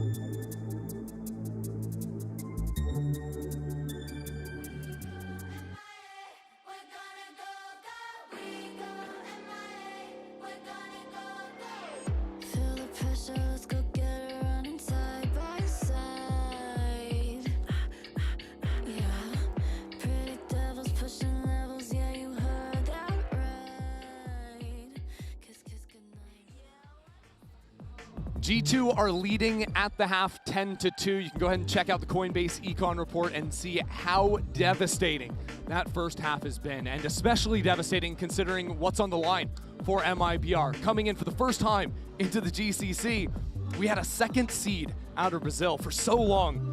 Hype around these Brazilian teams having such talent at the top, TL and MIBR. Always thinking they could push in the second seed even in the top 4 into the top 3. After back-to-back finals, MIBR now at risk of going out early in this tournament. And it's G2 the ones to do it. After getting eliminated by Brazil twice in a row, now dominating here on map number 3. They have won practically 4 halves in a row. Yep. They should have won the second half of Bind. Nearly lost out in overtime. Exactly. They decimated both halves of Sunset. Dominated the start of Split. But now this entire series gets really defined by one half of play. And really, for me, there's only one question left to ask G2. Playing such good Valorant all day long. Can you close? Can you close G2? There was a problem back on Bind. There was a problem last night on Split. This time, though, they have done so much work. 10-2 at the half. The job should be simple. For MIBR, all their hopes lie on this pistol. Wow. G2 fast into mid. Whoa, Akita boosting up. While Petra found a pick onto the Vents player. There was never too much behind that. Instead, G2 have been working up towards A, and this site is very light now. Just SRN jiggling. SRN does have a Sheriff. We know that can be deadly. Swinging out into the open. Big damage down. Bastarda actually dropping. And G2 set up to fight deep into screens in this post plant. Ooh, this wrap from Lisa blocked away by the dark cover. So G2 come back into the site, just leave Petra. Toying with screens. Grenade!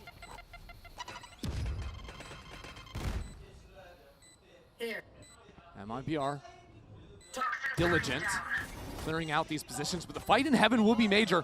Sayuri takes that one. And now can look back down into the site. Good connections out of MIBR. Sayuri for another.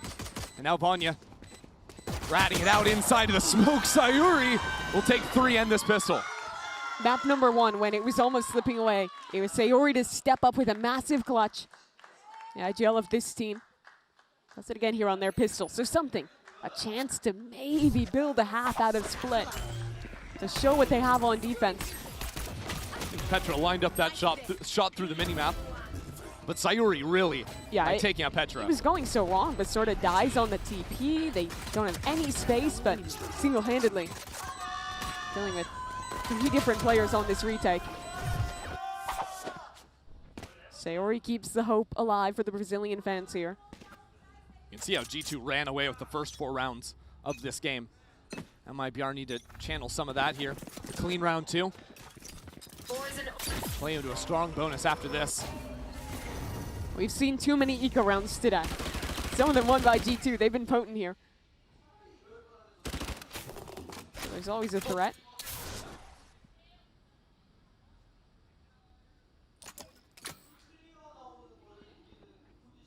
Makita's really just waiting for a jump peek or a jiggle out of the male player. That's a late wall to go down on B. Makes you think that there's more behind Amy. Yeah, well, Amy jumping and seeing a high-low. She doesn't want to contest that. Good connection. Out from Lisa, repositioning quickly. We'll add another to the kill count. There. Oh, we're just getting a paint shell kill. And a little more on top of that one. All right, I would say that's clean from MIBR. Certainly so. They only lose Lisa. Let's contrast these teams.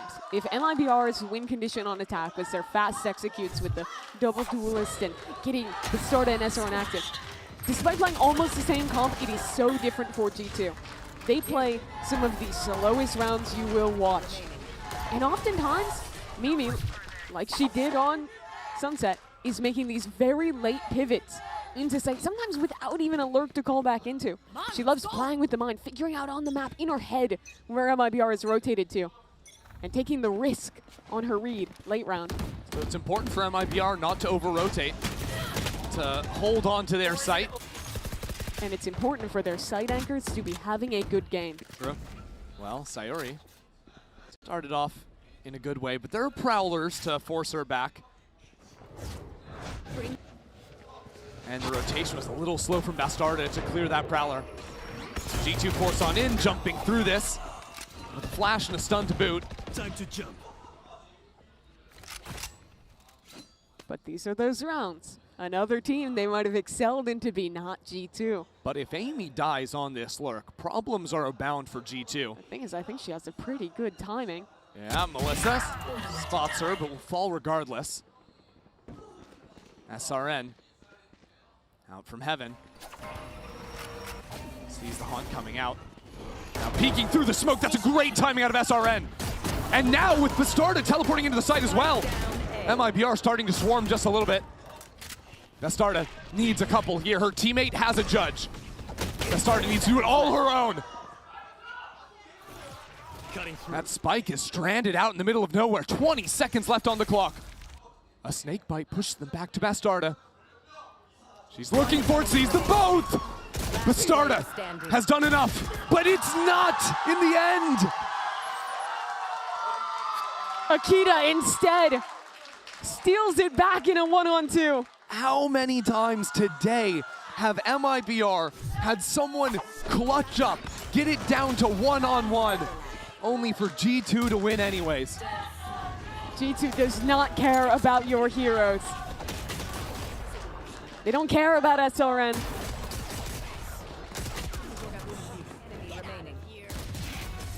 Such prowess from Akita. G2 have been loud today, no doubt about that. Despite winning the round though, G2 are broke. And Akita off a hot round already dead. Hey, I really like that setup. After the double dive comes into the ramps, flash through the wall from Bastarda. Sayuri ready for this lurk as well.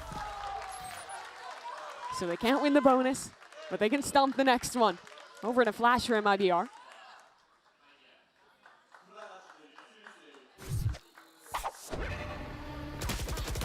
That play you're talking about is really cool. Expecting the ramps dive, there's the flash at the same time that SRN is fighting forward, and it cooks them. So MIBR, while they are aware that G2 have been playing slower rounds typically on split, I've now seen some quicker options from G2. Maybe trying to not make it so predictable. Well, despite playing very slow, they always play 4-1. So you can oftentimes find this lurker and really shoo them away, which I like from MIBR again. MIBR just sprinted up 3 players into A main, leave 1 on the forward line, but G2 don't accelerate. And this is typical of Mimi's calling. Certainly so. Amy's gonna retest this. Walks back up towards A main. Wall up. Oh, sees SRN, and now she's But that pulls out Bastarda's TP. So now it's 3 heavy towards A, and that might open G2 to call back into a B split. Oh, Nightfall out. Lisa trying to dodge from that one. Still gets decayed. The G2 waiting behind this orb. That's a really deep orb. There. They've slowed G2 down. Lisa on a gnarly angle. Here's the fall. Takes one down, takes another. Oh, Sayuri back on site. If she can bunker down, it could have been enough. 30 seconds. Now it's a 3-on-3. Yeah, straight up retake. G2 used the Astro Wall to secure the spike. Oh, but whoa, what is going on? So quick into the site. That is a monster play from Bastarda. Her team wasn't really even set up to fight with her. No, she also had a dimensional drift. She could have used that on the play. No. That's the kind of play. If she dies there, we're saying that she threw them that round. Instead, Bastarda, the monster, wins it alone. Look at that. Here's a drop, just takes her timing out. There was more thought put into that. Melissa threw out a seize as well, trying to catch those two players. Even still, it's such a high-risk play. No one else, like Melissa couldn't really swing through the Cosmic Divide. Oh, no, the spacing wasn't good with SRN, but they just trusted Bastarda to make the play. Wow. G2 are slamming the panic button after that one. A little bit. Think about it too. Had MIBR won that bonus, we're sitting 10-8 now. G2 still have a little bit of extra cushion because of the good work done on that round.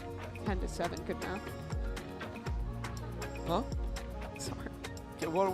I can't do math, whatever. It's okay. Don't worry about it. But let's look ahead to this round. It's going to be an eco for G2.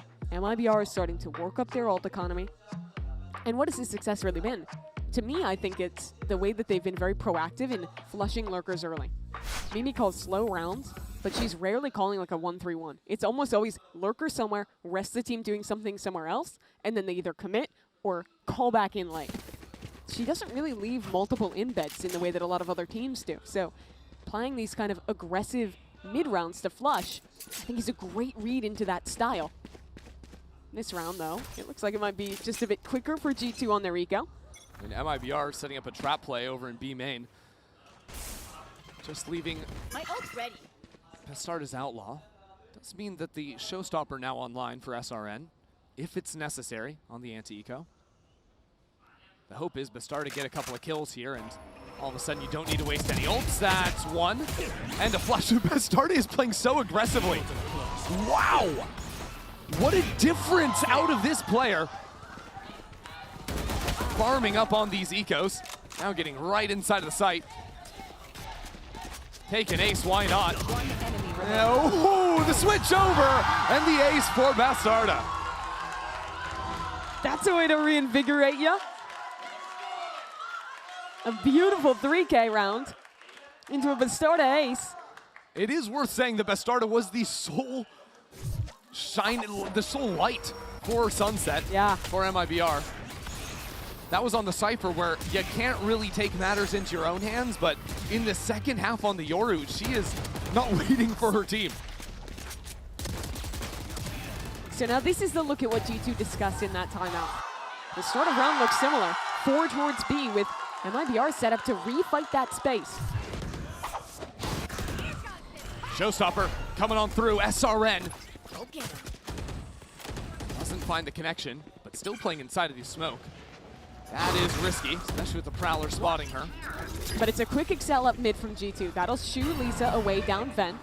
Lisa's not leaving. Sticking around, down on the bottom of ropes now. Trying to escape, that's a good shot. Can now fall back, gets the player on ramp too. Hello, Lisa. And she says no to A. G2 have to look elsewhere, so they call back towards B, but this is where there's been players posted in main. Yeah, playing this without B main control means you kind of need to plant for backside. Means there's always going to be an extra player swinging from this very angle. Sayori will get the info early. Oh, or just get ahead. Nicely done. It had been a while since we saw some life for MIBR. I love this too. They're pushing through instead of choosing to stay there. Might even get their fight bottom mid. 30 seconds left. How does the timing work? Oh no. Don't give Vanya an opportunity. Well, no, they just saw these two players short speed. They know that B is open, so it's a foot race into the site. Lisa's here early. Gonna use the pit. That causes some problems, and Lisa's flooding out with it too. 10 seconds left. Lisa has to stay alive. Lisa sees the planter. And Lisa, from start to finish this round, has been an absolute terror. MIBR will take 8.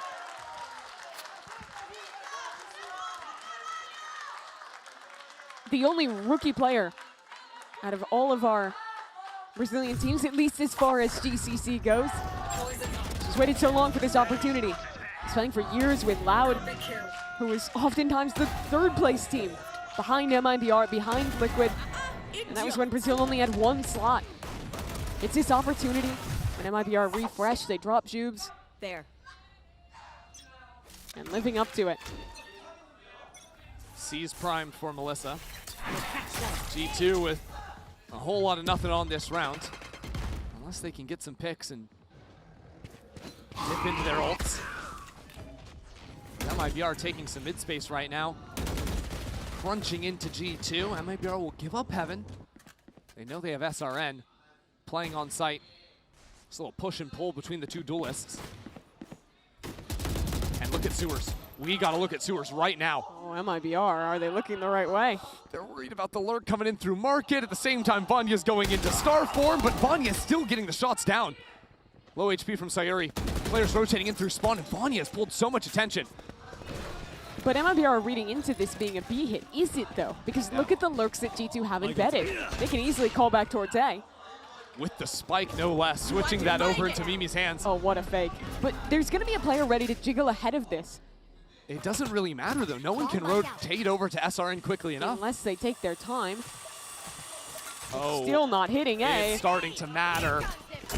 Satchel's in, and a showstopper in a 5-on-5. G2 want to win this round, but it's not gonna. Oh my God! Akita is unreal. 3 kills on a showstopper instantly. G2 in command. Sayuri is low. Lisa needs to step up again and will not be afforded the opportunity. Akita has just done God's work to bring G2 on a series point.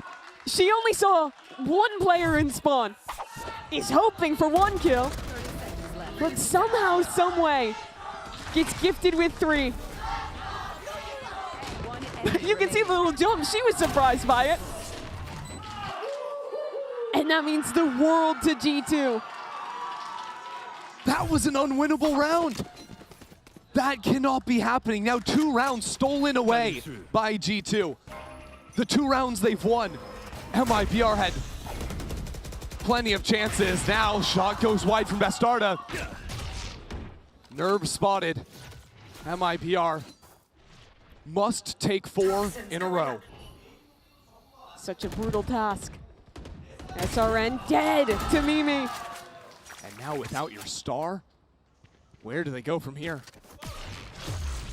Mimi on a scouting mission. Reveals the operator. The rest of G2 coming into A. And Mimi is going to see Melissa. Melissa's not looking in the right direction, but it'll be a teleport away. G2 grouping up. And an early nightfall finds a couple. The fight is heading into ramp. They know exactly where Lisa is. And the shot finds true from Bastarda. G2 don't really know where to go from here. Are they going to go back into spawn? They're going spawn. This is ridiculous. A smoke to try and guide their path up, but Sayuri is waiting. 30 HP of paranoia. And now trying to reposition quickly. Get out of there, Sayuri. Now into backside. Nowhere else to go. It is her Alamo. Bastarda trying to cause some chaos on the other side. G2 are surrounded in this pit. Sayuri, 20 seconds, 20 seconds! Will not find it. Who can be the hero? Who can keep MIBR in this tournament? Brazil's second for the first time ever. Stepping into a GCC, Bastarda will open the pathway. Here. Still a monumental task for MIBR. Amy's waiting for it. Bastarda has 3. Could Bastarda ace to win this? Could MIBR stay alive? Holding the line. They have to get back onto the spike. Petra knows it. And Bastarda keeps them in it. The second time this half that she has been the salvation. An impossible round. Yet again, that G2 almost win. Down 3v5, they pivot through spawn into a pit. But Bastarda delivers. She stepped into this roster midway through the year. Nice! Dropped from the #1 team in Brazil. Off of winning a regional tournament. Madness. Liquid didn't think she fit. Didn't think she was the right player. But MIBR believed. They didn't waste any time. As soon as they have the opening, Bastarda slots in. And now when their year is dependent on it, they are asking her to carry them through. G2 again, reset to an eco round. You can see the pressure for all these players. You don't get multiple chances to play international in GC. Nope. One opportunity a year. MIBR has only had that chance once before. G2, they've had their moments. They've had attendance at every GCC. They've only won it once. Only made it to the finals in the very first year. We have more players on this stage that have been in a Game Changers Championship final than haven't. And yet, half of these players are going home after the result of this map. G2's economy has been broken. Hasn't necessarily been a problem before. Yet Akita has a hero gun. And these eco rounds have been problems before. That nade onto Sayuri. Tries to come up against the wall and stay alive. And fires back straight at G2. Very tempered opening from G2. This is standard. They play their 4-1, they take one main, and see what they can find. Big thing for me is Akita does not have satchels. Couldn't afford to go for that. Valuing the heavy armor and the Vandal. Nor does Mimi have a TP. There's no real way to excel into B. So you just gotta play fundamentals. Play good spacing, play for your trades. Swing together. Sayuri hears that, drops down another cover. The rest of MIBR coming into the site. Bastarda has arrived, and there's a pocket play on Bastarda again. Opens it up, Sayuri behind it. Spike down. MIBR, stay calm. 2 more rounds. The rounds that G2 have been calling, the rounds they've been winning, have been frankly ridiculous. It is slow at the start. It has really come down to very last second pivots. Like, this has been a game defined by the final seconds. Is that how G2 want to Vamos, vamos, vamos. continue to play, or do they pick up the pace? Do they accelerate something different here? No team really has ults to play with this round. I asked it at the start of the half. I'll ask it again. G2, can you close on split? Where are you? Quick into this A site, out from heaven. Akita was waiting for it. The flash is in, and G2 are running them over. No duelists, no stars. It is Sayuri and Lisa. Face your fear!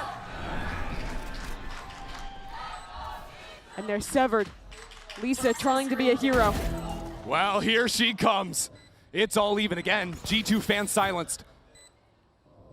A year hanging in the balance. The paranoia is perfect. Lisa once more, and Sayuri will get it again. Vanya on the other side has this pull, but it sucked to happen. The pull is bad! It's bad! And Vanya isn't playing for it! G2 can't close. They can't win that round. They can't even stay alive. That is a year-ending mistake. And on Vanya, of all players. She has been perfect this series. And of course it's not going to be the gunplay where she falters. She's too perfect when it comes to that. But an inch on that star Last player standing. has cost G2 their chance.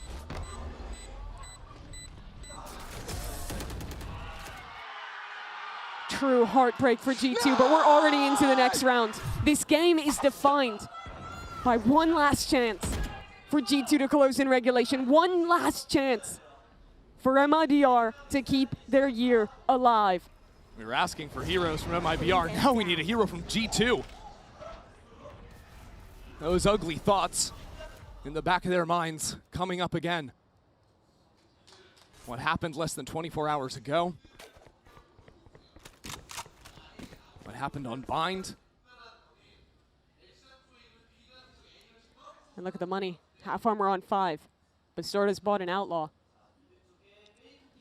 Mimi is calling them to just reset and 5 exec A. Bastarda has the outlaw on screens. Portal closed. Melissa waiting backside. We're going to be down to the wire again. Bastarda and Melissa sees the pathing. Melissa is down. But Bastarda wastes no time getting back into the site. Bastarda is lethal. I mean, look at her! But it's a 2-on-2. Amy's worked up towards heaven. The plant to come down from Petra. Amy's position is so good, but there's so little time. If the spike dies, SRN and Sayuri can just get in here. The spike plant is canceled. Petra's trying to run as Amy falls down. Petra is in a 1-on-2. There is no time. She must plant. We are going to overtime. The second night in a row. The G2 gets sent to overtime on Split by Brazil. It was 10-2 at this half. MIBR stood absolutely no chance. But through the heroics of Bastarda, watch it and appreciate the brilliance. How many rounds has she been the solution? So many. 28 kills. Wearing a different jersey than the last time she played at GCC. And now G2. The hands start shaking. You are in overtime again. There is no more do or die. You thought you had already won this series. You could be in the upper final already if you had won in this exact same position 24 hours ago. MIBR wastes no time. A wall into the site. Bastarda charges forward. And Sayuri up on the ledge from heaven inside of her smoke, playing off the seas. Dancing around as MIBR secure the plant. How did G2 get back in? They'll refight towards main, but that means challenging Lisa. Lisa waiting inside the smoke through it! Vanya on the other side, though, has tried to equalize. G2. It's time to lock in. It's time to show up. This was your half. Oh no! What has SRN done to them? What have MIBR done to G2? Where have they gone? It is match and series point. You are witnessing a team disintegrate at the hands of MIBR. You thought it wouldn't be their year. For G2 losing regionally, dropping Petra, picking her back up into the main roster. But then you saw the hope. Winning in stage 3. Coming in as one of the favorites to GCC again. But now 2 nights in a row with opportunities abound to beat some of the best teams at this event. And it's just stolen away. Unbelievable. G2 could have erased that bad history at the start of the year with just good placement in this tournament. And now that could not even be a possibility anymore. And now you look to the veterans, Mimi and Petra. More years of experience between them than their rookie Akita has been alive.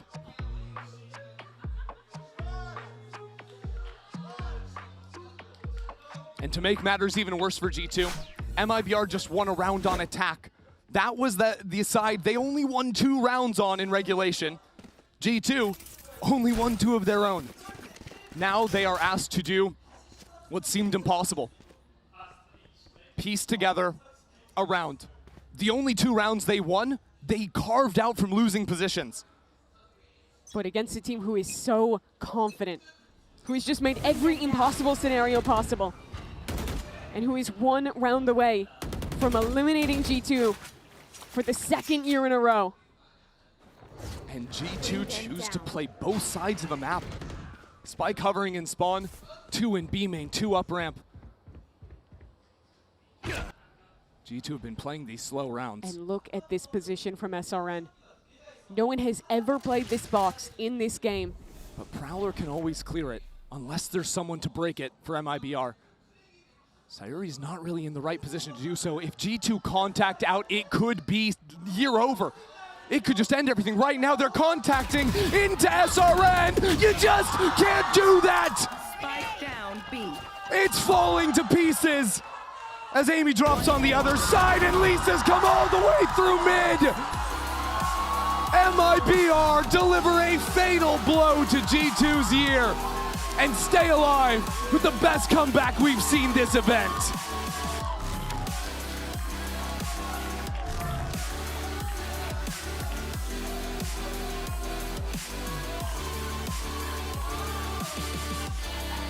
It's a third year in a row the G2 have been sent packing by a Brazilian squad.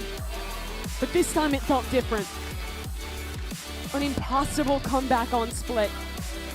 On Bind as well before it. You see the heartbreak for G2 on the face of Akita. Posed against the pure elation for MIBR. This team, they had no business winning this game. Zero. It was only through the individual actions of Bastarda that this result was made possible. MIBR won 2 halves of Valorant across this entire series. The first one and the last one, but in overtime when it matters most, that is where they stood up. And G2 ultimately could not close out in the end. They have to collect the team. You see what it means to them to lose out on this chance. For Akita in her first event, to not get that opportunity to play on.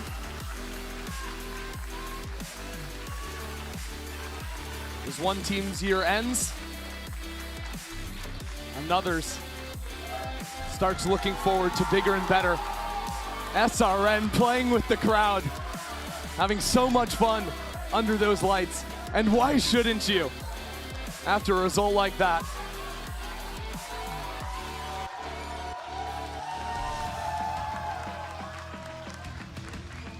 What a year for this team. What an opportunity for them to take down a team like G2. It's an incredible performance for MIBR, and I want nothing more than to hear from Lisa in the Verizon post-match interview. One heck of a series. Congratulations, MIBR. Now, Lisa, please come join me. 네, MIBR의 리사 선수 만나보도록 하겠습니다. 승리 축하드립니다. 가장 먼저 10대 2에서 연장전까지 끌고 간 이후에 승리를 만들어냈습니다. 아니 도대체 어떻게 이걸 해냈는지 설명부터 부탁드리도록 할게요. Congratulations, Lisa, but what the heck? That was a 10-2 half. What the heck happened to you, and what the heck happened to Bastarda? What the heck happened to everyone? I just think that we trusted even if it was like 10-2, I don't care. Like nobody cared in our team. We know our potential, and we know we can win this championship. No matter, whatever. No matter, we can win. 정말 서로에 대한 믿음이 굉장히 강했다고 합니다. 무슨 일이 있어도 우리 우승할 수 있고 오늘 경기도 승리해낼 수 있다고 믿었기 때문에 이렇게 연장전 이후 승리를 만들어낼 수 있었다고 얘기를 하는데요.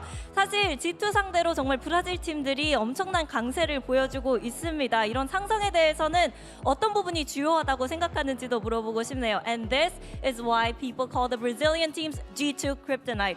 Do you have any other explanations? What makes the Brazilian team so strong against G2? I think it's just the mentality, the aim, the game notion, the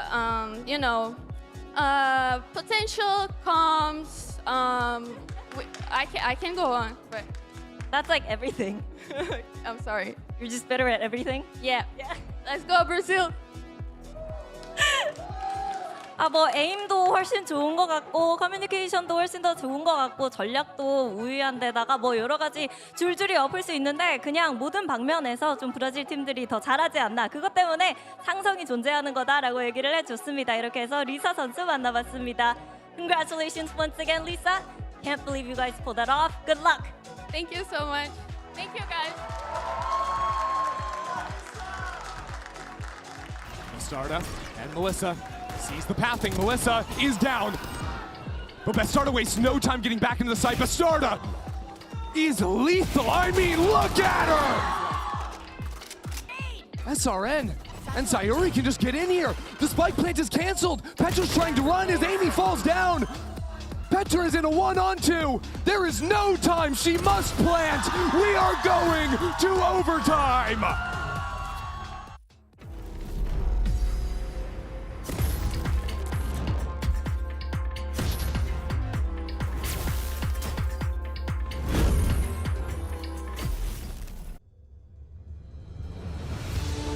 It's more than a game.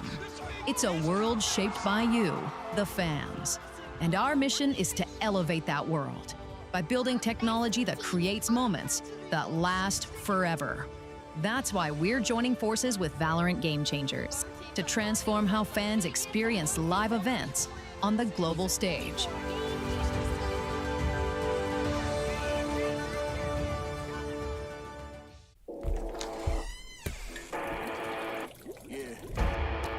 Let's go.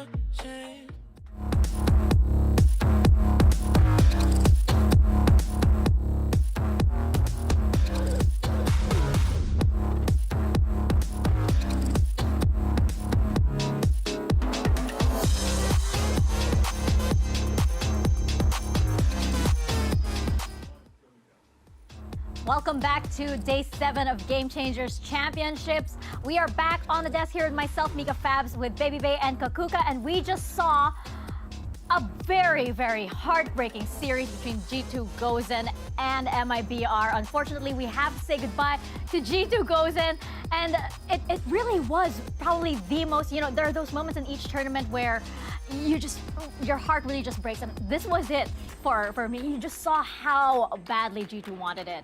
I mean, of course, I think that you can say that for both of the teams. Congratulations to MIBR. That was the biggest comeback we've ever had in Game Changers Championship. So congratulations to them. My heart is absolutely broken after seeing Akita cry because I do not think she could have done any better this tournament. So congratulations for that. And MIBR, Bastarda, absolute cinema. What you did on this series was off the charts. Yeah, I mean, the end of Bind was all her. Yeah. And then the end of this map as well. Bringing it back. Ridiculous. Big game player to the max. And we see that. And that's what you need when you want to go on deep runs in this tournament and maybe get to the final. Yeah. All bangers end on Split. All bangers end on Split. All bangers end on Split. Well, you know, congratulations, of course, to MIBR, but I wonder who MIBR will be up against because guess what? We have yet another elimination.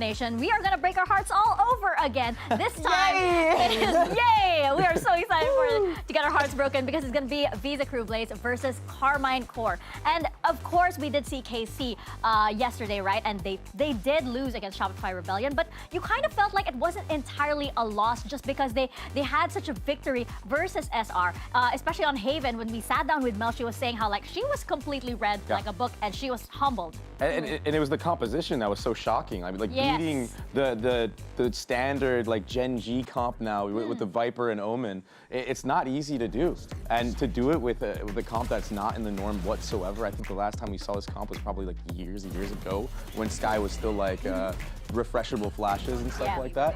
It's insane. Yeah, what times? Good times. Where's good the time times. go? Yeah. But seriously, stealing a map in general off of SRG is amazing for you as a team. You're saying stealing as if KC hasn't been the most consistent team that we've had this year in Game Changers in EMEA. Like I think this is a good way of testing the waters. And do not get me wrong, we all know who Shopify Rebellion is. We all know they are the enemy to defeat if you want to be lifting that trophy. But for the side of KC, I really like the fact that this was a testament to what they can do, what they can change, that they can still bring ideas onto the table and be so incredibly competitive, bringing it back also after losing the way that they did on Abyss, a map that they had been so comfortable in, right? So I think that was a very good test, but I think we can say the same for their opponents. Yeah, that's right. I think like every loss, you know, you learn something, and I feel like for KC, they probably learned a whole lot more from SR in that series, right? So that's why I feel like they're also on a bit of on their own momentum as well. So like it wasn't entirely a loss that we saw yesterday.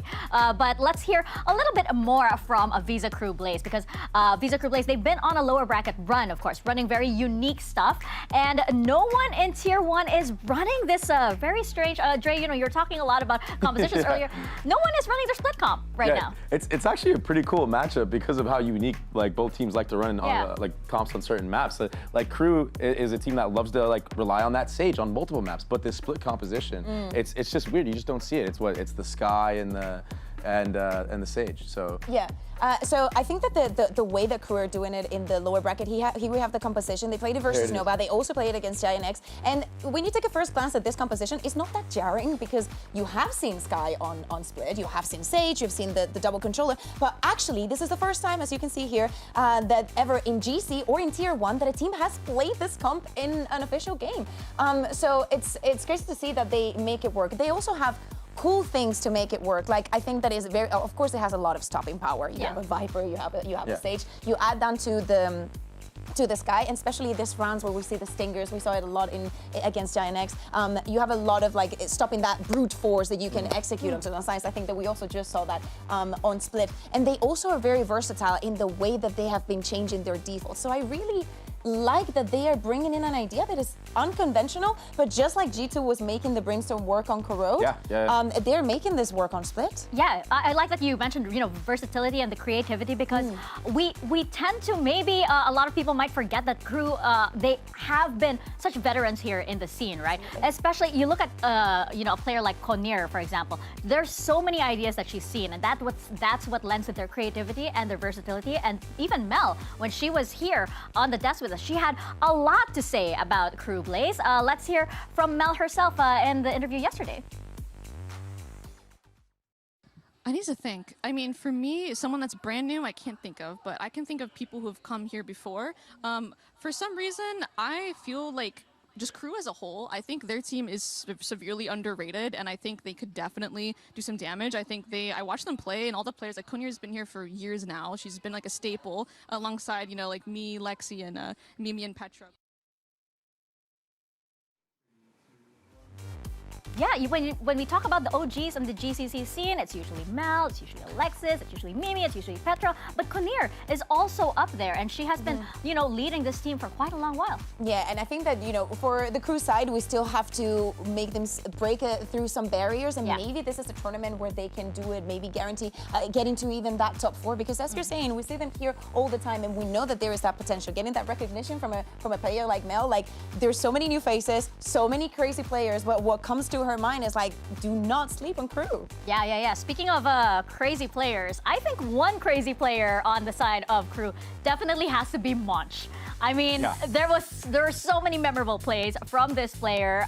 She definitely has a lot of stage presence, and that knife kill also is something that will definitely be in the GCC 2025 highlights for sure. There's just something about playing against a good Viper that is just so suffocating. I feel like you're not able to play in these safe spots that you normally would be able to because of good cutting off of walls and isolating certain angles. And I feel like the anchoring as well from Monch is it's so good.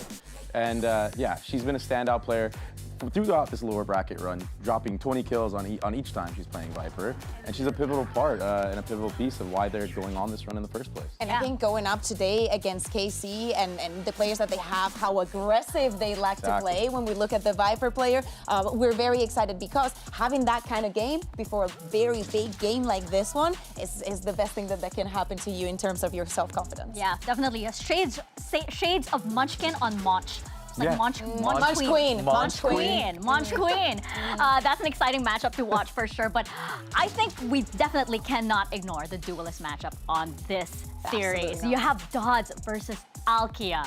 And these are two players, like when you look at their stats, you know that they are some of the top players here in this tournament. Yeah, I mean, when it comes to firepower, both of these duelists are just going crazy with it. And honestly, Alkia basically won that second map against SRG. It felt like all alone. But Dodds is having performances the same way on this race, which has been so impressive. And yeah, not only with rifling, but also the operator. Yeah, I think that there's no limiting to what Dodds can do. Also, the personality is something that I also really like on this side. It's always giving it. We also saw the pre-dig earlier. But as you're saying, for Alkia, the blue hair, the neon, absolutely iconic. When we're speaking about those difficult matchups going up against Shopify and Rebellion, having this kind of plays time and time again, not letting her confidence, like, it is a returning player, not from last year, but you know, there was some unfinished business that she still has to prove. Yeah, for sure. And she's definitely proving it on this stage this time around. So I'm very, very excited to see that head-to-head. But now we're going to send it back to Jen Lee and hear a little bit more from Monch. Vamos, Monch! Here's a question in everyone's mind. Is Crew going on a run? La pregunta que está en la cabeza de todos, ¿está Crew indo en una rata de victorias? Sí. Sí. Okay, sí. I'm so proud of Jen. I walk up as well. We all did. Shout out to Arthur, by the way. Yes, please. Wow. Yeah, walk cold. off. That was cold. That was cold. I've never seen that kind of attitude from Arthur. Okay, all right. That's the confidence that you need, you know? Yeah. Okay, I like that energy coming into this match. And, you know, we talk about so many players here, but one of the players I think is a little underrated or maybe in the shadows or unsung is Anicilia here. She is definitely the one setting up so much of Casey's plays, and a lot of the reason why you have so much confidence on the side of Alkia is because of Anicilia. Yeah, she's a part of every single aggressive play, right? Notably on that KO, but also not afraid to take things into her own hands and hold down angles like this. I mean, look at how aggressive she is playing. She's re-swinging multiple times into the same players. But yeah, honestly, Mel was talking about her flashes on Haven as well. in this matchup and how unexpected it was. I think she's been reliable for the entirety of the year. Like, I remember a lot of rounds throughout 2025 that could have never been possible without her, as you say. And even in the opening duels, it is very important when you have a team as aggressive as KC and how they like to they play their playstyle, that everybody's on the same page. And when you go on to those aggressive plays and some things that are a big gamble, that you have players like her that are willing to take those risks and measure them very well. Yeah. It's almost like a high risk, high reward kind of scenario, and it's totally pays off on the side of KC. And on the side of Crew, they had quite a rough opening match, but things have turned around in the lower bracket, and this feels like where Crew kind of get the second win. They do very, very well in the lower bracket, and every single tournament that we have here, every single GCC that we have, they get better and better. And as we can see here, they are speeding through their cruising through the lower bracket at the moment. Yeah, as we're seeing the victory versus Giant X, also against Nova, playing a lot of Haven, playing a lot of Split, is definitely working for them. They found some comfort. They're like, I think that in the first match, they're like second band Split, and they were like, I actually think, when they bring in their comments, like, I actually think this might work. And it's been definitely working for them. So I'd love to see the confidence. I'd love to see that they're finding somewhere where they can deliver the way they have been. And it's hard to play against a team that is just starting to take names, like one team at a time in that lower bracket. Because like when you only play like, knocking on the doors. With being the Grim Reaper. Yeah, like KC's next in line for that, and then maybe MIBR, right? Or not maybe MIBR, but yeah, you know what I'm trying to say. Maybe. But it's just hard to play against. Like it's hard to against the EMEA. I don't have anything against. Personal? I have nothing against EMEA. Hey, nothing against EMEA. Hey, I'm Pacific. We're already out, so we're just gonna take a look at the predictions from the broadcast team. Refresh our memories once again. I am on the side of KC this time around. I am 0-3. And you know what? So maybe I should have voted the other way around. So if I have my heart broken, I still have points. Yeah. I think I didn't think this through. I'm not in my brightest times. You're not a lose-lose scenario. Yeah, it's a lose-lose scenario at the moment. But don't worry. I think we're gonna have a banger series once again because as we saw earlier, EMEA teams, they will go down swinging for sure. And hey, it's time for another elimination match. Are you guys ready? Absolutely. I cannot wait. Give me more. Yeah. I just don't like. Can Crew handle the aggression of KC? We're gonna find out. We're gonna send it to the stage and bring out Crew Blaze and Carmine Corp.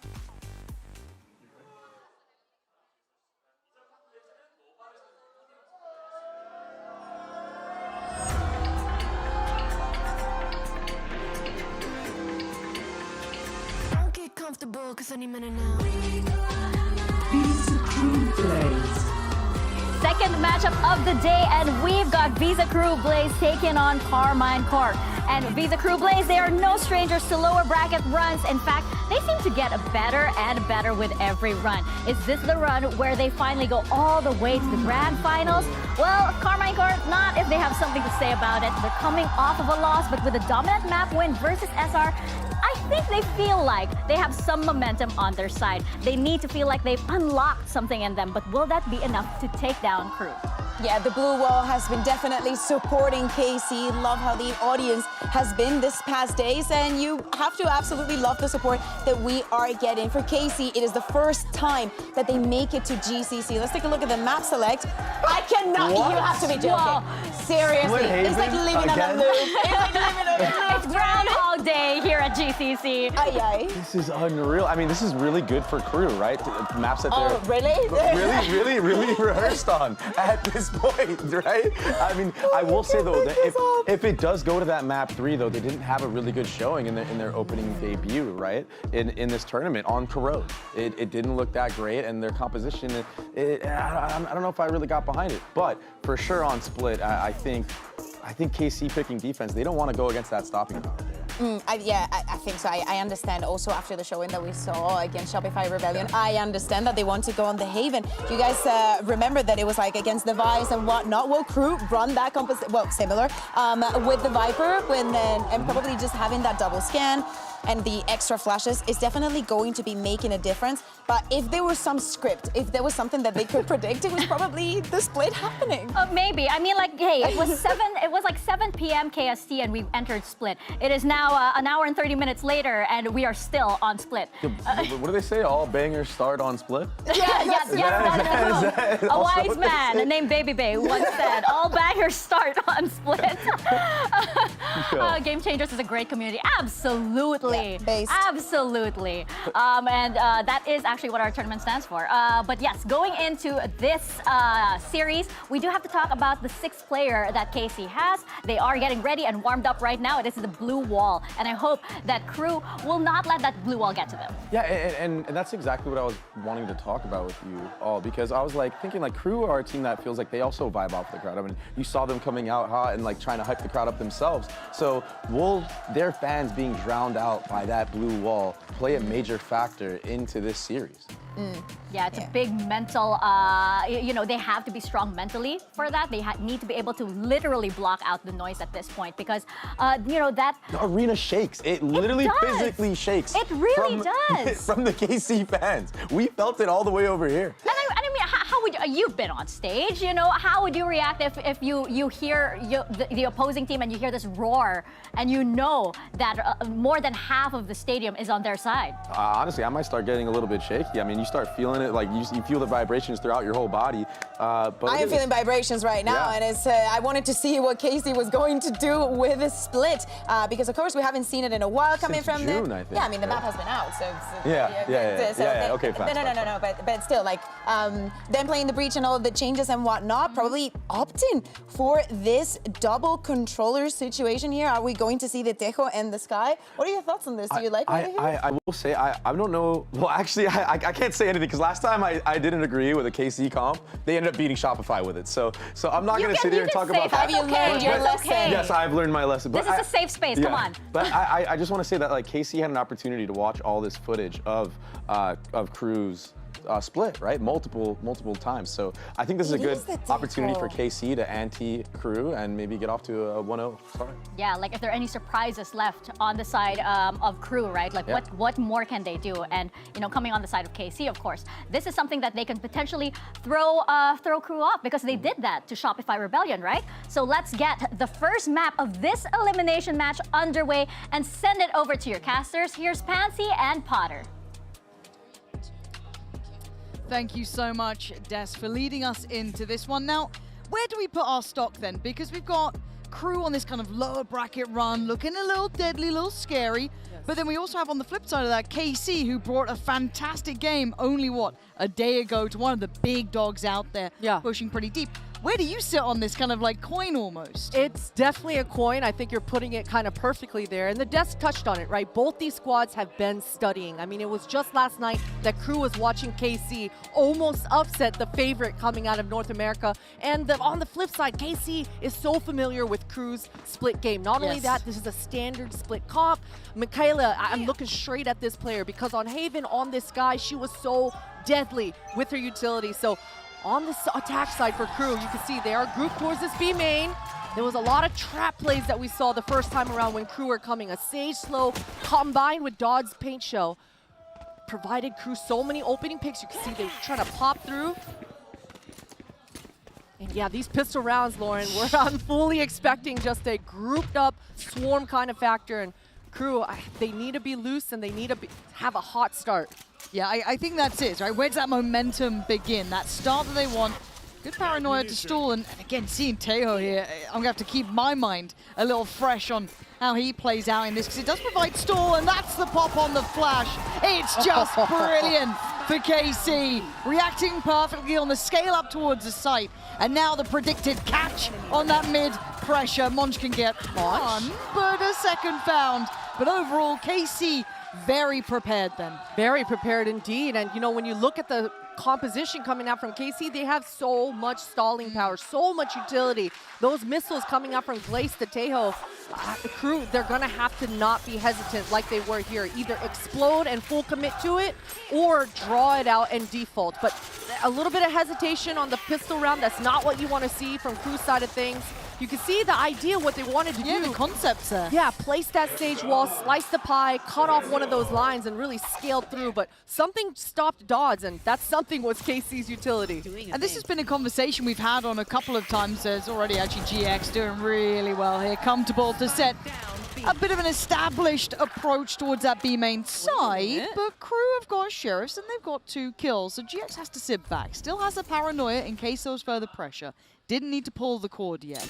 2 flashes still with Michaela as well. So utility on both sides to play with. Safia doesn't like this, right? Going to try and slip through middle. Going to get themselves posted over towards that mailroom side. But this is going to be towards A. It's a deeper position for Glance, though. Pushed up a little further. Utility, I don't want to say limited, but down towards the end of things. Gonna need 2 here. And with those 2 flashes, a close flash. Gets out of it just about, but only barely to maybe do a touch of damage. But this is great from Crew. Working together as a pack. Plant should be on next. Don't think much can deny that. Good utility from Michaela, and you love the repositioning from her as well. Just slowly getting up and close and personal to the screens. You can see Biazik trying to create a crossfire with her, and Monch with that checkmate lurk up A heaven. This is such an optimal position for Crew. No, Crew are doing everything right here. Can you isolate any of these? It's a great start from GX. 3rd in the round, but they need to get going. That wrap now noticed. That tag coming in from heaven. A smoke still for the site, but it's tucked in the corner. A predictable spam potentially. The defuse started. GXs are moving down low, but at least got towards half. Zafia playing in the smoke. Time running low. You gotta hold this down. Great push in, and they're already on their feet, giving it back to the crowd.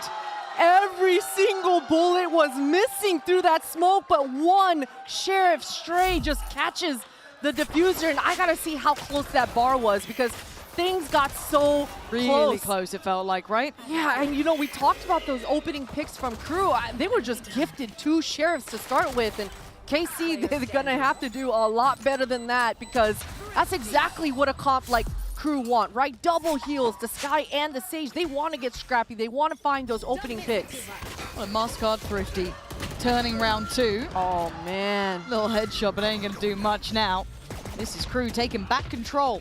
And again, Monch, love that. Already kind of setting an expected capability. High-level play from them throughout this tournament so far.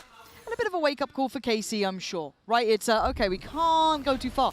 Keep in mind, GX got some big starts in that round too, and it still fell apart. So a quick wake-up call. I guess better to find out early than late, as the previous series kind of ran to. But a Frenzy, a Sheriff, and just a classic. And it looks like Crew don't want to take too many chances. Regrouping towards B main. And KC. Oh, the timing is outrageous. GX on the Frenzy. I mean, you couldn't predict that better. And they were playing so disciplined as well. It's unlucky for the side of Crew. They should be fine, though. A little bit of hesitation. They don't want to just run into this stack. And I was just saying that Crew were doing a fantastic job defaulting and getting this B main control. But at least for the side of KC, they're aware of it, right? This will be the 3rd time they've seen this Sage Slow Orb plus the Pain Shell in combination. So they should be talking about that. But right now, Safia, she's all on her lonesome. Yeah, getting one would be great. That's kind of your chance. The door shuts quickly. Both GX and Glance going to work their way over, but this should be a sewn-up affair. Again, you're looking at 4 players. Fully rifled up, already got the res as well on Biazik, so you've got pretty much everything you could hope for.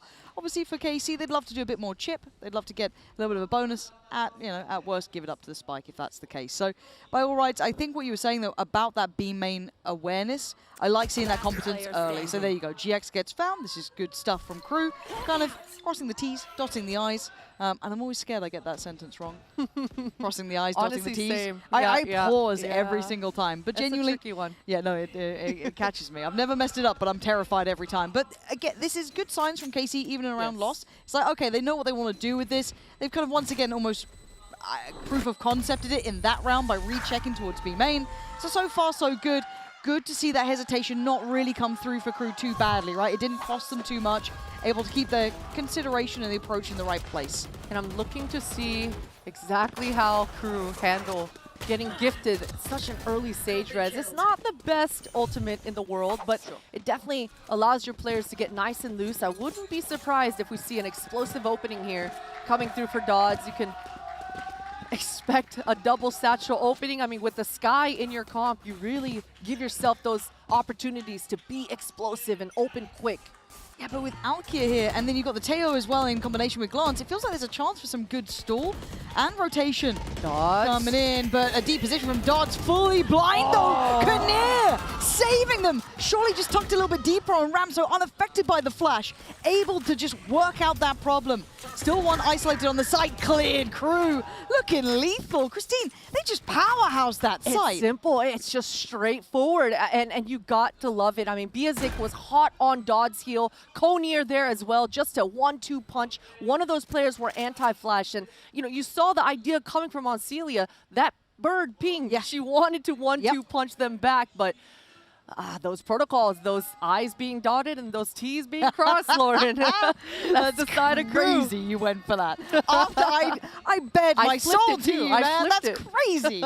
But no, you're right. And those protocols, again, you could look at Crew and maybe look at Dodds or look at maybe Kinnear or Monch, these explosive players, super exciting, but the protocols are there. They're still doing the basics and they're doing it really well. Even on that fast ramp approach, dealing with that flash coming through from vents, really nice. For GX, just trying to keep hold of the Vandal, really. That's about all they're going to get in this. 2 will be remaining. But for Crew, great building blocks. 3 rounds, well fought for, and very well played. These are ticks in the box for me. Yeah, and if you're KC, you've got to be talking to each other about a buddy system. I mean, look at this kill from Conir, just completely ready and aware, just ready to punish and fill those gaps. So for KC, they've got to be coordinating a buddy system. They've got this Waylay in Alkia. It's up to the players of KC to set her up to be able to flood and actually capitalize off this Waylay being in this comp. Oh, because we've seen the best of Alkia as well. She's an incredible talent, very explosive, very mechanically gifted. Have to see if it comes online here, because the same can be said for Dodds as well. Not the most brilliant of beginnings, but the rest of the team there already picking up that slack, and it's very early doors. And there we go. Speaking of mechanical brilliance, lovely shot on the first, and the chip damage is in effect, and taking away Biazik removes the res, obviously, and that heal. Still going to have it with Sky, but at this point, GX took that TP over. Monch seems completely unaware. Where was the heads-up work from that, Michaela? Quick swing, though, so Plant's back on track, but I get a little bit worried at that point, then. Yeah, things are getting dicey. I mean, Alkia is hot on ready with this flank. Being patient, but Dodds just ready on the trigger. And this crossfire now between Conir and Dodds is going to be deadly. That's a good stun. Yeah, well set up. Safia going to try and be working off of Glance's utility to get in towards Pillar. Kinnear playing on the other side of the smoke, though. Hard position to break, and it's unbreakable. Just 2 of them alive, but that's fine. It's what they need. They've got ults coming online. They've got everything they'd want. Crew are looking comfortable. And cool, calm, collected is Conir, one of the veterans of this squad, just making that look easy. And that's what you love to see from your OMEN, just quickly realizing you could just drop a smoke at your feet, cut off that choke, and just hard hold that smoke. Things got dicey on that low buy for KC. That's what you want to be able to warm up back into this defense-sided map. For KC, you can see they're changing things up just slightly. Just going to leave GX to her own devices, kind of bait out this utility towards this B main. They don't want to contest it anymore. And a slower round for Crew this time. They are so used to these last 6 rounds, finding those opening kills with that sort of aggression with the comboed plays, but just holding back. And it's a deep exploration towards B main. You could see that kind of further fact-finding there. A postured-up player towards that A push out too. And it's Alkia. There's the reward for that slightly braver play. Pop flash. Safia wants in, finds it. Follow-up! Good shots, great spacing. That's better from KC, suiting that slower tempo.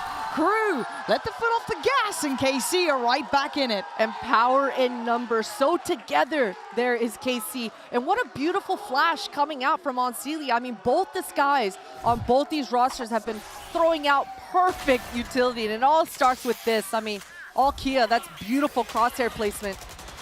And Monch, I'm not sure what the comms were coming through in mid. I don't know why Monch took that timing in that exact moment that she did, but for Crew, they want to distract just slightly a little bit more towards mid. Either way, though, Crew, this makes things interesting. Look at all these ultimates online, on board. Oh, I'm seeing an admin. I see it too. It's got to be a headset, right? It's got to be an audio. We're going to give it a second here. I'll get this one hopefully fixed up. And also, obviously they can't talk tactics, right? That's not the way the game works out here. But for Crew, they do have the full hand of ults. Yes. So whether, obviously they can't discuss it in this moment, but you'll be thinking it, right? You're sitting there kind of dwelling on it for a second. Okay, we can kind of bring out this full hand. And they still have a very good buy as well. Financially sitting in a very good spot, still fully able to purchase here. So no issues on that front. It was just that little bit of a different tempo they were playing with, right? They kind of didn't fight for the extremities that time, went for that later mid approach, which was handled very well by KC. So I wonder what the go back is now from Crew. They have a couple of rounds to play with. Again, they don't have to be too worried about that. So looking like hopefully this is getting resolved. It's all smiles, so that's not too bad. I worry when I see headsets off. That's when my fear comes in. Same. The admins have definitely been a little more relaxed though across the board this year. I feel like, which is nice because during these tech pauses last year, you weren't allowed to say a word. You were getting fined if you say a word. Yeah, like hawks. Yeah, so I think this should hopefully be fixed up soon enough. Just going to do those final checks. Again, quick reminder, it is an elimination game, right? So you don't want to have those little errors, those little things going through your mind. You want to make sure everything's kind of in the right place. So checking that one out now, and hopefully that comes through nice and fast. And for KC, this isn't a map we've seen much of them on, but obviously they've got plenty of tape of Crew here, so they can kind of come in with maybe some expectations. They don't look uncomfortable. I'd love to see Alkia more activated. We saw that kind of first time taking that space over towards A side, posturing up for a little bit of a deeper fight. That worked out very well. Actually, the first kill to get Alkia on the board. So it'll be interesting to see if KC can now activate some of their individuals here. Having Glance quiet and Alkia quiet removes some of the bigger pieces of their puzzle. 100%, especially considering how deadly Alkia looked, especially on that Jet. So still looking to see that sort of same player comfort on that agent, on this new agent in Waylay for Alkia's side of things. And we mentioned it before, Lauren, 5 ultimates online on the board for Crew. This was a long pause. Sometimes after pauses like these, even if it's a tech pause, a little overthinking might happen. Sure. You start to get iced out. You start to over Band-Aid and over problem solve. We'll see how simple Crew keep it because they've got every win condition at their disposal. But there's 3 players on this B site ready, and there's the investments, ults galore, and they find very little actually. That did not look planned, and maybe you were spot on with this. Overcorrecting, overthinking. Counterseek is going to come through and confirm it's majority B side. Nothing going down mid, nothing going towards A. So they can keep this pack of players. A lot of faith in GX on that solo effort towards B, but because of this, right? The 3-play stack down middle. It's going to be a fight. It's going to be a brawl. And KC coming out on top. They don't need to stick around. They can peel away. Oh, that momentum swing coming through. Biazik at least has the Sage res available, and you can see that Crew, they want to reaggress and clear mid before they actually res through. This should make things a 4v4, and another missile coming through for Glance. And Glance's Tejo missiles, her utility is what stuffed Crew's hit and made Dodd's showstopper not get any value in this round. Glance's Tejo drone doesn't spot anyone, but this immediate dog after will give the sound cues and all the information that KC are looking for in this round. Safia is going to be on an island if they went towards A. They're not. They're looking to go through heaven. It's still where the vast majority of the pack of KC reside. They're still on site here. KC coming online. It's Glance again. A quiet beginning and a very loud end to the round. GX gets the job done. KC prepared. And that was meant to be the full hand. 3 big ults from Crew, and they find nothing. That is a feels bad for Crew. I mean, and you saw the ideas, right? Dodds was so explosive to start, but Glance, she had the counter ready. Not only does she have the missile, but that drone, timinged right, can really put a spanner in the works. And man, for Crew, I think a pause should be on the table here pretty soon, because they got to catch their breath. That worries you. 4-0, yeah. Coach Potter's starting to kick into gear, calling for timeouts, and I actually don't blame you. Seeing that little shift there, As Alkia now on a different line, deeper line, seeing that versatility. That's scary for Crew. Gonna have to learn on the fly how to deal with this one. And this purchase is gonna be lacking in some areas, right? Light shields. Dots? I think GX knows it though. Yeah, GX is very aware someone could have slipped that smoke, but still gets outdone. Good trade from Glance, who's keeping this one together. Monch has slipped the net, but can Michaela get out? She can. Okay, so can make it towards A. It kind of goes in towards what Monch can do with 5 HP. Yeah, but she has the Viper's Pit and Michaela's on the way with the heal. This should allow Crew to set up in a deadly post plant, but look at the ults coming out. Alkia and Glance. If Crew stay inside this Viper's Pit, it is going to be hell. Yeah, I almost want them to try and play a little ahead of it. And here we go. You can see that utility being poured on in. Where do you run and where do you hide? It's going to clear through the site, and Michaela's going to find Glance. Hold on. They're holding on to this one. Alkia now with it all to do. Nice adjustment from Monch, slipping towards that CT side. Good work from Michaela. Pop flash out. The ult takes a fight and can dip back in, buying precious time. And Alkia's finding nothing here, getting no play, getting no options. I think she's turning tail and getting out of there. Very well done by Crew. I thought the odds were completely against them then. It looked that way. It certainly did. I'm not sure what happened with Alkia and Glance there, because you saw a beautiful combination of ultimates completely isolating both members of Crew. But Glance was all on her lonesome. She dived into the site, but I think Alkia heard something or a miscomm came through. They were very separated in that 2 versus 2 retake. Unfortunate for them, but I mean, Crew, they were always ready in that post. Yeah, and looking back at the start of things, I mean, kind of from this point, you thought, okay, all looking good. Monch barely alive, but doing serious work on that isolated effort on the A side. Again, so many moments in this round feeling like Crew had that, or excuse me, KC had that upper hand, but still flipping. As the buy looking a little bit shaky now back for KC. They're the ones suffering, and a pacey piece coming out from Dodds. Quick up towards ramp. But a deeper, more committed fight from KC. That is not one player. That's going to be 2 hurt here. There is even a third. Safia wants in. And they're sticking on this one. Safia digging deeper, taking the fight towards Dodds. And now they've got to try and maybe reset a little bit deeper. They don't need to stay around too close on this, but Crew looks like they want in here. Very committed as Crew. All 4 members, all 5 members started the round towards this A. They feel like they've got to get an equalizer, or at the very least, push back the defenders and gain control of this A heaven, but KC, they don't want to give it up. And I like this kind of willingness to refight, go back in, Glance. Oh, Konir! That's twice now Konir on ramp has been instrumental in Crew keeping this in their favor. But Safia's still on this side. They should know she was around. There's the awareness, but still a great shot. Spike now noted, rotation should be on the way. Alkia, that operator coming through. And Celia, not too far off, and Konir getting out of there, but look who's close by. Alkia, hello! Oh, wait, a missed shot! She can't go back for this one, and Monch just found Ancelia. This is getting sketchier, 2v2, and Alkia, hesitation now. You're not going to go for this on your own. Finally, support's coming in. Monch is so far away, and KC, they know it. They want to speed up this retake. You can see Safia already pressing the issue, but Alkia with the op on her hands, it's going to be all Safia alone. It feels like a weird 1v1, but Safia's won it. This plant is not for Monch. There's very little she can do. Trying to run, but Alkia lands the one that matters in the end.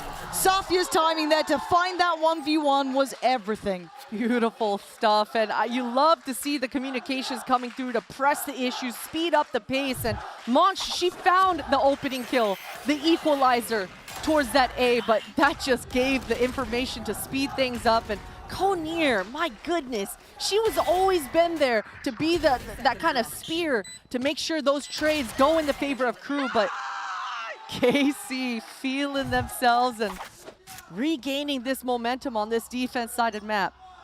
And look, as much as it feels like at times they've been streaky rounds, it's been close enough that one round shatters the buy. Back down to Sheriffs, 1 remaining rifle on Monch, and that's it. So what options do they have? I like this move coming from Crew, though. They want to just slow things down, and this has kind of been their win con this whole time, this pack. Being able to heal up and get scrappy. And this round, I think they should be trying to collect orbs, get as many kills on the back of Dodds as possible, get that showstopper online at least one more time before the end of this first half. but no, they just want to explode. Nice stall, really nice from Safia there. Yeah, Dodds can get ahead, but the rest can't really scale in at the same time, so slowed down. Don't need to overextend. They can give up a little bit of space on this. Hold the deeper push through. No denial on plant. Ah, okay, Glance. Fair play, man. What the hell? And now it's down to 3. This is tough.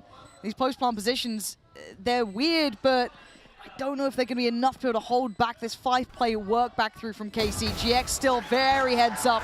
There was a chance. And oh yeah, KC, 2 locked in. Kinnear, you're great, but you're not this good. KC, sweep through sight, 5 standing. And they are back at the door. Crew going to be held at that 5. And a lot of upgrades there. They're going to get the full house of rifles.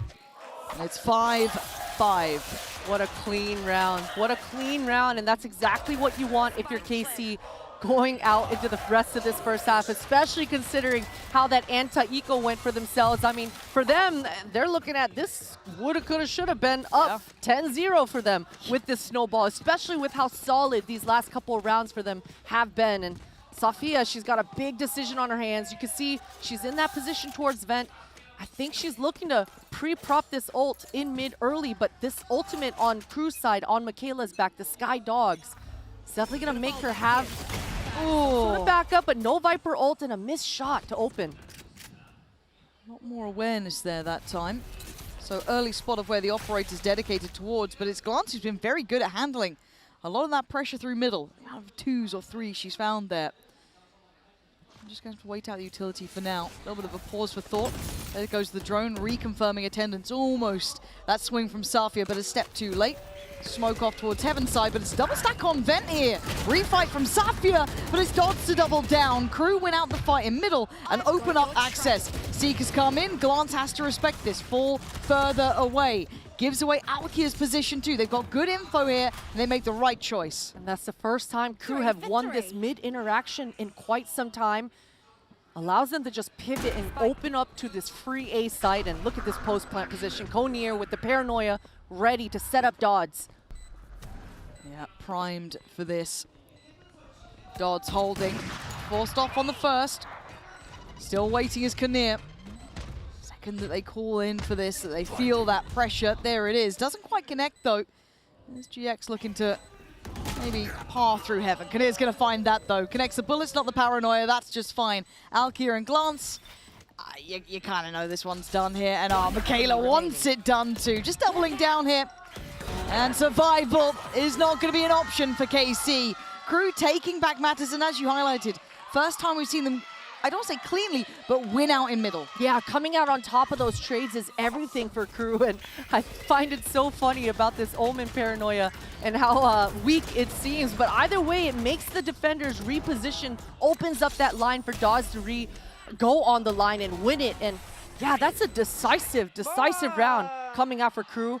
At least for the side of KC, they're still able to buy an operator, and this time it's not on the back of Alkia, it's on Celia's back. And look, she's just going to be that A anchor, sitting far back, not going to allow Monch to be any sort of rat. And there's that ultimate coming through here for Safia. Now, Crew, they haven't, that was the first time really this half that they came out decisively in one mid. Oh no, that's not what you want to see. Conir gets caught trying to spam that invisible Tejo drone, and unfortunate for that. Yeah, I guess it does still put a lot of pressure on Celia here. There's a chance. I mean, Biazik might try to grab this orb at A main, double back towards, and perhaps try to res. I mean, you can see that Michaela is lingering around in mid, but Crew, they want to fully clear A main first. Okay, so they've got an idea of where they're heading. There's still someone in middle, though. Keep your eyes on that. Michaela there, slowly working forward, and Safia gets caught. Okay, so the rotation's going to be slightly cut off here. They have options for this one. Dots are trying to keep them humble on CT, but what a shot. You're not meant to win that fight. And now the showstopper just going to clear sight and be like, hey, it's all good, guys. Plant going to be on the cards. And I mean, Crew made that look almost too easy, it felt like. Definitely, I don't know how Monch got that shot off on the operator. At least for the side of KC, though, Glance has a pretty decent timing on this flank. It's going to allow GX to just eyes forward, focus front, And this Paranoia, it's got a perfect line to set up Glance, but she's so far away. Yeah, it's at 1, 2, 3 seconds that she can't quite close in. Then now it loses that effectiveness. Spots out one by Scream, but it doesn't really matter by this point. GX now has to go huge in a 1v3, and these angles, okay, hard to undo individually. And eventually, Michaela is there. Crew stabilizing well. Gotta say though, KC still looking pretty dangerous in this, right? This was a hard fought for first half. Good couple of rounds here to keep this one competitive. Crew will maintain the lead at 7, but it's far from over.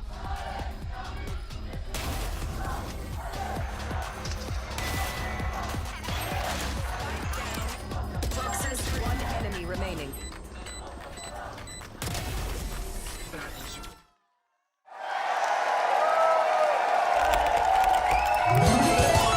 Red Bull gives you wings.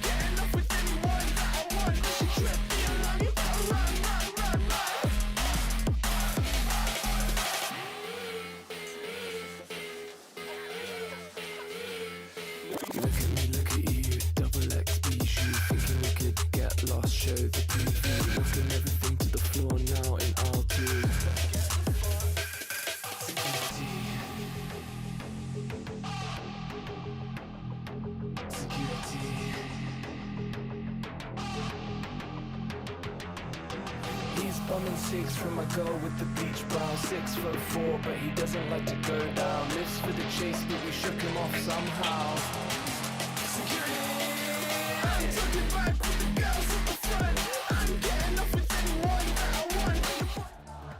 All right, Christine, you getting pumped up in this halftime here. We can have a little look at the Coinbase econ report, but tell me what you were saying there, because your eyes turned towards one player. Absolutely. I'm looking straight at Alkia. They're swapping sides on the attack side now. And on the defense, she couldn't really get the ball rolling, get into that flow state. Now, on this attack side, there's a lot of interesting, fun, loose things that the Waylay can do. You can double dive into the missiles that Glance provides after she clears open an area. You can follow this Omen ult, or you can follow the Skydog. A lot of opportunities at her feet to find these opening kills. So I'm looking at KC to get loose here. Once they get that map control, be committed with Alkia on this Waylay. And I actually didn't ask your prediction on this map. I don't normally do it, but I'm kind of curious which way you're leaning on this one. You know what? It's really close, Crew right? are up 7-5, but I gotta go with Crew. I gotta go with Crew. You're sticking with that one. Okay, fair enough. sticking All with right, it. all right. I see that. Fair play. I don't normally ask predictions. I just like to put you on the spot every now and then. You know what I mean? Just add a little hatred. That's fair. Let's see how this goes. So it will be a little bit of a look towards Alkia throughout this half. How much play does she get on this? And it seems very direct. This crunch towards A. It's going through middle. It's going up ramp. And it looked like a desperation fight towards that A main approach. And now scaled down towards ramp. They're going for the fight again. Dodds winning out, though. Is a thorn in their side. Do they ignore it? Do they try and cross towards site? They do. And actually, they win the fight on Heaven. Now Dodds is in a weird spot, right? Like, a little bit alone, maybe able to rejoin towards ramp here, but considering... Ow, okay, no, this classic. Oh! Oh, and Biazik just got GX. It's down to just Safia. How have we gotten here? Oh, Safia, this is not how you wanted this one to go. Your teammates leaving you all alone. Slowed out, paint shell put in. You gotta face the music and it ain't pretty. It's not playing your song, man. Hello? Wait a minute. Hello? Guys. Whoa. Okay, it got a little bit scary there. I got a little nervous. He's just like slow creeping in. Trusting that Sage slow a little too much as Crew, but aware as ever. I mean, I don't think they had any business winning this round, especially considering how this beginning portion went. I mean, what the hell happened to Michaela's bird? It was a little bit confusing. But man, Dodds, the way she just handled that, dancing around, no armor, no utility, and fully blind. It's just, it's the power of the movement right there. Apparently so. Yeah. Apparently so. Fall into hips, Lauren. I'm too old, Christine, man. I creep when I move these days. Stinger's coming out. We have a force buy coming in. And, well, Monch is set up to succeed, at least for one. Good trade from GX. Unwilling to relent. Taking that space. Does have the spike in towards middle, though, so it feels a bit sketchy. But for now, it's Biazik feeling a little uncomfortable, kind of left alone on the balcony ledge with Michaela to try and support. How does Casey want to go about this? They've got options here. Yeah, communication's coming through for the side of Crew, letting each other know that they did in fact force buy. I love the fact that Michaela is using the range, keeping it. Oh, the double team. Okay, 4 more bullets from Michaela. Plenty in the mag. Zalkia's issues now start to compound, down on 47 HP, going to be overwhelmed. Crew sending a message here. Bullets to the body, and they are coming out swinging. And Monch handled that round so well. I mean, sure, she only got that first kill, but she did so much damage and really disrupted Casey's idea of that fast opening. I mean, they force fought with Stingers coming into this round, and I mean, Monch is feeling good in mid, solo. We see Dodds just heating up. Konir has been an anchor. And look at the money on the side of KC. They're going to have to play this one with just Sheriffs. Yeah, that feels incredibly hard. And now they can take a bit of a risk here in the bonus. Konir goes unchecked and just laying damage. The judge is shutting it down. Crew making it look all too easy, and it feels like Casey just wanted out of this round. Sheriff's just left littered on the ground. And the rest of the map now going to be surrounded. This is going to have to be a big turnaround from KC. They want this one to look competitive. Crew have set the bar. You know, what are you trying to do here, Christine? You trying to get them to... You know, I would have loved it if Crew just sent Dodds in there. Activate your duelist. She's one off the showstopper. It would have been a fantastic bonus for them coming into this round 18. All good, though. All good. Everyone's got to heat up, Lauren. I mean, Biazik deserves that. You asked for perfection, you know? that's my coach right there. Yeah, so Dodds is going to be one off. Actually switching over to the judge. I wonder if we're going to see some aggression on that. I'm curious. So essentially an extended bonus now. Still going to have a little bit more fire to it, a little bit more bite with that Phantom and Vandal now in hand. We'll see on the other side, KC, it's got to be off the rip, right? This is scary times. And the switch back on the weaponry too. A quick switch as well. Monch just teeing up Dawes, and we talked about that one being off showstopper. Dawes wants to linger around this mid. And this Viper Molly, great reaction to slow down any sort of attackers to try to follow through with that dog. Oh no. Ooh. Spammed. Yeah, that's going to be frustrating. Monch has backfilled that space, so can make sure no one goes through this. But for KC, that's a great start in their minds as well. They're happy with that. Player to the good and dodge removed as well. That's the potential ult off the cards if that had come in. So you now look to see what KC get up to. This slow look towards A.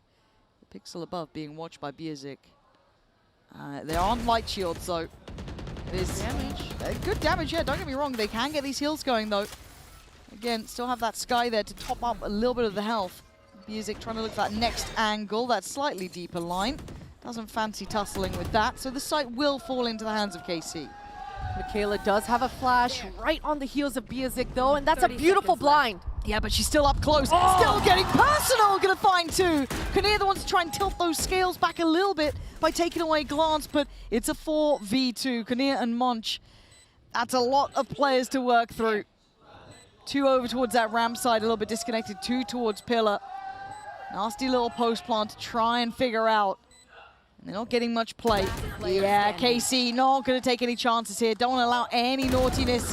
And Konir can take down one more, but 3 left standing. Decent enough, can still buy around this. And KC needed that. They absolutely did. And 3 members on the side of KC staying alive at the end of it will help their finances as well. Crew, they got one more strong buy coming into the beginning portions of this second half. They've been the one in the driver's seat pretty much this whole map, especially after that second round loss from KC. A lot of risks in this first map so far because in the second half, KC even force bought as well. So KC, I mean, both squads, it's been a bit of a hot potato of that driver's seat, but a huge swing round coming into this one. I love to see the operator on the back of Dodds. I'm in for it. Played in a little on the corner too. Yeah, great shot as well. Safia going down is the first issue too. What are you meant to do with 4 right off the rip? It's so early to lose out on a player. And look how fast and mobile Dodds is being as well. the line, the Viper wall getting cut off is going to allow Dodds to be free and arrive in time to wherever KC want to poke and prod. And you almost feel good about it, seeing that smoke coming in. Yeah, Dodds, ever present in this, hard to avoid now. Highlighted perfectly by what you said. Safia going down removes a little bit of that worry. She has that freedom now to play the map. For KC, got to stay as the pack, really. Try and play this in, get some favorable trades potentially. But once again, look who's here. Dodds now set up once again. Hello, ace Dodds. time. You're just everywhere at this point. And yeah, she wants it. She's chasing, showstopper out. It's good. 4 in the round. The crowd is commanding it. 1 bullet left to play with, and 1 player left to hunt down. And Celia on the run, and Dodds on the hunt. Can she get 5? She absolutely can. 5 kills. That is magic for Crew. Dodds feeling good, getting into that flow state, and you saw right behind her, it's been Conir as a pocket omen this whole half. She was able to recollect and pick up that operator as well. Dodds feeling good, and oh man, these were such clean shots. She almost had 150 HP until this last kill where she just barely gets touched. I'll stand up, Munch. Oh man, this has been good. 11-6. Crew, again, sometimes you look at them playing, you're like, oh, I hope they're not too hesitant. I hope they don't have that slow start. It can get away from them sometimes. But when they find that gear, when they kick into it, the potential is so high. I mean, Dodds has been a treat to watch, and I think it kind of rolls back a little bit to what Mel was saying in that very short little clip we got at the start, but very underrated. I think you can overestimate others sometimes and kind of fall foul to that and maybe not give as much credit as they deserve, making so much danger in that lower bracket run. They've already really taken some names down there. So at this point, they're teed up to close out this map. For KC, another timeout to call here. But again, you can't avoid looking at the money at this point too, right? It's going to be a half buy at best. A couple of volts, but still not pretty. Kind of shut out of this half. Yeah, 100%. When you watch a team like Crew, you can kind of see the inner workings and the evolvement and that growth going through in those kind of moments where they overthink scenarios like on this pistol round, but they're definitely heating up and kind of blossoming right in the nick of time, and it's up to KC to really apply that pressure. I mean, this is a perfect round to do it. A low buy round like this, things can get really messy and really dicey, but Dawes is just, she's not slowing down, Lauren. No, the confidence just keeps building. I was a bit worried when she was tucked into that corner that might get overwhelmed, could get punished. No, all good. No sweat. Still has tools as well, still has full kit of utility, no problem in that regard. And Biazik going back into this spot, nasty really, right? It frees up again. Dodds, new angle, new line, new position. So wherever KC want to maybe lean towards, it feels like they don't have that opportunity.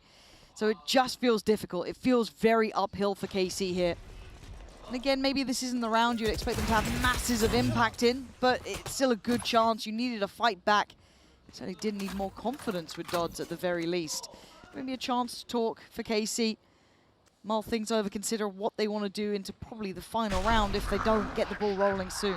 Yeah, and right now the inner clock for Michaela should be ticking away. She dogged earlier and saw two members. That bird doesn't catch anyone.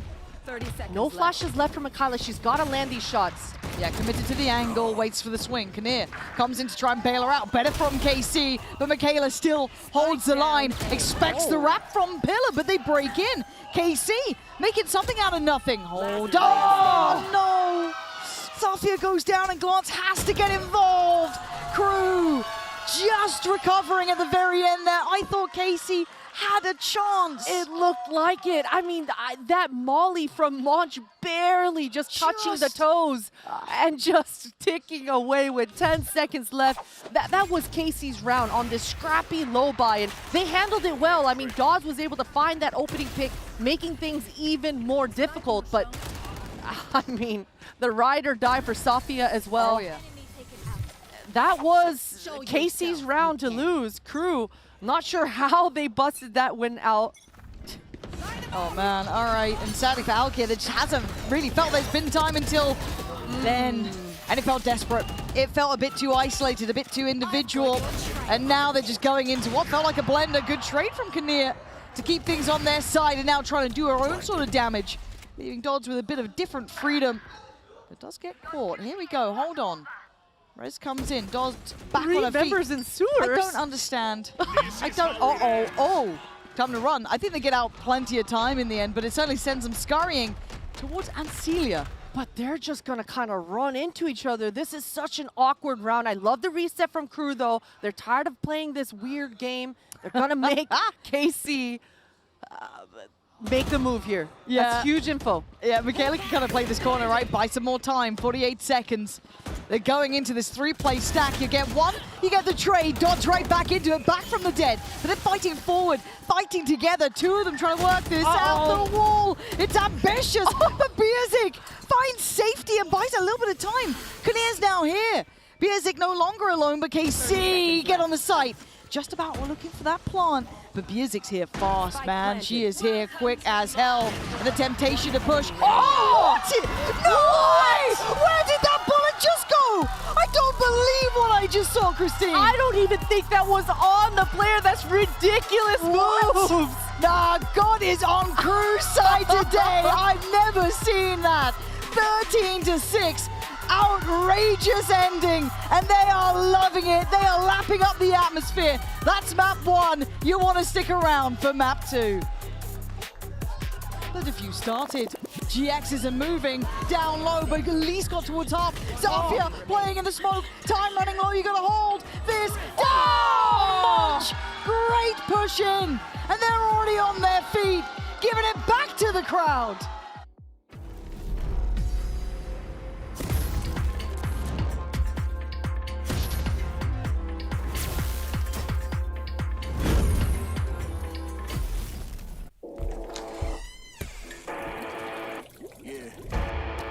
Let's go.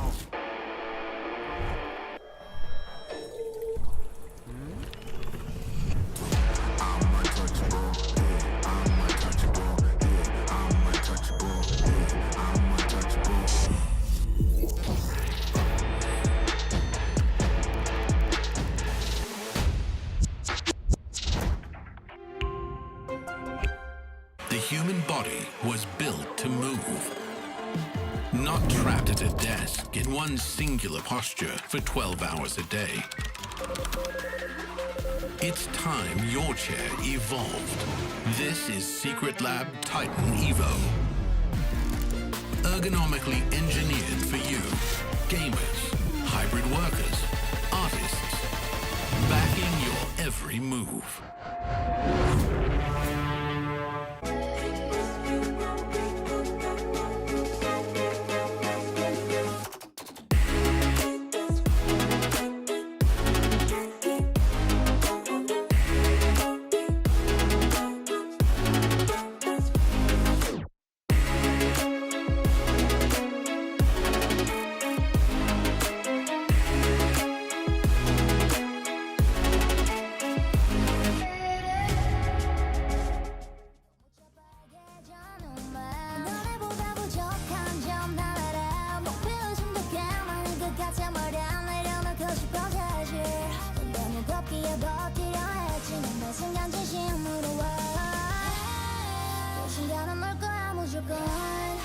한숨도 못 자던 네 꿈 밖으로 답이 쏟아지는 그대여 이제 외로운 나여 못 알아줘도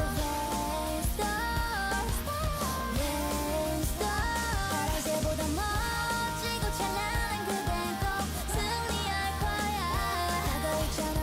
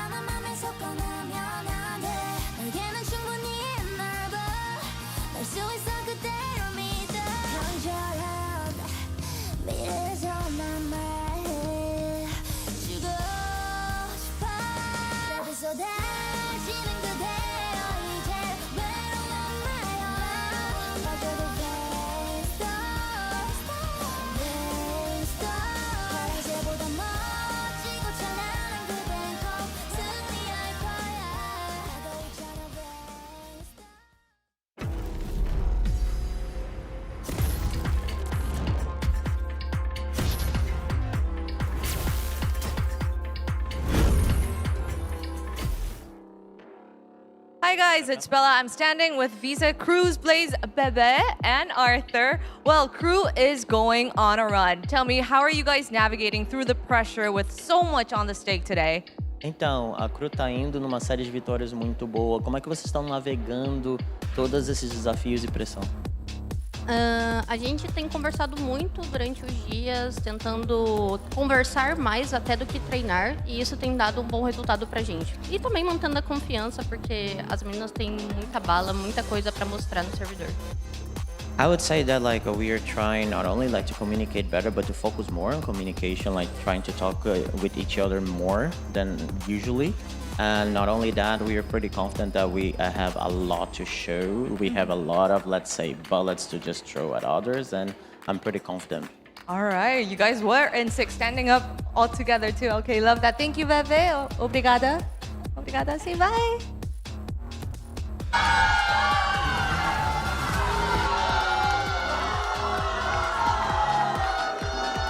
Not a lot of teams can stand up to the blue wall, literally, but Crew managed to do it, and they take the map 13-6. That is amazing, but the confidence on Crew on that, and just being able to face all of the fans of KC and just decide to say, you know what, no, okay, keep the boost coming, we can take it. I got goosebumps watching that. I mean, I posed the question to us, like, how are they going to deal with that crowd? I didn't know that they were going to clap back at it. Like, geez, that was insane. And that was right at the beginning, right? Yeah. So it was just, you know, setting the stage for what the map was going to be. If we take a look, of course, Dots is going to be the MVP after getting an ace. How could you not? GX actually also almost matching her, but of course the results, even though if you look at the numbers, it doesn't look that difference. We still have that 13-6 victory for the side of Crew. Very surprisingly, that even though they ended up with that 6-6 half, they were so dominant in the first one, they were able to convert so many of those 4v5s because I think that they took just the right amount of time to adapt to what KC were doing, how they were using the Dejo and the Sky, but Crew come out on top. Yeah, and you know, Dodds, you know, of course, getting that ace and everything, but I feel like early on, it was a bit of a slow start for Dodds. And you actually felt the team kind of passing the ball or passing the momentum around, and I think that's also why they were able to really outlast, I guess, KC when it came to that energy and momentum in the map. Yeah, as soon as that second half came around, it was all Dodds. I mean, that operator play was just getting crazy picks, crazy value, and then showstopper value was there as well. Yeah, all of the tools needed in order to deliver that to KC. And you kind of also saw KC slipping away. There were very fast rotations as well on Crew. They were everywhere in the map. You know, it's like KC were always a little lost because they didn't know where to focus. I think that this HyperX reflex moment sums it perfectly what we are speaking about for the side of Dots, what we were saying also in teasing up before this map. The versatility, the feeling confident that you can expect anything coming from her. So really happy to see that they can still make it work. I think that they measure very well the distances and somehow they managed to get into their heads. For the side of KC, I did not feel like this map was fully ready. Like there were things here and there that I was like, no. And it's so hard as a duelist player too. Like if I'm just speaking on like Alkia's behalf, like can't really get anything going when you don't have all that coordination down on a map, especially when you're on the waylay. Yeah, and that's where you can tell like a little bit of that uncomfortability coming in, right? But I'm eager to see what they have to say and what the Carmine coach has to say ahead of map 2, so let's send it to the stage. Hello, good to see you, Smart 7. Well, you mentioned yesterday that, you know, all you need is your pace. If you bring that momentum back, the win is yours. What do you need to do this time to make sure that you guys have your pace, your rhythm back this time? I would say it was just warm-up first prac, you know, and now we're gonna show our work, what we working on, and everything gonna be like always. All right, that's good. Well, Carmine Core says, no need to panic. Everything's gonna be okay. Oh, it's very EMEA. We always lose map 1. Is that Cope? No, it's not Cope. It's actually the way that we work. We just want to make sure that people enjoy the best of 3 because it's a best of 3, you know? So we try and take it always to the third one. So you So you're saying this is It's going. for the So audience. you're saying this is going to corrode. Is what you're I saying. support you. Why can't you support me? No, I am. You know, you're right. It's gonna go to corrode. It's gonna go to corrode. for And it's sure. Haven, guys! Against Shopify Rebellion, this You are was right. such an amazing map. That's right. And we've been singing the praises of also what Crew has been doing on this map. I wonder if they're, I think that they will stick to their guns and bring in that Viper. And I believe Smart 7 here. Hey, I will say one thing. Crew also is going to have a sky. That's it. That's all I wanted to say. No, Yeah, literally, yeah. that's it. Thank you. Yeah. I do want to see who is going to, who has most of the surprises coming into this map. Because yes, KC absolutely very memorable map for them, especially coming off of the match versus Shopify Rebellion yesterday. But Crew also had a very memorable performance on this map too. So I want to see what the changes are going to be, whether it's in the playstyle, whether it's in the composition that they're going to bring into this. Because again, this is an elimination series, and this could be Crew advancing and KC unfortunately being eliminated unless they manage to come back on this. I think that you need to think even bigger picture. I don't think we've ever, maybe I'm throwing a basket here, but I don't think we've ever had a top 3 without an EMEA team on there. I would say not, definitely not a top 4. So now that weight is on Carmine Corp's shoulders. What do you own at? Oh, Fade Waylay. Oh, that was my mistake. My bad. But look it, I think that Crew Visa, the way that they're able to play this map, especially on the defensive side, I think it's very smothering. I think it's really hard to deal with. I think that Carmine Corp, if Alkia can't get stuff going like she was able to do against Shopify, it's gonna be a rough going. Remember the momentum, what we saw yesterday, what Smart 7 was also saying yesterday about letting them play their game, something that we hear a lot of times, but actually that is what we saw from Carmine Corp. The conditioning from coming in from the different scans and the different scouts that they have. And also GX had a good first map. I always say, I will die on this hill. She's absolutely insane. And if we add that to Alkia's Neon, I think that this could be very good. On the other side, we were speaking about Crew watching yesterday and taking all of those pieces. Let's see what they've learned. Yeah, that was a big question. You pointed that out also earlier, Baby Bay, that Crew can actually sit back and take notes from KC. They can sit back and say, okay, this is what's going to happen to them. So let's see if they indeed have KC read like a book, because again, this is an elimination match, and we are so ready to step into Haven, and so are your casters. Here's Pansy and Potter. You're spot on. We were absolutely born ready for this. I dream of Haven. It's the one and only. Oh, I could do this. Bone apple titties? No, Christine. Christine, you can't do it. All right, you can't do it. John, the one thing I will say, right, and I don't think the cameras caught this, and I'm really nice to the French fans, right? Normally, I can't help myself. But after the Shopify game, after giving it all that sort of, a little bit of banter back and forth, they went over, shook hands, said GG. It was really good fun to cheer against you guys. I like that about them. Focusing, however, on the game. I'm getting distracted like Baby Bay here. He loves the sky, this guy. Talk to me about this map, because in my head, I've seen KC recently. It looked good, right? Eye test alone. Tell me how Crew's going to make this close, because you think this is actually a good opportunity for Crew here. Yeah, absolutely. I mean, and the desk touched on it as well, right? Crew have been studying KC, even though KC threw out kind of a curveball with this Sky all of a sudden, and it definitely threw Shopify off their game. Crew, they should be ready for it. Now, we just watched Alkia kind of struggle on split on this Waylay, so really I'm looking at this agent in the hands of Dodds. What kind of game plan do Crew have on Activate the it, defenses? yeah. Yes. I'm excited too. I want to see how that looks played in here. Does it look as comfortable? Obviously, Alkia this time on that Neon and going for the aggressing Crew. Send them away! Back-to-back damage and okay, I'll shut the hell up. My bad. Hold on, it's not done yet. There's a minute to play with. There's still a minute. There's so much time.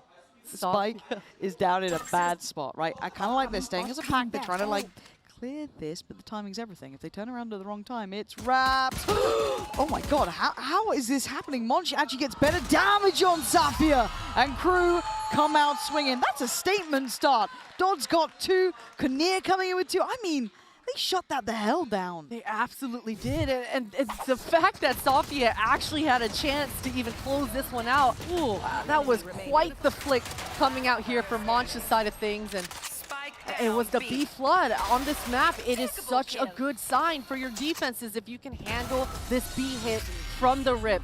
KC definitely had the pounce, and you saw how quickly Alkia, the side of Neon, with that slide.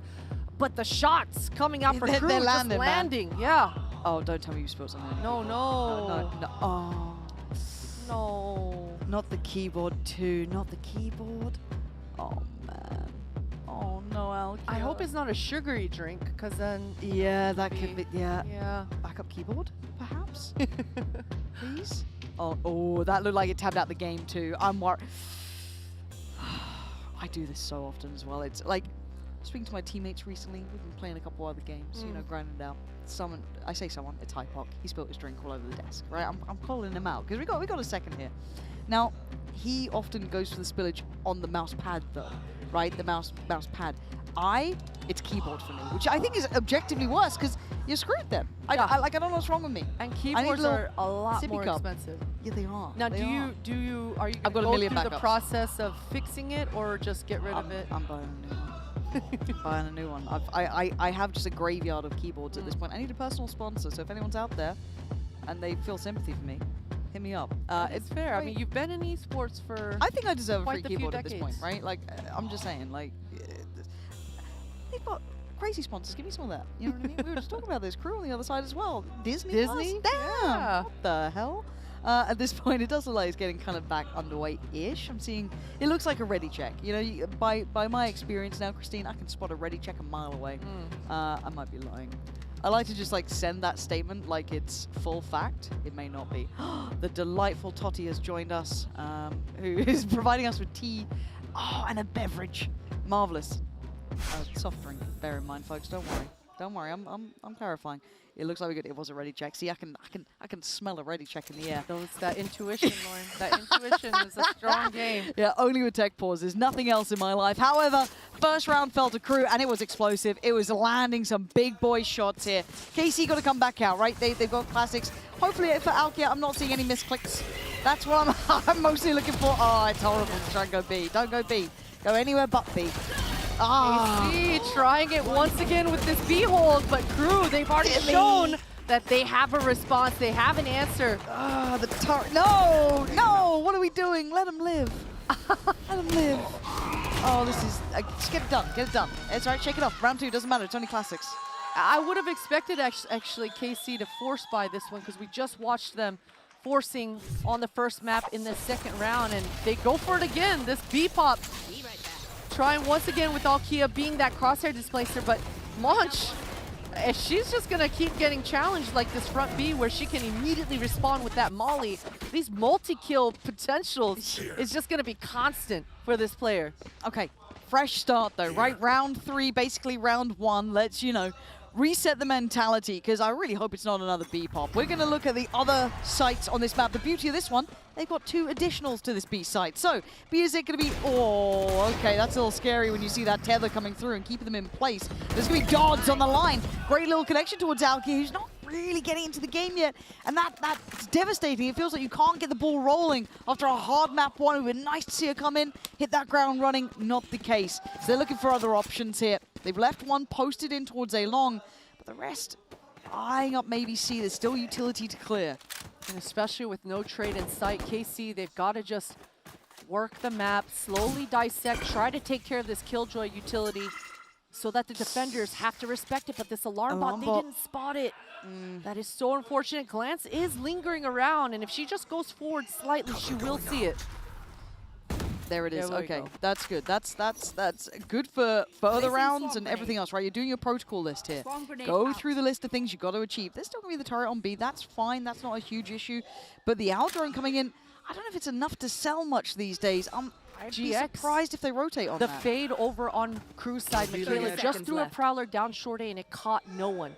But they're still keeping here. 3 defenders on this A site. KC probably think they have an opening. Well, that paranoia is going to keep him very present now. Lovely reaction too. Music can just get a couple of shots going down towards long. Dodds now played in. 13 seconds, not looking so lucky as Safia and Grelance are the last 2. They have no step towards sight. They have no access. It's 5 seconds. It's fizzled out here. The plan did not work out. 0 bite on that pressure towards C. You need more behind it, and Aldron's just not going to do the job these days. And with no trade after that opening kill coming outside from Crew, it was just not enough. I think that maybe if Glance and Crew, well, if Glance and KC were on, if they were able to find that Killjoy utility a little bit earlier, maybe they could have set up GX to try to gain some ground, because we talked about that Fade utility coming out and catching nobody. We've got to see KC kind of get loose and take up that space when the gap is at their feet. Yeah, I'm getting worried though, because Alkia's off to a cold start. We're seeing Celia in a similar position. I need to see them heat up here. Just feel out the game. It's been uncomfortable, and already a switch up in util too. The alarm bot now posted towards that B side. We've got a very open Timmy. Gonna confirm there's presence here, so Kinnear, stick around. That's a whole lot of bullets coming their way. Nice little smoke though, could play off this. Pressure now coming in, they've got access. Does have support from Monch though. Kinnear able to reposition, play over towards Plat now. This is still not feeling uncomfortable for Crew, even though KC are very much knocking at the door. Are they just gonna walk this? No flashes, they have to.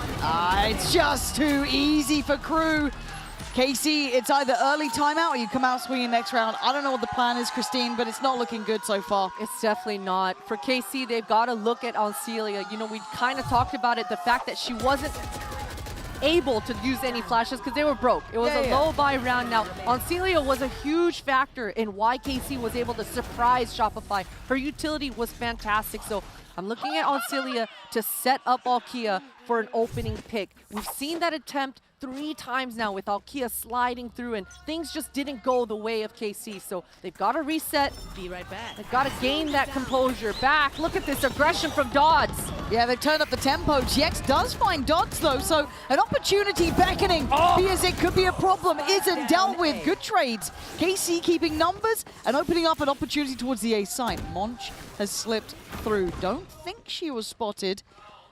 Just to tuck towards Hell, the dog isn't going to clear. Oh, she gets played in. That dog didn't have time to go back for it, and there's hesitation on KC. Maybe a little bit of worry, and rightly so, because Monch is creeping closer. 1 kill found, and Kinnear makes it in time. Devastating for KC, and a small mistake causing big problems. And I just talked about the Sky utility and making it work to get the information to set up, but that is so unfortunate. You even saw that Sky Dog backtracking, going back around to just make sure, but running out of that timer. And Monch, she's just ready. She's been such an explosive part for the side of Crew, finding this momentum, finding these swing rounds, and she's able to just re-aggress. We've been talking about her all week, actually, on this Viper, being able to be that kind of crux so that you don't have to use as much utility. Just use the wall, slowly work your enemy, and re-aggress. And these repositionings coming out for Crew, really from the first map to this second, has been fantastic. Yeah, I love what they did then in that 5th round especially. I love that they took a little bit of a gamble on this aggressive approach down towards A, just as KC would have loved to have settled in a bit, gone for that approach. Maybe, you know, happy to thwart away someone towards A long, but not that double down, triple down, and then the hesitation and that little bit of a mistake on the site, just compounding. Now, timeout is essential. KC need this more than anything, and it feels like it has to be a big mental reset too. Very oppressive start to things here, especially after this has been a solid map for them. Maybe feeling they could find a bit of security here after tense map 1, could come into their choice and have a good start. It sadly feels a bit like we've got a repeat, if not worse, of map 1 to an extent. Good control from Crew, aggressive start, controlling tempo, and well prepared. You were talking about that preparation factor that Crew were able to watch this, see this, get those tangibles down, and they seem very ready again for potentially this B approach. High-low setup. And I wait to see if that Viper util does come over, still towards C, so that's going to be instantaneous on the ult from Monch. Coach Bebe and Biazik just putting in work. Look at this B control. Yeah. Every single time KC try to sniff, try to explode, Crew have an answer. This time it's a high-low setup, and they're rewarded with an opening pick. Look at the HP from Alkia as well. Crew are feeling really good. Viper's pit down. The perimeter, it's so strong. With this broken buy, I mean, KC, they've got to try to find an opening pick. Yeah, it's on the back of an individual hitting a nutty shot, and it's hard with those stingers, right? Like, you don't have that same potential, and Alkia down so low as well. There it Glance, is. that's what you wanted, though. A chance made off that. Biazik, though, going to backfill the space, try and brawl out for it. Notes no one else is behind it, so can slip away again. So once again, tilting those scales slightly further into the hands of Crew. And Crew, they've kind of corralled KC to make the worst of the decisions. They think they want to go poke towards the C, but they just noticed the Viper ult, and they don't have any avenue right now. Viper's pit in front of them, an alarm bot behind them. This is tricky. EMEA. Oh, that was so close. I mean, great intuition from Alkia to even consider that, but sadly doesn't get what she needed, but down on 2 HP now. Frugal with the investment of that very limited health, but the timing, Christine, they just have to go in blind at this point. Yeah, look at how Dodds is playing. She's not leaving anything up for chance. Checkmate positions. They know they can play this retake. They will let the spike go down, though. I don't like that. But Dodds, with this Waylay ultimate in her back pocket, she's always going to be able to use it if things get dicey. Yeah, they have the emergency button to press. Alkia up close, trying to make something happen on 2 HP. It's so tough, and Dodds with the overkill. Operator comes in, good swing. Glance still digging deep here, doing what she can, but how can you deny Dodds doing that? Crew saying, screw it, we'll even this out, we'll come in with shorties. You're playing on pistols, we'll do the same. This is a blowout so far, 6-0. KC struggling here. That dive, it's just too strong. And for KC, there was a couple of answers at their feet. I thought maybe Sophia would venture out a little bit and try to place this Killjoy ultimate down to buy them some more time in this post plant, but with that low buy and with those percentages not being as high as they feel comfortable with, they decide to hold on to it. Now, this attack side round, I mean, they've got 5 ultimates online for KC. They've been holding on to this Sophia ult for quite some time. They've got to combo these ultimates together to get into the site. This Seeker comboed with the Hunter's Fury should give them that opening. But I'm seeing a mid-walk from Dodds. Wait, somebody broke the turret. Yeah, where was the help there? That feels a bit of miscommunication potentially. What? And now it falls to pieces. KC given a chance. In what I feel is a really fumbly round here. Crew not doing what they actually wanted, it feels like, by any means. So the B plant's in. Didn't have to burn every single ult. It's 2 out of the 5 that they had. Michaela's still trying to fight this out on the connector side, but where's that punch going to come from if Crew do decide to go for this? And not there. GX unwilling to give that up. So Michaela, the last one standing. KC, a small window of chance made out of a couple of mistakes here. KC want it done first on the board. And that's huge stuff, KC. I mean, you give them an inch, they will take a mile. That's worrying signs for Crew. I mean, either way, they're going to be able to shake it off, but I am wondering where Mancha's wall was. It wasn't up.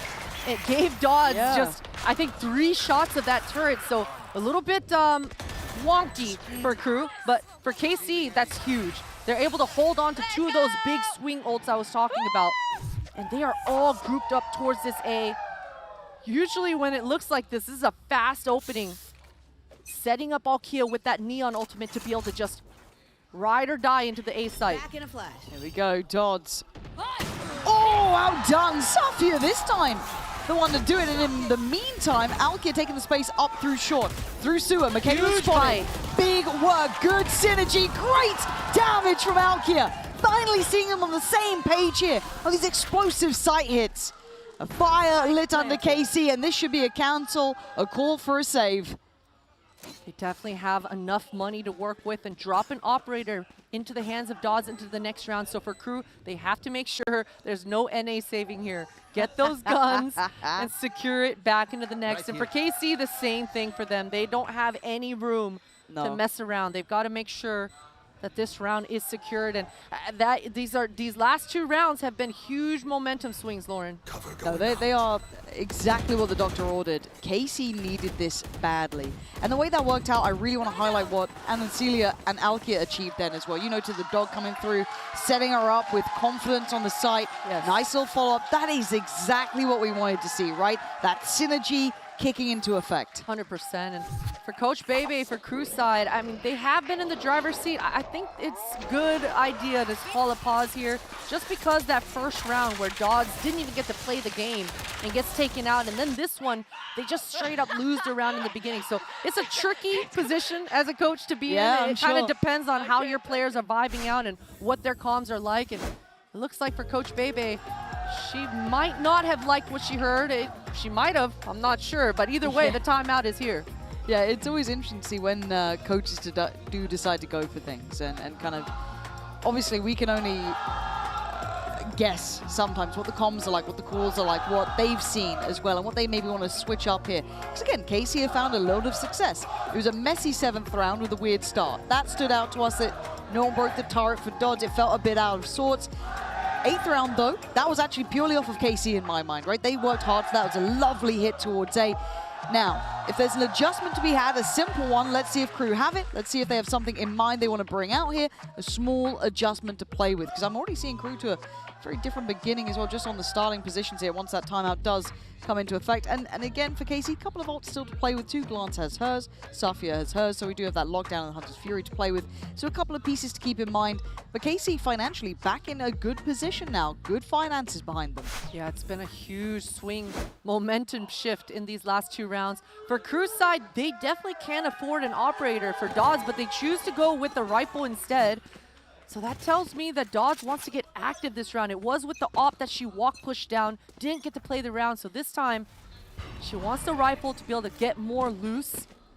That Fade Prowler not catching anyone. This should speed up the attackers to gain this space, but they decide to use an Owl drone instead. I'm not a huge fan of using too much utility to get this A main control, but without a Viper, KC, they kind of have to. And this time it's going to be Biazik back here. And the contact of potentially the Prowler, it's going to be close. There it is. So they know that they've lost towards that space, and it's a pop, it's a burst. And Biazik is unaffected so far, but will be revealed. Michaela on the fadeaway going to find Alkia. Not the same sort of scaling, not the same sort of pace. TP out. Michaela, what is that? 3 big kills, leaving KC in tatters, and it felt disjointed this time.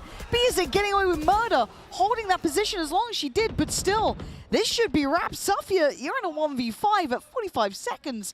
This round is a close account. Yeah, and Safia is left scratching her head just like I am. That utility combo coming out for KC, that slam, it was so beautiful and well coordinated, but I don't know how Michaela handled all of that. I'm pretty sure she ate the blind. She definitely ate 30 seconds. She ate a bunch of utility, but just making magic. Yeah, I need to watch the replay because, again, Biazik, I think, got pinged as well. So everything was, it worked, right? Like, if you've run that, if you've dry run that, if you've theory crafted it, that's a tick in the box. But then when it came to just landing the shots or whatever it was, whatever happened, something failed, right? There was a failure in the system somewhere. Oh, wow. And Dodds is hungry for that, yeah.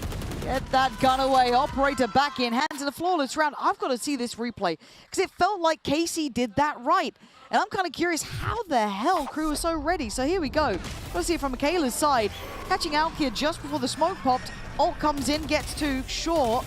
And then a bit of an individual effort, but still, I thought they did everything correct then. Absolutely. Man, that little crouch at the end there, at that 3rd kill around that truck, just matrixing those bullets and that crosshair placement. I hate it when your players crouch, but those moves, hey, look, you gotta love that individualism. It works out, man. It works out. Crazy you hate that. Little donk slide that you start seeing come through more and more. But Dodds this time actually going to get a bit more attention early on. Pressure.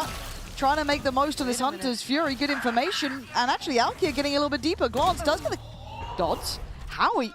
Dodds? I don't get where these kills are coming from. Because again, by all rights, KC are getting good info. They're getting good pressure. They're getting a good opening pick. But then Biazik's gone away with murder here. Eats the flash though. Forced off the angle, should have been seen. Backpedaling, still a kill.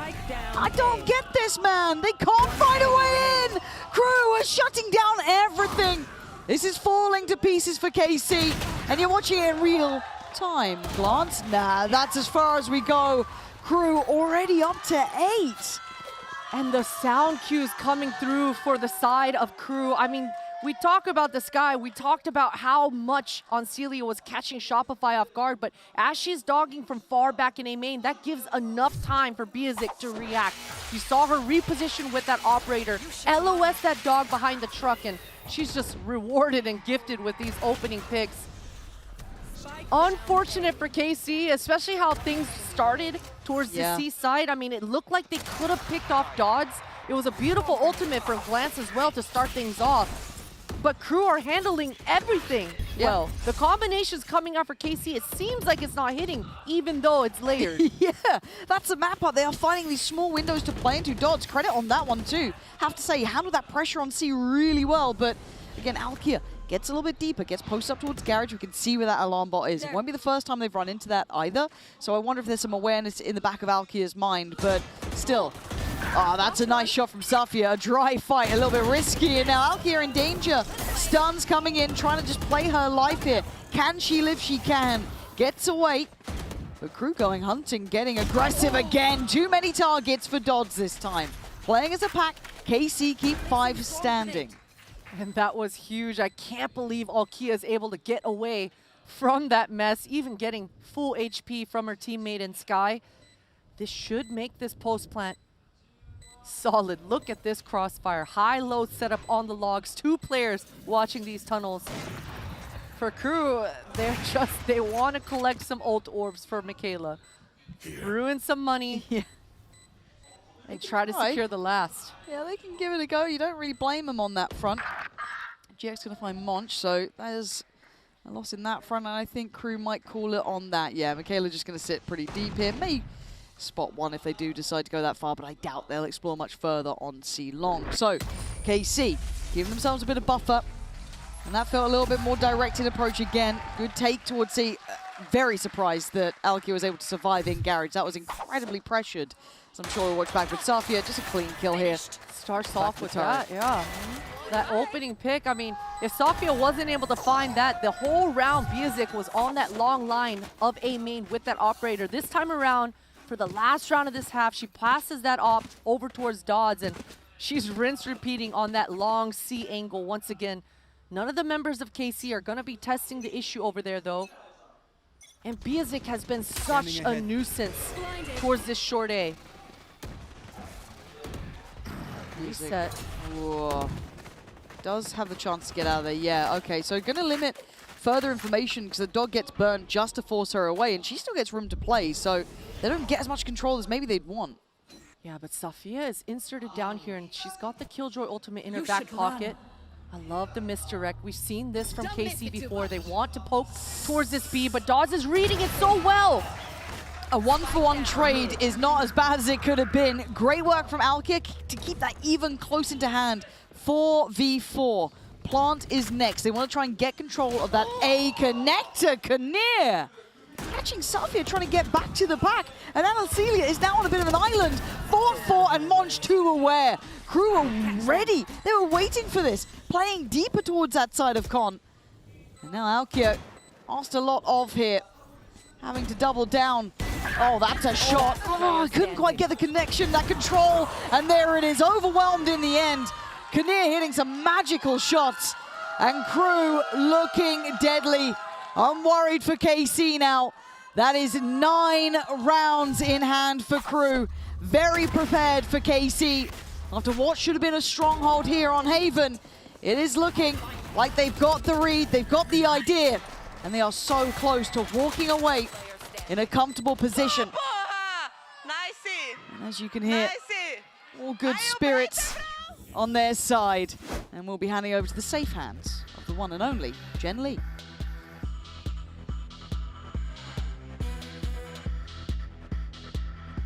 Hey guys, Jen here with Suga. 9-3. Looks like they're doing it, but we also witnessed a huge comeback earlier today. So, do you think they can close it out? Yeah, it's only a few rounds.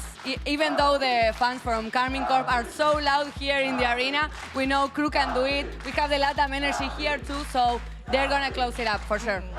오늘 사실 9대3이라는 리드를 갖고 있지만 저희가 또 직전 매치에 엄청난 역전극을 보기도 했잖아요. 그래서 9대3에서 이대로 승기를 이어갈 수 있을까요? 라고 물어봤더니 지금 KC 팬들이 너무 열정적으로 응원해서 좀 시끄럽기는 하지만 그래도 크루 팬들도 만만치 않게 열심히 응원하고 있기 때문에 9대3에서 문제 없이 이 경기 승리로 끝낼 수 있을 거라고 얘기를 했습니다.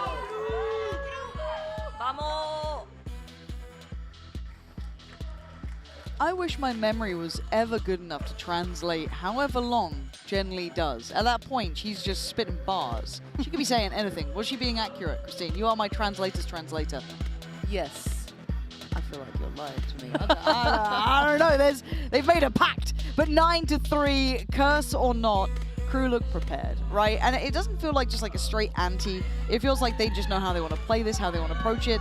Again, dealing with the side hits that look good too, right? KC's side hits weren't bad. They had nice scaling util. It seemed to be doing the job, but Crew just handled every aspect. Individuals stepping up and handling it so well. I would argue it definitely, the ante is playing a role. I think this pistol round on the attack side will show us a lot. I'm already seeing a very interesting buy to start things off. This waylay has been such a point of curiosity from me, especially at this event. For me, I'm looking to write some notes down, jot it down, go home. Yeah, I mean, I love this waylay so far, and it's been really Dodds that's made the waylay at this whole event look as good as she has, maybe Dodonut as well, but I mean, this frenzy in the back of in the back pocket of Dodds' hands, that's definitely indicating to me that Crew, they want to go fast and they want to send Dodds in there to just wreak chaos. Yeah, we'll keep our eyes on that. Obviously, the Coinbase econ report there at the bottom of the screens, you can take a little glance towards that. Obviously, anytime Glance is in the server, I will be saying her name by accident several times over. However, it is good to see what these compositions look like, how these players are kind of choosing what they want to approach with. As you said, the waylay coming in and becoming more and more effective and seeing what the capabilities are. These GC teams had to kind of adjust on the fly pretty quick coming into this tournament. They didn't get a massive amount of lead-up time, so credit to them for kind of constructing these new concepts and ideas. We will be jumping into this one now, and eyes, certainly for me, will be on Dodds. What does she get set up with? How does Michaela play her in on this one? What does that frenzy do? It's going to be pacey, I'm sure. There's already Alkia going to get that first spot towards them. And Celia going to back away and not stick too deep on this. Casey need this pistol. I love the pathing that Dodds is going as well, going towards that long A instead of short A with the rest of her teammates. Good distractions coming up, and as soon as they get contact at short A, you can expect Dodds to speed up the issue. Yeah, and with that C's coming in, there it is. The theory was there that just landing that final blow didn't quite happen, but the rest of the team picking up the slack. Biazik down low, but still fine for the plant. They've got security at least for this. Now, down to GX and Safia. Can't quite make it out of that CT push. Already held back, and the numbers too solid for Crew. And that might just be the first nail in the coffin. Drilled, just drilled and synergized. Crew, you know, we've been talking about how fantastic their set pieces have looked all tournament long. Whether it's a low buy, a pistol round, or a bonus round, this team is prepared. And they've got a very thick strat book, and it's looking fantastic. I mean, Dodds, that takes so much synergy. We were talking about the lack of time for all of these teams coming into GC. It's impressive to see such an explosive opening for Crew. They're rewarded for it, and a force buy. KC backs against the wall. They've got to make this round work. Yeah, and they know it as well, right? Force buy coming in, stingers are out. Dodds straight on the Vandal, though. That's scary. And now Dodds takes a look, doesn't see too much on that. They were playing kind of deeper on site, but still, early attempt made. No overreaction yet. I'm also keeping an eye on what Monch is up to too. Over towards A, slowly creeping up, taking space towards A long. Again, a double stack towards Sewer. So aggressive, and you can see the stark difference between both these teams' comps. Crew have that Viper in their pocket, so they're able to get this A main control without using any utility. Just shadowing Monch's space. Oh no, this feels like I've seen this one before. Glanzo trying to backpedal away, play towards quad. They're clearing sight. There's not much comfort here though. KC trying to dig in, trying to really hold on some space. And actually Crew not looking too comfortable until then. Dodds slicing through them, and Crew finding comfort in high pressure scenarios. 26 HP, an upgrade to a Bulldog. And Celia would have to do something miraculous in a 1v2. The Outlaw, one bullet from that would do the job here. Biazik waiting. Patience pays off. Crew making it through the trials here, up to 11, within touching distance again. And you can see the communications coming through there at the end. Everyone on Crew telling each other how low HP on Celia was. Just those forward aggressive angles, not leaving any room for for KC to make that 1v2 a possibility. And it all came down to this A main fight, right? It was very similar to what we witnessed on Pistol. The pathing is mainly towards this long A, not towards short A, and it's just a distraction there. They're just keeping these defenders like a moth to a flame, distracted towards short A. I really like it. Again, with that fade util, kind of that C's coming in, the Haunt as well. But actually, it's Ancelia to find Monch this time, so don't forget about that. It ain't over yet, and a quick evacuation of the site. I like that read too. Not going to stick around on your own. Safia with a good consideration, but Crew get the plant in, right? Bonus round for them, still looking deadly. Still going to have Vandals, still going to have Util as well. Paranoia with Biazik. Going to have the Prowlers, the C's. Dodds posturing up towards that CT side, making them burn some of that util early on this retake. Yeah, doing the taxing really well. Now the defenders don't have much left, but that pick is going to open up the round. It certainly does, until Michaela might have just shot it. Oh, what? Kanir the one to find Alkia, and they're just scaling back, step by step. KC feeling, seeing, witnessing the door shut on their faces here. Crew pushing up to 12. KC desperately trying, but there is so little left in the tank. And that's just adding salt to the wound to just witness one of the players running at you with the shank. It was Crew, it was Monch that got that fantastic knife kill in front B just a couple days ago. And man, this retake gets sloppy for the side of KC. Crew, Dodds doing so much work. I talked about taxing that utility in spawn, but just quickly repositioning, resetting, getting back into the site and using that spike as another teammate. Beautiful work for Crew. And this buy, it's just one more chance left for KC, and it's a broken one. A couple Guardians and a couple Bulldogs. It ain't pretty, but it's all they've got to work with. Time to try and dig deep, find something to bring out here. Alkia being brave. Takes the walk down C-Long, takes some space, but then you look at Glance. Alone at quad, support disconnected. Safia, it'd be a risk even to walk out on CT. Kanir's gonna find Alkia, that was on that C attempt. Dodds contacting up on site, basically slipping the net. There's still an issue of Glance though. Does get handled on the trade, a 3v2, and Celia and GX to try and save the day. But look at the space, look at the spike. They've cancelled on A because they have everything they need on the other side of the map. And you saw Michaela even adding in that Fade ultimate to really sell the issue here. Ponier's already placed a Killjoy Molotov. Nano Swarm on that spike as well. It's going to make this retake so tough. KC, they've got to clear every corner as they come through this spawn. Nothing is safe. You can see it. You can see that worry. You can see the caution having to be displayed. They have no util really, the gun in the hand, and that's all they've got. And the problem is that Michaela's gonna hear this. Kanir lands the shot and finds a follow-up.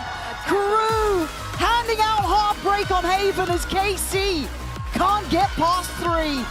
That lower bracket is all theirs. They are terrifying down there. Absolutely, and Dodds, I mean, all of Crew right now, they look so cool, calm, collected. It felt like from the start of this series, every member of Crew believed that they were going to win this 2-0. They make it look so casual at the end here on Haven.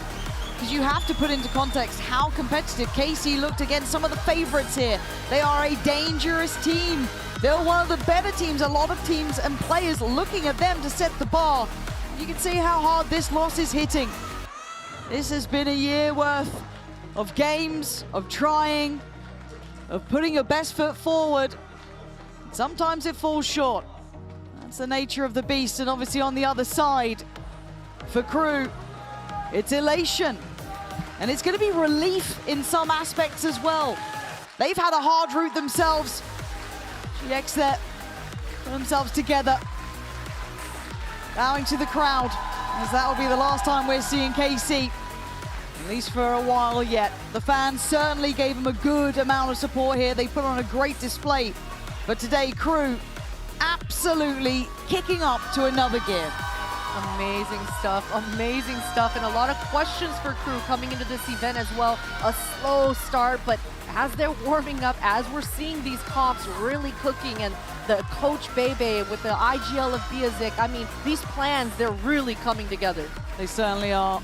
I would not want to face them anywhere near soon. Scary, scary side. And to wrap things up, we'll be sending it down to Jen Lee for the Verizon post-match interview with Monch. And it is Crew with the 2-0. Vamos, Crew. Congratulations, guys. Munch, please. Over here so you can enjoy the spotlight. 네, 크루의 몬치 선수 만나보도록 하겠습니다. 승리 축하드립니다. 와, 날이 갈수록 크루의 경기력이 계속해서 올라오고 있는 것 같아요. 확실히 팀이 흐름을 타고 있다는 그런 평가가 나오고 있는데 선수들 스스로도 느끼고 있는지부터 물어보고 싶네요. Congratulations, Munch. Now it looks like you guys have an incredible groove going on. So do you guys feel that momentum as well yourself? How you guys become stronger and stronger match by match? I think it was mostly for the crowd. We spoke that we had the crowd on the other side, so it was going to be a hard match maybe for that. But we take that energy from the crowd and take it for, yeah, so thank you guys. And that's it. We are very happy for the result. 아무래도 오늘 힘든 경기가 될 거라고 예상을 했는데 그 이유가 아무래도 KC 팬들이 KC를 많이 응원을 해줘서 쉽지 않겠다라고 느꼈지만 그런 KC 팬들의 열띤 KC를 향한 응원을 오히려 동기부여로 삼았기 때문에 KC 팬들에게도 좀 오늘의 승리 덕분에 했다고 고맙다고 얘기를 해줬고요. 그리고 오늘 승리해서 너무 기쁘다고 얘기를 하는데요. 이제는 또 MIBR을 만나게 됐습니다. 라탐 대 브라질 지역의 대결이기도 한데 이 경기 어떻게 흘러갈 거라고 예상하는지도 물어보고 싶네요. Tomorrow you move on and face MIBR, Latam versus Brazil. Any idea what that's going to look like? I feel like it's going to be one passionate, intense heck of a match. I mean, I hope it's a really good match. I'm very happy for play against them. We are kind of close. So, I don't know, it's going to be insane because I feel like we have the Brazilian crowd because we have Brazilian in our team. So, it's going to be a really good match, I hope. 아무래도 서로 많이 친한 팀들끼리 만나는 거기도 하고 그리고 좋은 팀이기 때문에 재밌는 경기가 펼쳐질 것 같은데 그리고 아무래도 크루에도 브라질 선수들이 있기 때문에 팬들이 어떤 응원을 보내줄지 많이 기대가 된다고 얘기를 했습니다. 이렇게 해서 먼지 선수 만나봤습니다. Congratulations, Munch, and enjoy tonight. Can I help you, sir? Here's the bill from the dealership where I got my car, and I'd like you to beat it with a better deal on one of these fine cars. Not how it works. Guess you're not as cool as Verizon. Bring in your AT&T or T-Mobile bill for a better deal today. Congratulations to Visa Crew Blaze for advancing. And of course, we have Conir joining us for a quick interview. Conir, congratulations to the team. You guys must be so, so happy. My first question for you is, I love that moment. You guys stood up early in the series. The KC crowd was standing up, booing you. And you guys decided to stand up also and say, what? No, come on. You sent it to the crowd. How did that feel and who started that? Hemos visto esos primeros momentos, sobre todo al principio del partido, cuando los fans de KC se estaban levantando y os estaban haciendo uy, vosotras os habéis levantado, se lo habéis devuelto. Lo primero, ¿cómo os ha sentido? ¿Y de quién ha sido la primera idea, la primera iniciativa de levantaros y cómo devolvérselo? Todo partió por Jota, nuestro coach. Él dice que mientras más hablen en la hinchada es cuando ellos están mejor y cuando se callan es cuando están peor. Entonces, todos estábamos muy entusiasmados por eso y mientras más gritaban, más nos alimentaba el odio. Entonces, todos eran como, siguen gritando, más odio tenemos de ganar. It was actually the coach's idea, just thinking every single time that they're going to give it to you, just keep responding, just thrive on it, because if they're loud, it means that they're up, and when they go quiet, it means that things are going down. So actually, that was, I think that Monch also said it in the interview, that was, they were completely feeding off of that energy. Working for them. My question to you, I really need to ask about the Haven and the Split. You've been playing it a lot. You play something that we do not see that often. But before I ask you about the specifics, I want to know about the vibes. What is giving you this momentum that we're seeing? Estamos viendo un montón de Haven, un montón de Split por vuestra parte y se está dando súper bien. Antes de preguntarte por los específicos de las composiciones y cómo funciona todo eso, háblame del momentum que tenéis ahora mismo en este lower bracket. También la primera vez que llegáis a ese top 4, the first time that you make that top 4. So congratulations So speak about that momentum. Estamos muy felices porque sabemos que podemos lograr mucho como equipo. El primer paso fue ganar las 2 primeras partidas del Lower, que era lo más difícil, demostrar nuestro juego y poder entrar finalmente en lo que era la competencia en sí. Y ya cuando entramos acá y todo lo que pasó antes del match con mi BR y todo eso, nos alimentó como mucho más la gana de querer ganar, la gana de querer jugar. Y creo que eso fue como la gota de que rebasó el vaso y ya como que entramos de lleno. Yeah. So first of all, like getting those 2 first wins in the lower, I feel like she feels like it was the hardest matches to win. And right after that, and especially with what happened today and the match that MIBR had, that made them even more hungry. That was the drop that overflowed the glass and just made them that emotional, seeing that they could actually make it. That's a wonderful metaphor. It's like the dam breaking and them just really being unleashed. I wanted to ask about the Haven because I'm wondering how much the match yesterday with KC and Shopify Rebellion, how much did that influence how you guys played against KC? Quiero preguntarte por el Haven, obviamente, porque además las vimos a las chicas de KC jugar ayer, lo ganaron contra Shopify Rebellion y vosotros, que es un mapa que os está encantando, ¿estuvisteis viéndolo? ¿Cogisteis algunas ideas de cómo para activaros hoy? Sí. Primero que todo, mantenimos lo que es nuestra base, porque claramente nosotros jugamos. Y después de eso vimos cuál era el plan de KC en este aspecto. Cómo se movía más el mapa, qué lugares le gustaba más como dominar y ese tipo de cosas. Entonces nos vimos como cosas muy específicas para no enfocarnos tanto en el juego de ellas y enfocarnos más en lo de nosotras. Oh, that's very smart. So basically, yes, they were watching and they were paying attention to where they like to play in the map and where the very specifics and the very micro things. So they could just focus on their macro and the things that they want to do in the map and the way that they do things in the map and just look at the details and just look at the specific rounds and the movement in the map so they can attack those little points. Beautiful in such a short time. As I said, top 4, actually full Americas in top 4. Yeah. It is already a breakthrough for you guys.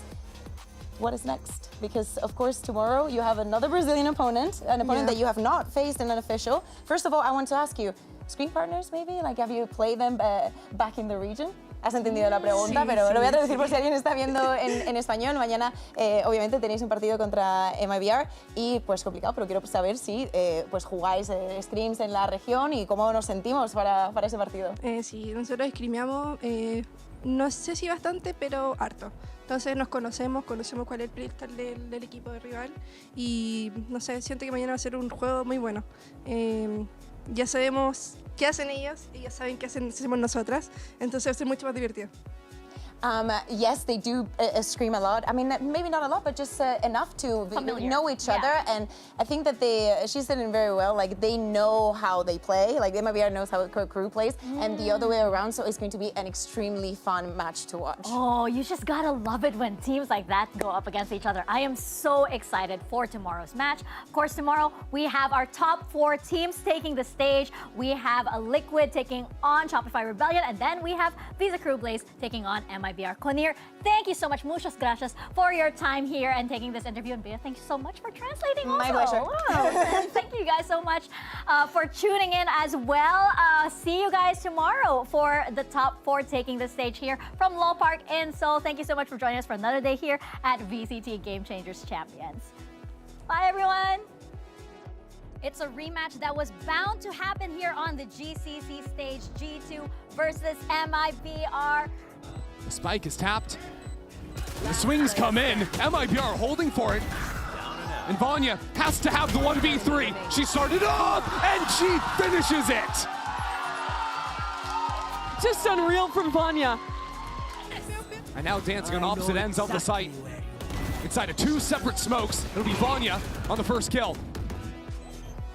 G2 need to see some enemies, need to see something before Bastarda just tears them all down. 3 in the round for both. A 4th needed, Bastarda will take it for MIBR. Now with 7 HP, Vanya on for the ace. Vanya waiting, sees the gun! Vanya aces us into a 3rd map. Now it's a 3-on-3. Yeah, straight up retake. G2 used the Astro Wall to secure the spike. Oh, but Bastarda, whoa, what is going on? so quick into the site. That is a monster play from Bastarda. Satchel's in and a showstopper in a 5-on-5. G2 want to win this round, but it's not gonna. Oh my God! Akita is unreal. MIBR deliver a fatal blow to G2's year and stay alive with the best comeback we've seen this event. Second matchup of the day, and we've got Visa Crew Blaze taking on Carmine Corp. The defuse started. GXs are moving down low, but at least got towards half. Zafia playing in the smoke. Time running low. You gotta hold this down. Great push in, and they're already on their feet, giving it back to the crowd. And now they can take a bit of a risk here in the bonus. Kinnear goes unchecked and just laying damage. The judge is shutting it down. Crew making it look all too easy. She gets played in. That dog didn't have time to go back for it, and there's hesitation on KC. Maybe a little bit of worry, and rightly so, because Monch is creeping closer. One kill found, and Kinnear makes it in time. Devastating for KC, and a small mistake causing big problems. Crew handing out Heartbreak on Haven as KC can't get past 3. That lower bracket is all theirs. They are terrifying down there.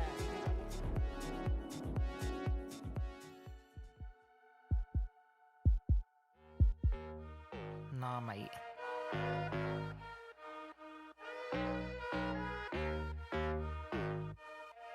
Oh, knock, knock. Something real, something raw, not accidental, no, I'm sure. You're not needed, show you the door, but what's that, yeah, are you sure? Yeah, that's a rental, yeah, what a bore. Lying, nothing in your core. Buying, yeah, what for? But do what I need to, always sure. Something real, something